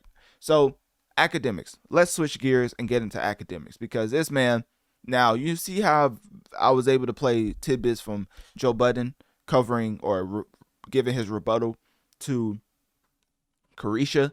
I can't do that with academics. That man is consistently drunk on stream, blatantly yelling at his screen, and you never know what's going to come out of his mouth. Pause. So with that, it's basically apparent that I just read off the tweets. So when it comes to breaking down the Young Miami and DJ Academics history, you get to the point that, well, significant point, that is Carisha Please platform being offered to Academics for season 2 of her show, which Academics agreed to, which you can see right here. So when Young Miami says, let's do Carisha Please season 2 Academics, I would love to sit down from my POV. Everyone POV is important. Yeah, Academics said he's down. Let me just tell you, people of the United States and just people of planet Earth, this is exactly how you get backdoored. I just want to let y'all know that first and foremost. If y'all think Saucy Santana is not going to walk up in that interview mid-speech, then you got another thing coming for you, because the amount of memes that have been made about Saucy Santana just completely giving DJ Academics his worst nightmares ever in life. If you think Young Miami's not going to play off of that by having him show up or her show up, but I don't know. That's having Saucy Santana. I'm not trying to be funny. I just forgot the pronouns. Having Saucy Santana show up and basically just straight up go at Academics as far as what he said about Saucy, then you have another thing coming. I think this is ultimately a setup. A lot of people say that this could go well, which I'm open to being wrong. I think it could be a very constructive conversation.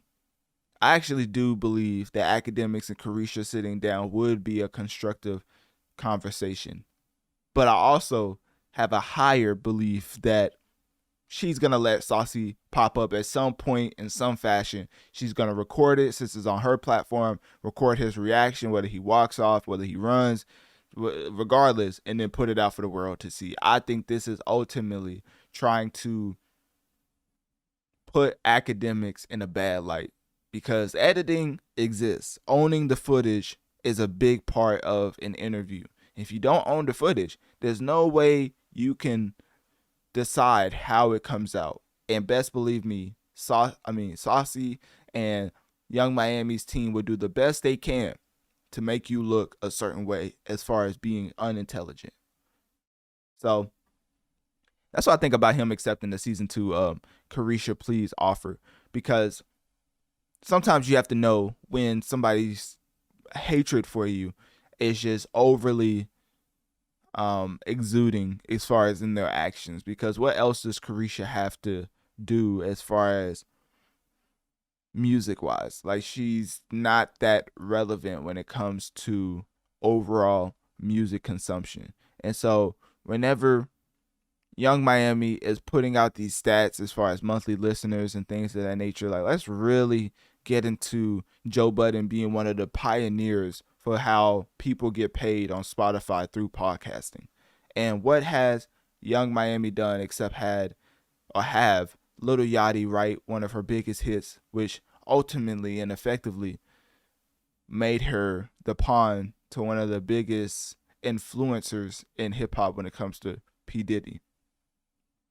So with that being considered, Young Miami's feud with Joe Budden and Academics is not even serious. But what I would say is Academics and Saucy Santana's feud is a lot more serious. So in the slight chance that Young Miami actually tries to pull a fast one as far as having Saucy pop up mid-interview, it may be some of the greatest content to ever go down in video history. So with that being said, click my link tree in my bio. Let me know on one of my social medias. What do you think about the feud between Young Miami, aka Carisha, versus Joe Budden / Academics? And what is your biggest takeaway from this whole entire fiasco?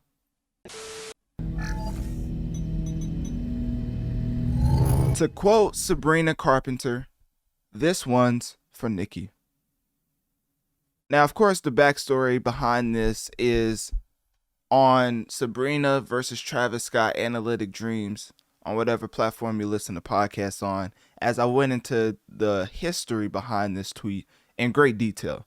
But for this specific segment, there's a lot to get into, so I'm going to leave that out for now, because Nicki versus Travis Scott, while it was a race towards the top, this is definitely one of the greatest battles for a debut at #1 that I've ever seen. Now, y'all may think I'm being dramatic, but the separation between the #1 on Billboard 200 this week was literally 1,000 units. And it was in totality 360,000. So if you have a total of 360,000 first week sales, which we're going to get to the specifics in a second. I'm just building suspense, of course. The actual separation was just a mere 1,000 units. So of course, you're probably wondering, well, who came out on top between Travis Scott's 10-year-old album? I'm not trying to be funny. I'm just stating the facts, 10-year-old album, Days Before the Rodeo, or Sabrina Carpenter's Short and Sweet.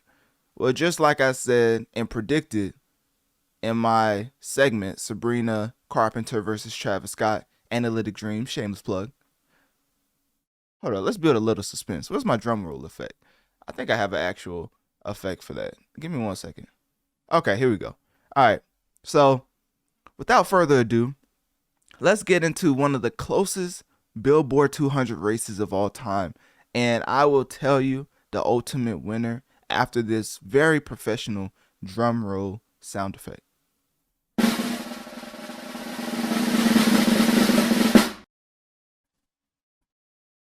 All right. So after counting all the numbers and basically scouring, you would have thought this was the presidential election, the way they was trying to find missing units. Sabrina Carpenter came out on top with Short and Sweet with a whopping 362,000 units first week sales for August 29th, 2024, as far as the week ending. And then Travis Scott, 10-year-old mixtape Days Before the Rodeo, debuted at #2 with 361,000 units, narrowly missing the top spot by fewer than 1,000 units. It was just rounded out. So as far as the race, safe to say that this was probably one of the more notable races for #1s that we've ever seen in music industry history. And the reason why this is a big deal, because I always say the artists are players in this field, and the actual owners are the ones who make everything move and actually are game changers in this industry. So when you're specifically talking about Travis Scott, then you have to talk about his manager with David Stromberg. And of course, you have to talk about Darren Stupak. I think that's how you say it. I don't know how I say it. Stupak? What? And how they I'm not going to say manipulate the numbers, because everybody plays their own game. But basically, there's a lot of things that happens behind the scenes that a lot of people don't know about. And Travis Scott's manager, David Stromberg, is one of the more pivotal players behind the scenes for Travis Scott's public perception. So when it comes to chart manipulation, and if you're looking at the artists doing this, like they're the ones pulling the strings, they are basically the players, while the owners behind the scenes do a lot of backdoor deals to try to make stuff on the public front look a certain way. So anyways, a lot of people have accused Travis Scott of manipulating his numbers, which I'm not going to do, because for the simple fact that Travis Scott does have one of the best fan bases in hip hop history. But what I will point out is that Sabrina Carpenter currently has not one, not two, but 3 tracks in the top 5. One of them has been on the charts for about 20 weeks, specifically talking about Espresso. So whenever you have Taste as the 2nd most played song in the world, Please, Please, Please, which is the 3rd most played song in the world, and then Espresso, which is the 4th most played song in the world, and you don't see Days of the Rodeo anywhere on the top 100 list as far as charting. The only track from Travis Scott that's charting in the top 100 is Drugs You Should Try, which is basically the 66th most played track in the world. So looking at that, you probably are raising some red flags. How in the world is an entire project battling it out with another project when, statistically speaking, the singles are doing much better, a lot better? I mean, considerably, an exorbitant amount above what Travis Scott's album singles are doing as far as the specific tracks. How in the world is the entire project battling it out? Well, that is a great question.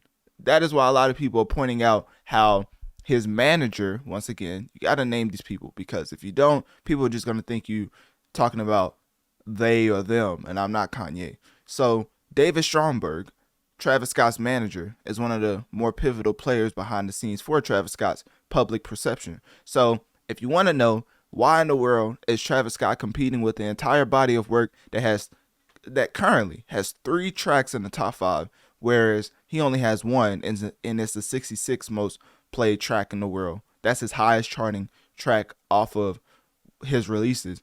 You come to find out that maybe some numbers were played with, because that just does not add up. So shout out to Sabrina Carpenter. I mean, I think she has like 12 tracks in the top 100. Oh, excuse me. 12 tracks in the top, basically 40, because the lowest one is at 41 with Lie to Girls. But yeah, she has 12 tracks in the top 40. I mean, that's insane. And Travis Scott's biggest track charting wise is Drugs You Should Try, which is basically the 66th most played track in the world. So how does that make sense? The world may never know. So anyways, let's get into competition and strategy, because I'm all about marketing tactics. And one of the biggest things that a lot of people come to realize is that the music industry is a lot of smoke and mirrors. I'm not going to compare it to politics, because politics is smoke and mirrors on the highest level. Music industry, not so much. They try, but even though it's very strategic and advanced and intricate as far as the way they try to manipulate the fan bases, it's definitely not on the same level of a politics, which is just top tier. Basically, it's second to none when it comes to the way they manipulate the masses. So anyways, Travis Scott and Sabrina went through a lot of different tactics to push their project, right? Sabrina, to get her first #1 ever, basically has certain strategic releases as far as on Carpenter's side, on Sabrina's side, releasing multiple digital versions of her album, each featuring different bonus tracks. And why does she do this? Well, I'm glad you asked. Travis Scott also put out a lot of variants of his album, including additions with bonus tracks, live versions, and remixes, significantly increasing the sales before the final hours before the tracking week ended. Because if you don't know, Sabrina was leading by a landslide. Sabrina Carpenter was leading reportedly, like insider sources, reportedly around 100,000 units. That's how much Sabrina was leading by. So it wasn't like, oh, they was neck and neck for the whole time. Travis Scott started pulling games. So guess what? Sabrina came out and pulled her own game, basically adding deluxes, adding digital versions of her album, each with different bonus tracks. And you can see that on her Instagram that I talked about in Sabrina versus Travis Scott, Analytic Dreamz. I'm gonna keep plugging that because I basically predicted who would come out on top, because I don't know if y'all know, but Sabrina Carpenter is under Universal Music Group. And that's a huge deal because in general, they are the big dogs in the music industry. There's really not too much that goes on in the music industry as far as top tier that's not owned by Universal Music Group. Just to give you a little tidbit, a little Snapple fact, as far as the music market share in totality, all the music released in the world, the market share is 61% owned by Universal Music Group. So the market share is taken up by Universal Music Group as far as the 61%. Who has next? Warner Music Group with 20%, Sony with 14%, who Travis Scott is under, and others with 5%. So if Universal Music Group has the biggest artists in the world, I'm talking Chappelle Rowan, Post Malone, Taylor Swift, Morgan Wallen, Billie Eilish, I mean, the top of the top, the cream of the crop. So with Sabrina Carpenter and the close race with Travis Scott, UMG is not going to let one of their players get outshined when they have all the resources possible to compete. So when predicting who will come out on top, because obviously going through the numbers, you see it was a very close race. Going through the numbers, I realized that it was going to come down to the teams that these two respective artists are on. And even though Sony is no slouch, of course, because it was able to put up 361,000 units, which is still a huge accomplishment. I mean, I think Days Before the Rodeo is maybe the top 5. No, okay. It's the sixth highest debut as far as rap albums so far this decade. So this is a huge accomplishment for Sony. It's just why I put it in a perspective of one of the biggest battles of all time, because Sabrina put up 362. I mean, this will go down in history. I mean, this never happened before. This is one of the few times where Billboard had to literally delay their numbers because of the amount of sales and just how close it was. I mean, other times this happened was back in 2021 when DaBaby and Dua Lipa's Levitating track was undergoing an audit because it was expected to rise to number 1, had over 4,000 digital sales. But as a result, as far as competition wise, Silk Sonic's Leave the Door Open ended up scoring a number 1 after the audit towards a 2 Levitating. So Silk Sonic Leave the Door Open ended up beating out Levitating for that number 1 track. So that was one of the more pivotal close races in our history as far as like notable. And then some of my hip hop fans may remember this, but remember before Gunna snitched, like prime Gunna numbers, when The Weeknd, yes, The Weeknd, one of the most successful popular artists of all time, when he was going against Gunna, when Gunna ultimately debuted with 1,700 less as far as units, his first week sales. No. So Dawn FM, which is The Weeknd's album back then, was this was back in 2022. It was expected to be number 1, but as far as units, it ultimately fell to DS Forever by Gunna. Yes, Gunna actually beat out The Weeknd for first week sales. It was a crazy time, I kid you not. And then both albums definitely, debut lower than expected, but Gunna ended up beating out The Weeknd, which was a huge deal. And I guess Drake's so petty. I know I always find a way to bring Drake in it. It's okay. Y'all be all right. But Drake's so petty because I think the only reason Drake even had a feature on Gunna's album was because the race was so close. Because if you remember, and people who actually, listen or follow hip hop will be able to corroborate my story. But basically, Gunna had an album out that was competing with The Weeknd, but then the Drake track came after the album released. P-Power came out after the album was released. I wonder why. So anyways, Drake's a petty man. That's all I gotta say. And then one of the other notable battles was definitely when Barbie versus New Jeans were delayed as far as the numbers, because it took several hours for Travis Scott and Drake's Meltdown track to count as far as all the units and get into the final tally. But once it did, Meltdown was expected to be number 1, but instead debuted at number 3. So this is a pattern as far as like close races, but never like this. I mean, less than 1,000 units is insane. I mean, if you knew the amount you could buy under certain major labels, you would realize that these two giants were competing at the highest level possible, because they've put up monumental numbers and still are trying to get that number 1 spot. The amount of money spent on both of these campaigns is insane. Because if you want to think about it, this year alone, Short and Sweet and Days Before the Rodeo is a top 5 debut album.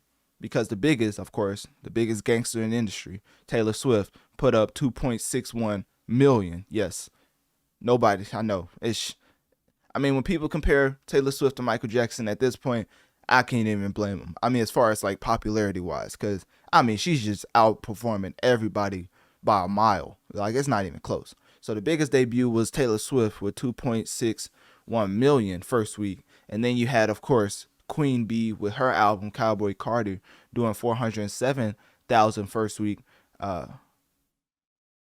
Yeah, and then you had Short and Sweet, of course, with 362, and then Days Before the Rodeo with 361, and then, of course, Billie Eilish to round off the top 5 at 339,000. So those are the top 5 debuts in 2024 as far as album debut. So this was a pretty significant race towards the top, and one of the biggest things that I think is missing from the overall context is that this has happened before.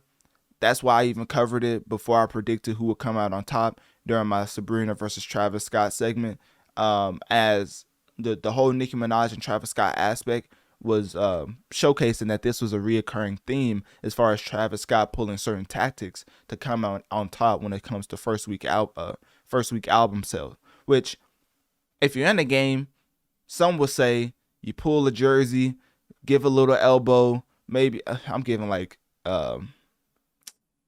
behind, like I'm giving like basketball stuff. I don't know if y'all understand what I'm saying. Basically, you do what you do to win the game, right? You do what you have to do to win the game. I'm not mad at it. If everybody's using steroids in this game, then I mean, you better what they say, you better get the syringe. I swear this is a PG podcast, I swear. So anyways, yeah, everybody manipulates numbers. So I don't want to hear that as far as like people getting on Travis Scott. Everybody manipulates numbers. Travis Scott's team is just the most blatant with it. Especially when Nicki was going through. I mean, he was literally the black H&M when he was going up against Nicki as far as first week album sales, because that was back when you could sell a sock along with an album and it counted as an album sale. Like, what in the world? So anyways, of course, the fans, came out and was just talking about how Travis Scott was doing all this stuff only to lose to Sabrina. Of course, supporting bases is supposed to support their artists, and they came out in droves and definitely celebrated Sabrina's victory, because, I mean, this is a pretty significant race. Like, it's one of the biggest races I think we'll ever see. I don't think we'll ever see a race like this again. I know that you may think that's like, some type of exaggeration. Days Before the Rodeo is a 10-year-old mixtape, and somehow it debuted the top 6 ever as far as this decade. And it still came in number 2. Like, the numbers is insane from Sabrina and Travis Scott. And so whenever you're getting into it, I mean, you just have to recognize that this is generational. This is a generational battle right here. This is not going to be something that's going to be replicated anytime soon. So I know a report came out like, oh, Travis Scott's vinyls wasn't counted, so they can potentially contribute to his #1 album. But at this point, I mean, it's over. I mean, 362 to 361, as close as it is, it's kind of interesting that the overall streaming was not even close. I mean, streaming wise, Sabrina had like 300 million streams or something like that, maybe around 400 million. And Days Before the Rodeo had a whopping 30,000. But guess where it came into competition? The actual unit sales, where Days Before Rodeo sold 331,000 physical copies. Now, who in the world believes that? Who in the world believes that people are buying music more than streaming out here? Like, come on now. Like, we really have to put 2 and 2 together. You talking about Sabrina beating him in every single category except for bought units. Like, at some point, you just got to call it out. Like, you know, whatever type of bag they threw to buy all them albums for Travis Scott, I mean, you know, I guess hopefully one day you get your return on investment for that, because that was insane. But that's one of the biggest things I wanted to get into, because I don't know about y'all, but this was very interesting to me. I mean, the battle between two giants going at it, because this is new territory for Sabrina Carpenter. I mean, it's her first #1 ever. And as far as her fan base coming together to support her in the midst of this battle, I mean, they didn't have to. When she came out with the new vinyl copies, her fan base could have been like, I already bought your album, I'm not buying it again. But more and more people started to realize that this was a pretty significant shift in the industry, as Travis Scott was really about to top the charts with a 10-year-old project, which is, you know, it's not like a bad thing, but it was just something that Sabrina fans didn't want to hear as far as the future. You know, other fan bases bringing up how the artist got outsold by a 10-year-old album, even though it's historic numbers nonetheless. Like, nonetheless, these are historic numbers across the board. But I don't want to beat a dead horse. I basically understand at this point the type of battle we just witnessed, and it was definitely one for the record books. And objectively, one of the closest Billboard 200 races of all time. So with that being said, click my link tree in my bio. Let me know on one of my social medias. What do you think about Sabrina Carpenter coming in #1 as far as debut with her album? And what do you think about the overall battle between Short and Sweet by Sabrina Carpenter and Days Before the Rodeo by Travis Scott?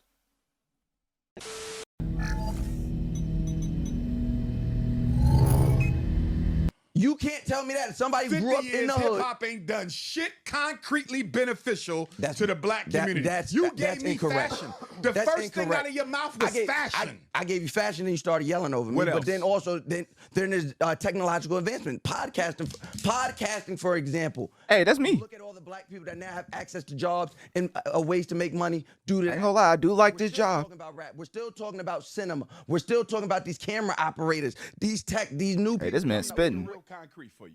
I just made it concrete. No, it wasn't. That was all bullshit. No, give me a relevant. Oh, once again, Analytic Dreamz video on Spotify to see the video along with the audio for my podcast listeners, because of course, right now we're watching the one and only.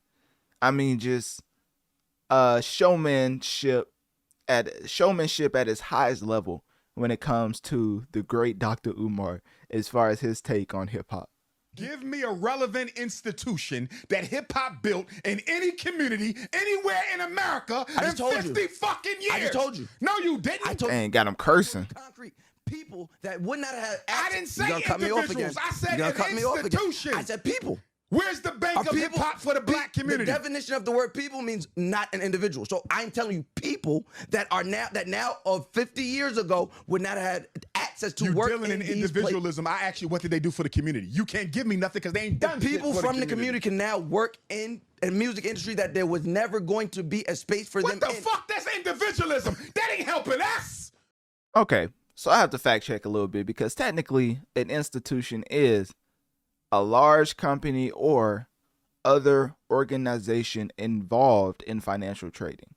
And then, of course, it's also a society or organization founded for religious, educational, social, or similar purposes. So when it comes to more than one person collectively coming together for a common goal and receiving financial gain, that would technically be considered an institution. So whenever you're getting into Dr. Umar Johnson, I may add, as far as his criticism of hip hop and it failing the black community for the simple fact that it's done nothing in the past 50 years to build actual or hasn't had or created any institutional impact that's substantial. So when he's going at hip hop artists like this, of course I had to jump into the fray, because not my hip hop's going to be discredited like this. Because let me tell you something. One of the greatest that's disrespectful. The greatest rapper to ever live, which is also one of the greatest philanthropists that we ever had in the hip hop genre, Jay-Z, has a whole company titled Rock Nation that is literally a full service entertainment company that includes record label, talent agency, sports management. It has a sports management division, and those employ a plethora of black people. In every sense of the word, these different icons in the hip hop game have built institutions that have had huge impact on culture and black business. So to say it's not an institution, to say it's not something that's substantial, and hip hop hasn't done anything in the past 50 years simply for the fact that Dr. Johnson has been building a school for the past 50 years, past 100 years, and it still hasn't, it's nowhere to be found. Like, every time you ask them, it's a new update. But, oh yeah, we fixing the pipes. Like, all right, right now we fixing the toilets. You know, actually, the tiles on the floor, they were starting to crack a little bit, so we got to get them completely redone. Like, it's always something with the school that he's supposedly building, and he always uses that fact to say that when it comes to other black popular people in the public grand scheme of things, they're not doing enough when it comes to building these type of substantial institutions. But going off of his word, institution, Rock Nation, Beats by Dre, Def Jam Recordings, Bad Boy, Good Music, Mass Appeal, No Limit, all of these different conglomerates built by black figureheads, whether it's a Jay-Z, Dr. Dre, Russell Simmons, Master P, things of that nature. These are all, by definition, institutions that have lasted the test of time and have had so much impact on culture and other things when it comes to the masses. But if you really want to focus on schools, hospitals, and community-focused projects, which is what he basically switched the conversation to, which is very interesting the way he switched the conversation and moved the goalposts throughout this entire argument. I think this is one of the few times I've seen Dr. Umar just look completely out of his realm as far as what he was talking about. Because if you're talking about Dr. Dre and Jimmy Levine donating $70 million to the University of Southern California to literally create the USC Jimmy Levine and Andre Young Academy for Arts, Technological, and Business of Arts, Technology, and Business of Innovation. That's playing off of what Dr. Umar tried to shift the conversation towards. When we're talking about J. Cole founding the Dreamville Foundation, which has supported various educational initiatives and community projects as far as his hometown in Fayetteville, North Carolina. Whether it's Chance the Rapper, as much stuff people give Chance the Rapper, he still is out here contributing millions to his hometown, more specifically Chicago public schools, and launching the New Chance Arts and Literature fund to support arts education in Chicago. And then once again, bringing up the great Queen Latifah that I brought up earlier when I was talking about, actually I haven't even touched on Queen Latifah yet because I was saving her for last. But basically, not only did Queen Latifah have Flavor Unit Entertainment as far as a production company that produce films and television shows, which is technically an institution. But if you wanted to just focus on schools and hospitals and other community-focused institutions, which is what he switched the conversation to towards, she has been involved as far as Queen Latifah in various community projects under the Queen Latifah Foundation, and it supported a lot of educational programs and health initiatives that it just goes under the radar for the simple fact people don't want to highlight it. Because if you really get into the specifics of educational support, health initiatives, community development, art and culture, it's a lot that Queen Latifah has been an advocate of to change the overall trajectory of the black community. So when Dr. Umar, which is funny because he has the doctor in front of his name, but it's, you know, as far as this specific topic, seems like he's a little out of his realm as far as what he's specifically speaking on. Because if you're going to get into a heated debate, then you best it's best to have certain facts to go along with what you're saying. Because if you're saying institution and the guy who's debating with you brought up many institutions, which is playing off of what you brought up, and then you switch it to he's just talking about individualism, now it just seems like you're moving the goalpost. And it's definitely important to point out that Dr. Umar was reiterating his past beliefs that he's had for quite some time about hip hop. I mean, just go back to November 25th, 2023, when he was talking about the celebration of hip hop as far as it being 50 years in existence as far as the genre. Has hip hop benefited the black community overall? Has this been a plus or has this been a minus? Now let's go to the institutions.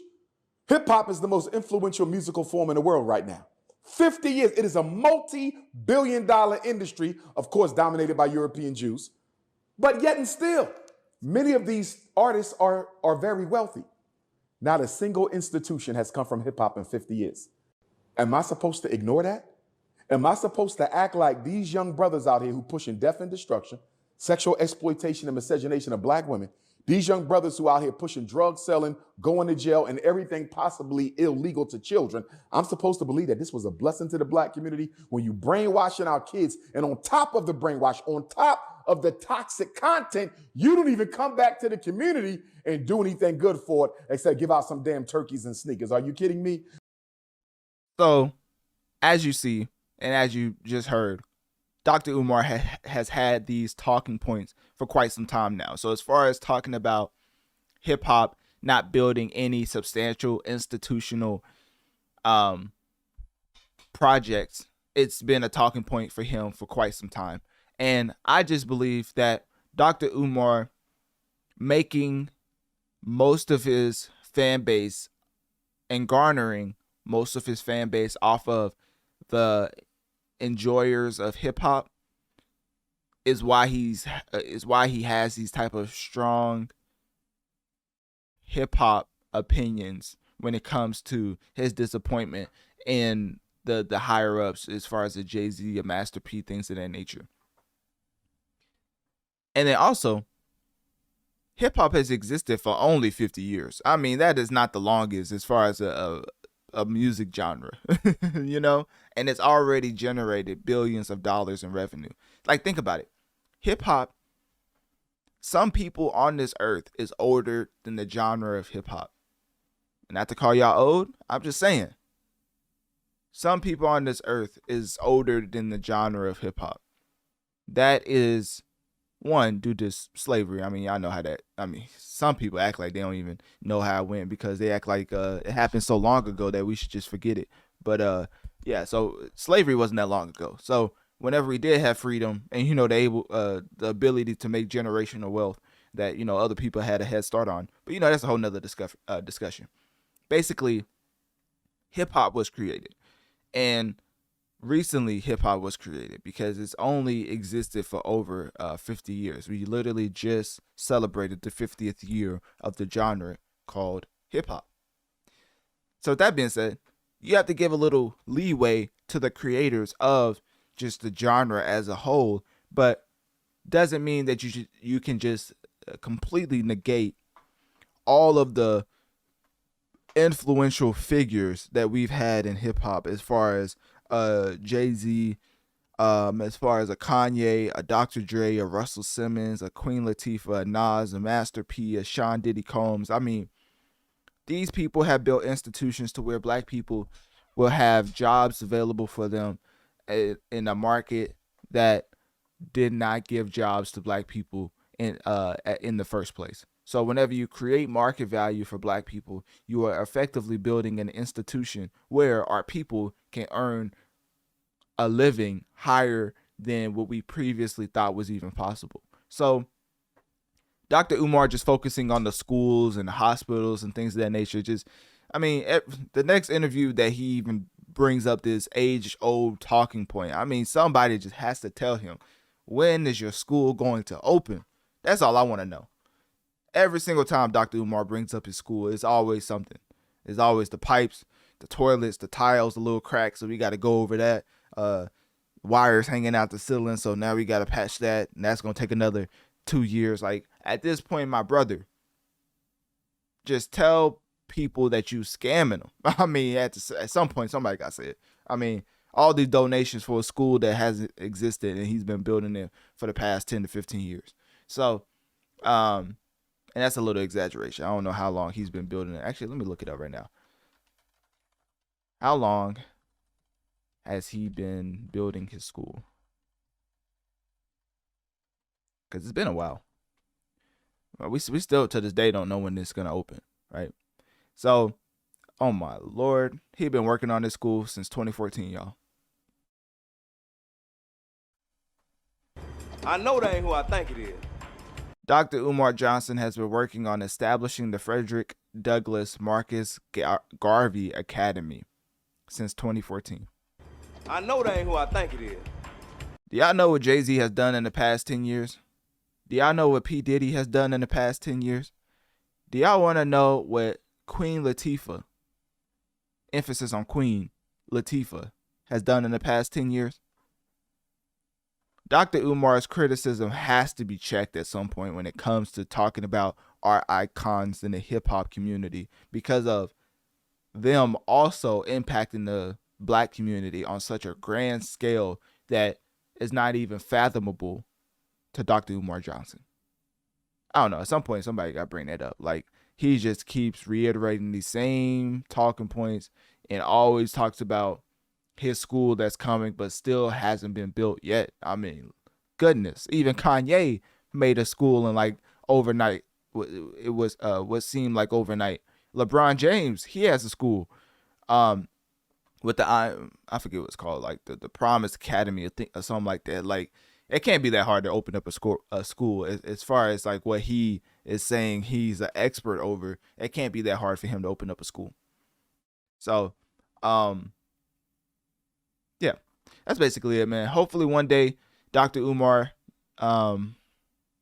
stops giving disproportionate negative energy to the hip hop genre, and hopefully at some point he actually does, which is surprising for somebody with a doctorate. But what do you see a doctor of? That's another thing I have to look up. Like, these false titles gotta go, man. So anyways, hopefully at some point he actually does some research into hip hop and actually finds out about our icons that actually impacts the black community on a grand scale that he's just completely ignoring and being completely ignorant towards. But in the meantime, click my link tree in my bio. Let me know on one of my social medias.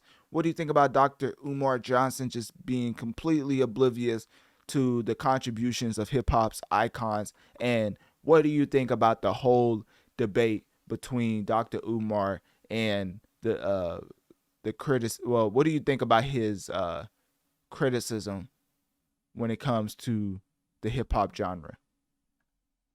So that's about it for episode 141, which is titled, "Is Astro Bot the New Mario of Modern Gaming?"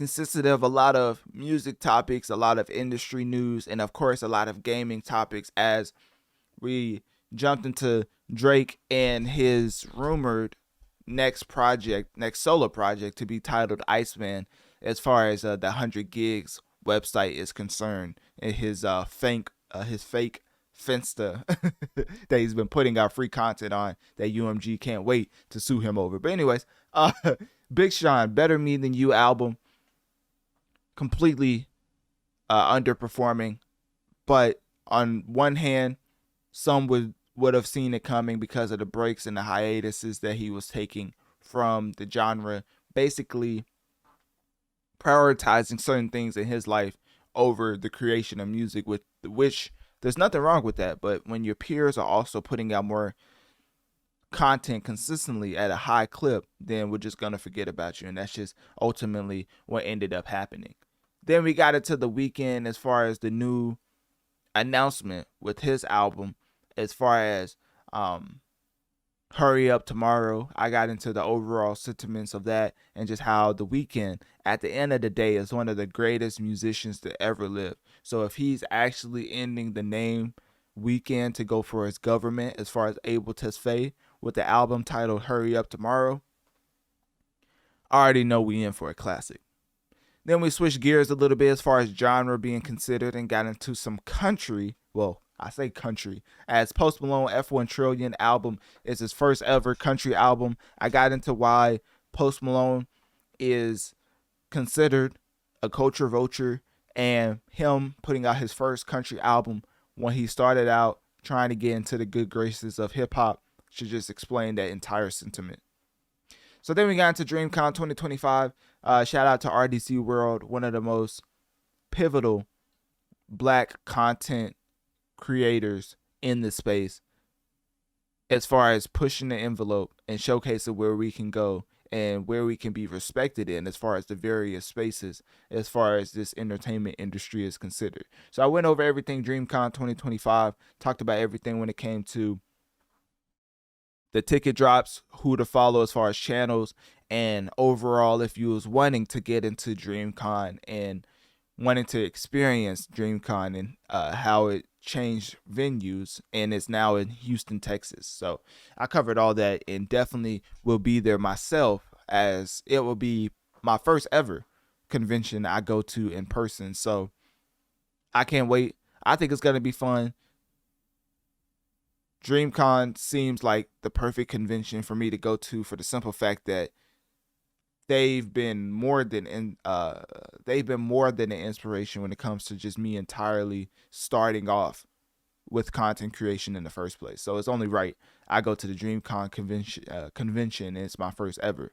So yeah, then we switched gears and got into Bungie CEO completely just lying to his employees, telling them that we really are struggling financially, but come to find out on the public website, this man is out here paying $2.3 million on cars, vintage cars, over 60 vintage cars bought, which accumulated up to $2.3 million. So, you know, hopefully the people at Bungie's band together, because that's just ridiculous. Getting into another owner / CEO, Scooter Braun has announced that he retired from management for artists. Now, if you're going to manage artists and you're going to do it well, it's going to get to a point where you make enough higher ups mad to where they get mad at your success. And so now the artists you manage may start to look more closely at how you manage them and start nitpicking to the point where you have the biggest gangster in the music industry, which is Taylor Swift, finally standing up to you, saying that you stole her masters. And surprisingly enough, everybody believed her. So now Scooter Braun has effectively been pushed out of the industry, along with other stuff like Justin Bieber coming out against him, Ariana Grande coming out against him, and effectively ending his run as an artist manager. Or you could say a respected artist manager. So effectively, he just retired this year. So that being said, then we got to some games, as Astro Bot being one of the greatest games of 2024 is something we can say with all confidence now, 100% confidence now, because it's now out on all. Look at me being petty. Now it's only out on PlayStation 5. It's not out on Xbox. It's not out on Steam. But that's okay. Maybe one day y'all get the game of the year for 2024. But hey, right now PlayStation got it. So with that being said, Alien Isolation. That's one of the games I wanted to get into. Very much a spur of the moment type of game that I wanted to cover, simply for the fact that watching the game is beyond entertaining, and especially when people get into why they enjoy the game so much, you get to realize that the AI evolution for a game that was released in 2015 is beyond insane. And the innovative factors of the AI, as far as how the computer adapts to your playstyle, is replicated and copied to this day. And that is why when the actual movie, the 2024 movie, Alien Romulus, I believe it was called, when that came out, that is why Alien Isolation got revisited, because people wanted to relive that experience over again. And people really were just giving high praise to the overall AI system. And then we switched gears and got into US versus TikTok, as US versus TikTok is definitely a big deal. TikTok is very influential when it comes to independent artists, and just very influential when it comes to organic market share as far as building up your fan base. So on the music side, when major label marketing machines are getting outdone by the organic algorithm that TikTok is presenting, safe to say that they're going to find any reason to try to take it out, which they already tried to go to war with TikTok in regards to Universal Music Group pulling all their artists from TikTok, which ended up settling. I thought it was because TikTok came to the realization of who Universal Music Group was, but apparently Taylor Swift is the one who approached UMG and basically said that she was going to make a big kerfuffle about the situation, and she was going to be on TikTok's side if they didn't rectify the situation. And guess what? It got rectified. So after that, we got into US versus Ticketmaster, talk about how illegal monopolies are just consistently running rampant, but now seems like people are starting to check those type of monopolies, as US went at Ticketmaster in a way that we haven't seen in such a long time, as far as 39 states banning, is it banding together? Anyways, y'all get what I'm saying, right? Coming together to put out a lawsuit to address the illegal, quote unquote, monopoly that is Live Nation and Ticketmaster. So I cover that in its entirety, and that was probably one of my more interesting, for me personally, that was one of the more researched segments, for the simple fact that I was pretty intrigued by how much Live Nation and Ticketmaster actually controls when it comes to the overall consumption of things. Then we got into Young Miami versus Academics, and / Joe Budden. So of course I got into the beef. It's very funny because I don't think it's anything serious, but somebody has to point this out, because whenever you get into Young Miami and Joe Budden and Academics and their beef, you realize that it's just all for monetary gain, and they're going back and forth for public consumption. So it's not that serious. But I will say, if Academics actually ends up taking Young Miami, aka Carisha's offer to go on Carisha Please for season 2, just don't be surprised if you see a surprise appearance from Saucy Santana. And that's where I'm gonna leave it at. And then of course we ended off with the great Dr. Umar Johnson and his beyond ignorant take when it came to hip hop and not having any institutions for black people. So I addressed that, gave a lot of concrete evidence as far as why I believe he's just completely out of his realm when it comes to negatively talking about the genre of hip hop, as far as from an institutional standpoint. A lot of the things he said about hip hop was definitely correct, but wanted to focus on the main thing that he seemed to be reiterating for quite some time at this point, because for him to keep saying that nobody's building schools, hospitals, and things of that nature when he's been working on a school for more than a decade and it still is not open, when Kanye has a school, when LeBron has a school, something's up. Like, you can't be talking about all these black icons and talking down and negatively talking about these black icons in the industry, and you haven't even accomplished half of what they've done in over 10 years. So, with that being said, that was my entire episode 141 as far as the Notorious Mass Effect. As always, make sure to oh no, that's definitely not how the outro goes. But anyways, thank you for tuning in to the Notorious Mass Effect episode 141. Don't be afraid to send me an email letting me know what you think of the show and what you want me to talk about in the next episode. Also, definitely click my link tree in my bio to access my social medias and keep up my latest activities, and use my link tree to let me know, would you prefer a Patreon or Discord, because I'm thinking about doing one or the other. I don't want to do both at the same time because that would be a lot. So I'm definitely going to do one. I think it's about that time, and I want to attach a giveaway to it. And I'm definitely reiterating this at the end for a reason, because the people who are serious probably listen to the beginning and probably listen all the way to the end. So when it comes to that, I want to put together a giveaway because I have certain things from companies that I want to give away to the public that has not been touched. Pretty valuable, especially for up and coming content creators. And I want to package it as far as the Discord or Patreon rollout. So if you specialize in that type of management or that type of community engagement when it comes to a Patreon or Discord, definitely click my link tree in my bio and let me know on one of my social medias, or just email me, because that's always the best way when it comes to business inquiries.